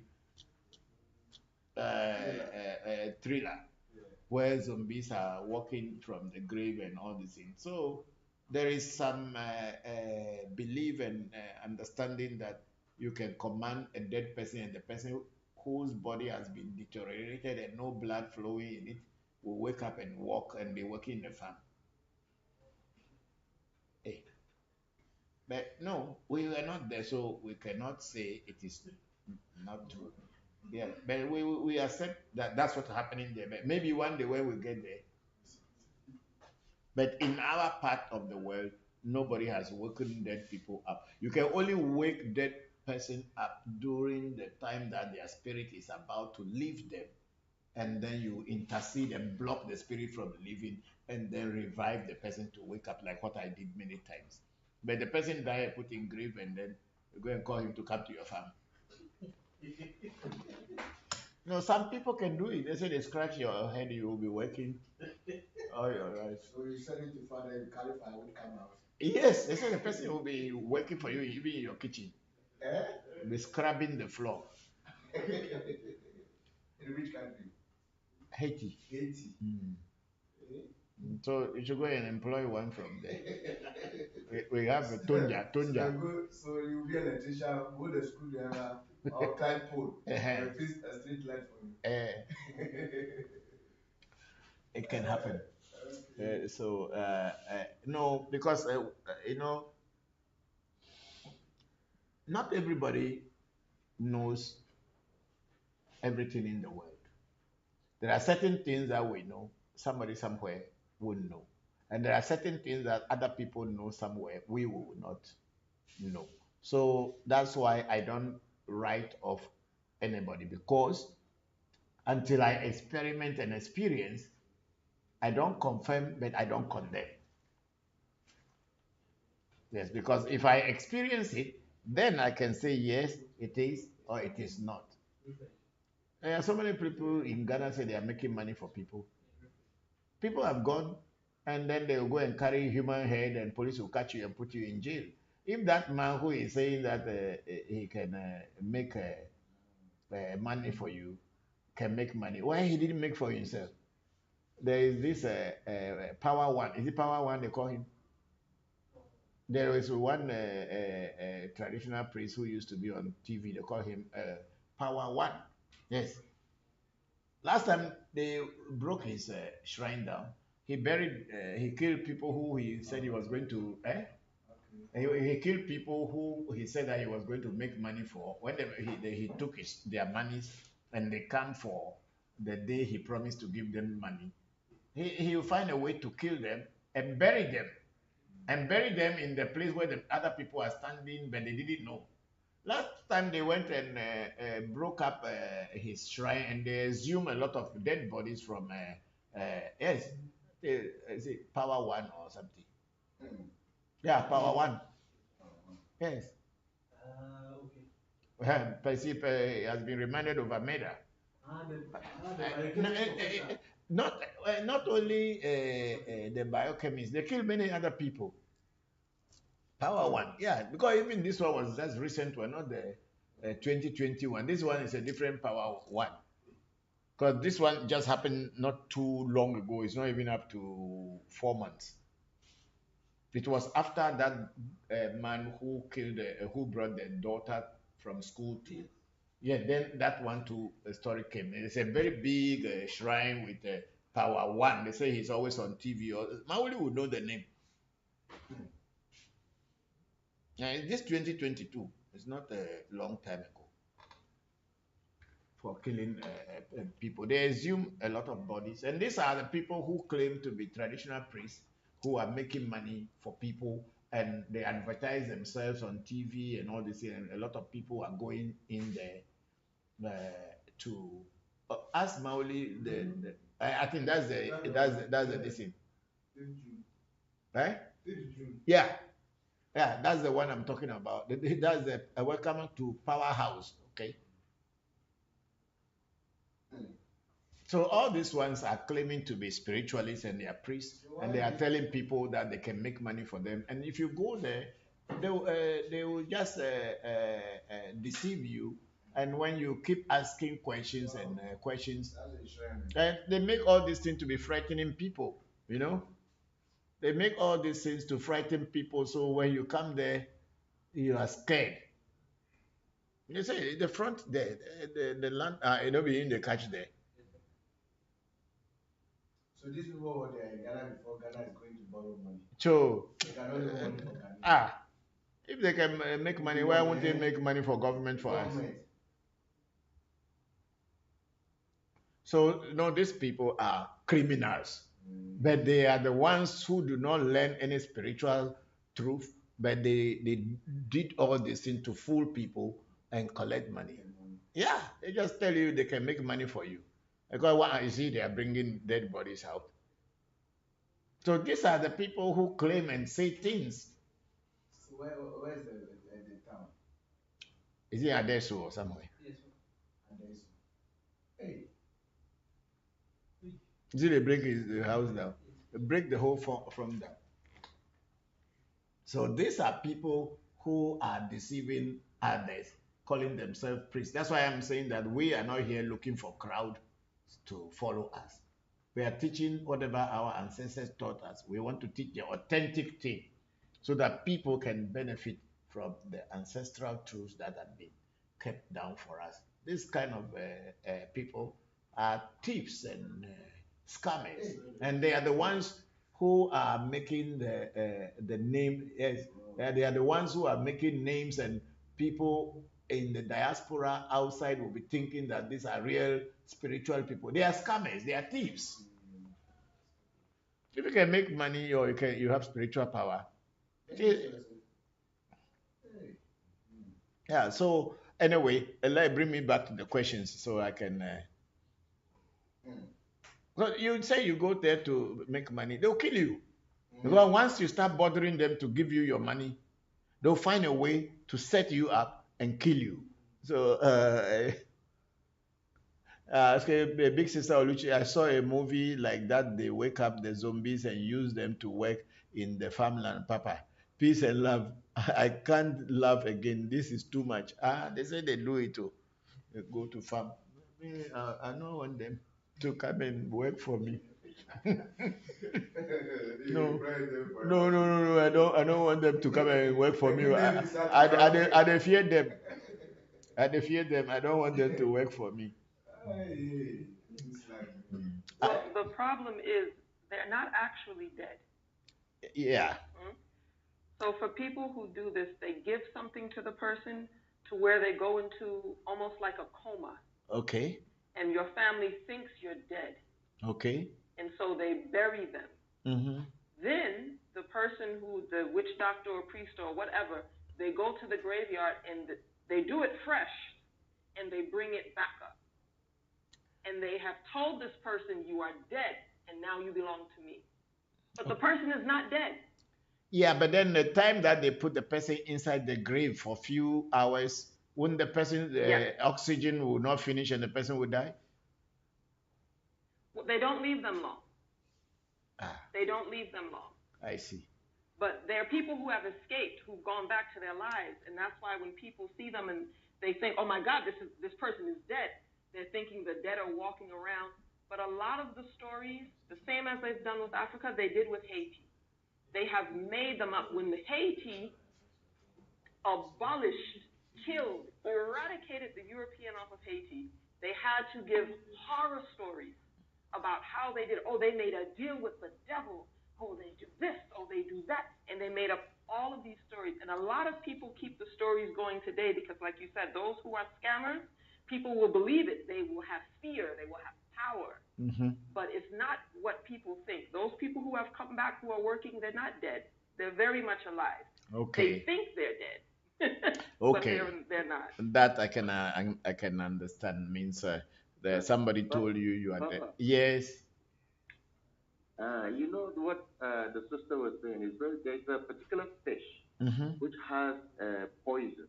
Yes. Now that poison, a little drop will drop your heartbeat and everything to levels which cannot be detected, but you're actually not dead.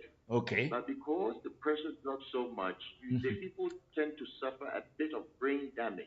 Okay. And so when they give them the antidote and they come back, they're not really fully acting normal. Their mind will not be their minds will not be working normally.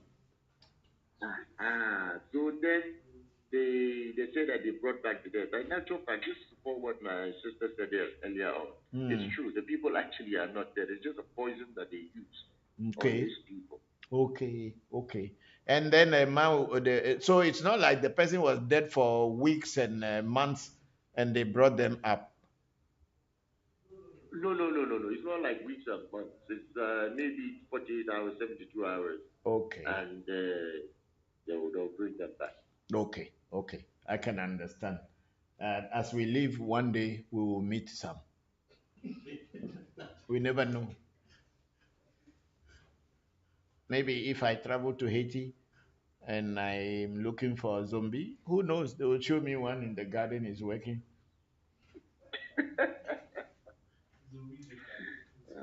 No, like you explained, that means the people do not like people who die for a long time.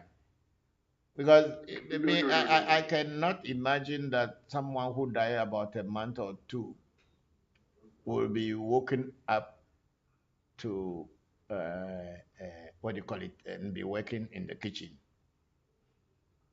No, yeah, but it's not that long. It's not that long. Okay, okay. But then people's family should be very stupid to say that your person is dead and then you let them. Anyway, maybe the priest told them that I can wake them up even if they are dead. It's possible. And then it's all to deceive people and control people. Anyway, life is very beautiful. We have so many things that we don't know about. But here in Aveland, we don't wake up dead people like that. The way we wake up dead people is when a person's life is about to go. That is when you intercede and bring the person back to life. But you don't make them a zombie. You are looking for life for them. Okay, so we have a big sister Oluchi say, well, for me, the white ancestors are not helping in our behalf, because if not, we would have been far better than now. I believe them ancestors are there to keep us down according to their own deals. So I prefer pray to my own ancestors at least. I know they will help me. Yes, you are right, big sister. Peace and love. Thank you for the teachings today. Thank you very much, big sister Oluchi. Yes, our ancestors are our ancestors. We are their blood. So it is not that we are following white man's ancestorhood has no blood relationship with them. We should not expect that they will care for us. If they are caring for us, then who will care for their own children or their generation? Then we have Martin Walanyo Tameklo. He said, good evening, Papa. Hello, Walanyo, how are you? Thank you very much. And then, yes, it is for money. It is It's called Modern Mental Slavery. Peace and Love. That's from Big Sister Oluchi. And Big Sister Oluchi went on to say they can kill God, but they cannot kill angels. Sorry, Papa, to say this peace and love. Yeah, because Jesus is God, they kill them, and but they cannot kill the angels. It's serious. Oh. You are right, big sister. Thank you. And Papa, I want to employ zombies. No, and then you have to go to Haiti. And then you want to get them in your kitchen or your farm. Yeah, it's no, it is true. Like they are explaining, the people will die, but it's not for long. And then the priest and all this thing can give them antidote to the poison, and then they wake up, but their mind will not be normal. It will take some time. Okay, it's just like that Voodoo uh, documentary I saw where a person went into coma. A child was taken by a voodoo for about a week. The child is not eating, is not drinking, but is in coma and was locked in a room. And then after 1 week, I think it's a BBC documentary, they had to do some rituals and the child wake up. But that one is not zombie. Yeah, it's not like it's dead, but they sent her into trance. Okay, anyway.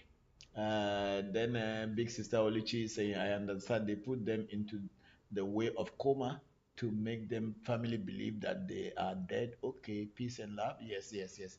And big laugh after that.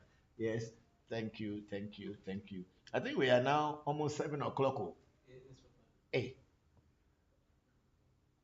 okay, I think Joe Dega came back here and said, you could be in Africa. Okay, no. Then there are things Haitian slaves did to French colony, and then to go to YouTube and put in zombie in Haiti, you will see all about it. They do it all the time. Thank you very much, Joe. It's only that some of our listeners, and including myself, we can realize that the Haitian voodoo practice is totally and very, very powerful one. Yeah, it's a very powerful one. That's all I can say. A very powerful one.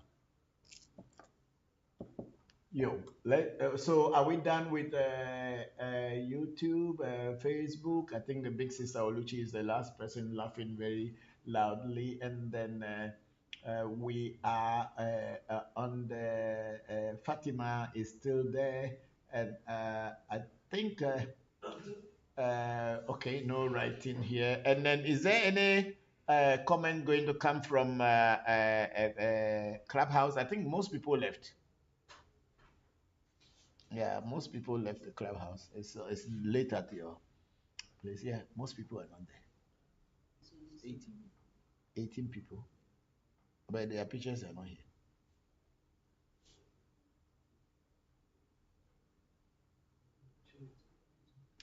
Okay. Okay, so we'll call today another day, and I thank you all. All your contributions are very, very, very, very useful. I thank Joe Dega, Fatima Friday, and Sena, Zil, Nuku, Kwasi, Antonio, and all the many people who have contributed to today's live streaming. I'm very grateful to all of you. May the ancestors continue to guide you and be with you and open your minds. Open your minds so that you can see clearly. Because in this our tradition, there is so much deceit, lies, and everything wrapped in one big paper. And if you are not very careful, you will fall prey to them. Like the videos that we show you, where they are breaking down some shrines where people had been killed because they were deceived that they will make money for them. But in reality, no one can make money. Only a Ghana government or a printing press, mint, they can make money. So spirits do not bring money to you. They don't. Spirits will never bring money to you. Spirits will teach you how to work and get money. They will teach you what to do to get money, but spirit will never bring physical money to you. And if anybody is saying spirits will bring physical money to you, let the person himself be showing how much money he or she has if he has not stolen it from anybody. Thank you all.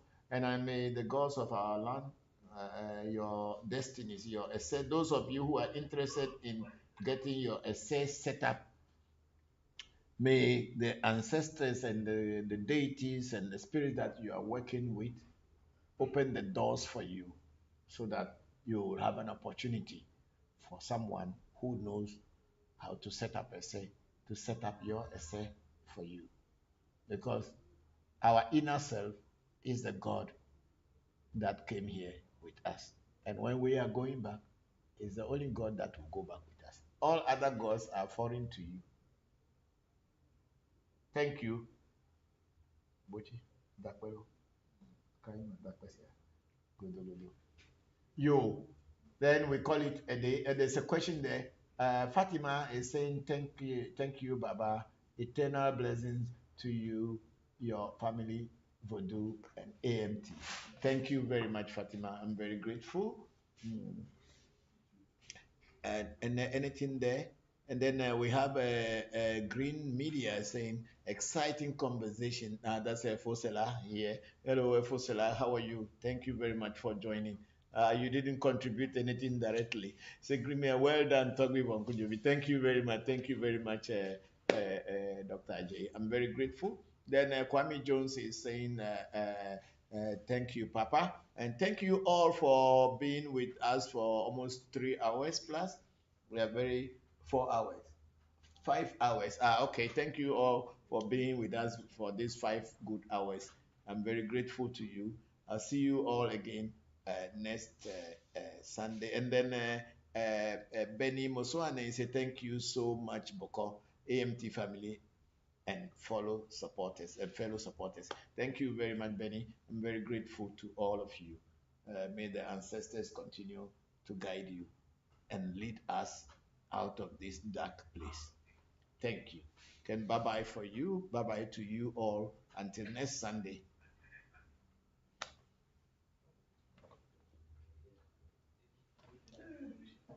That's it, sir.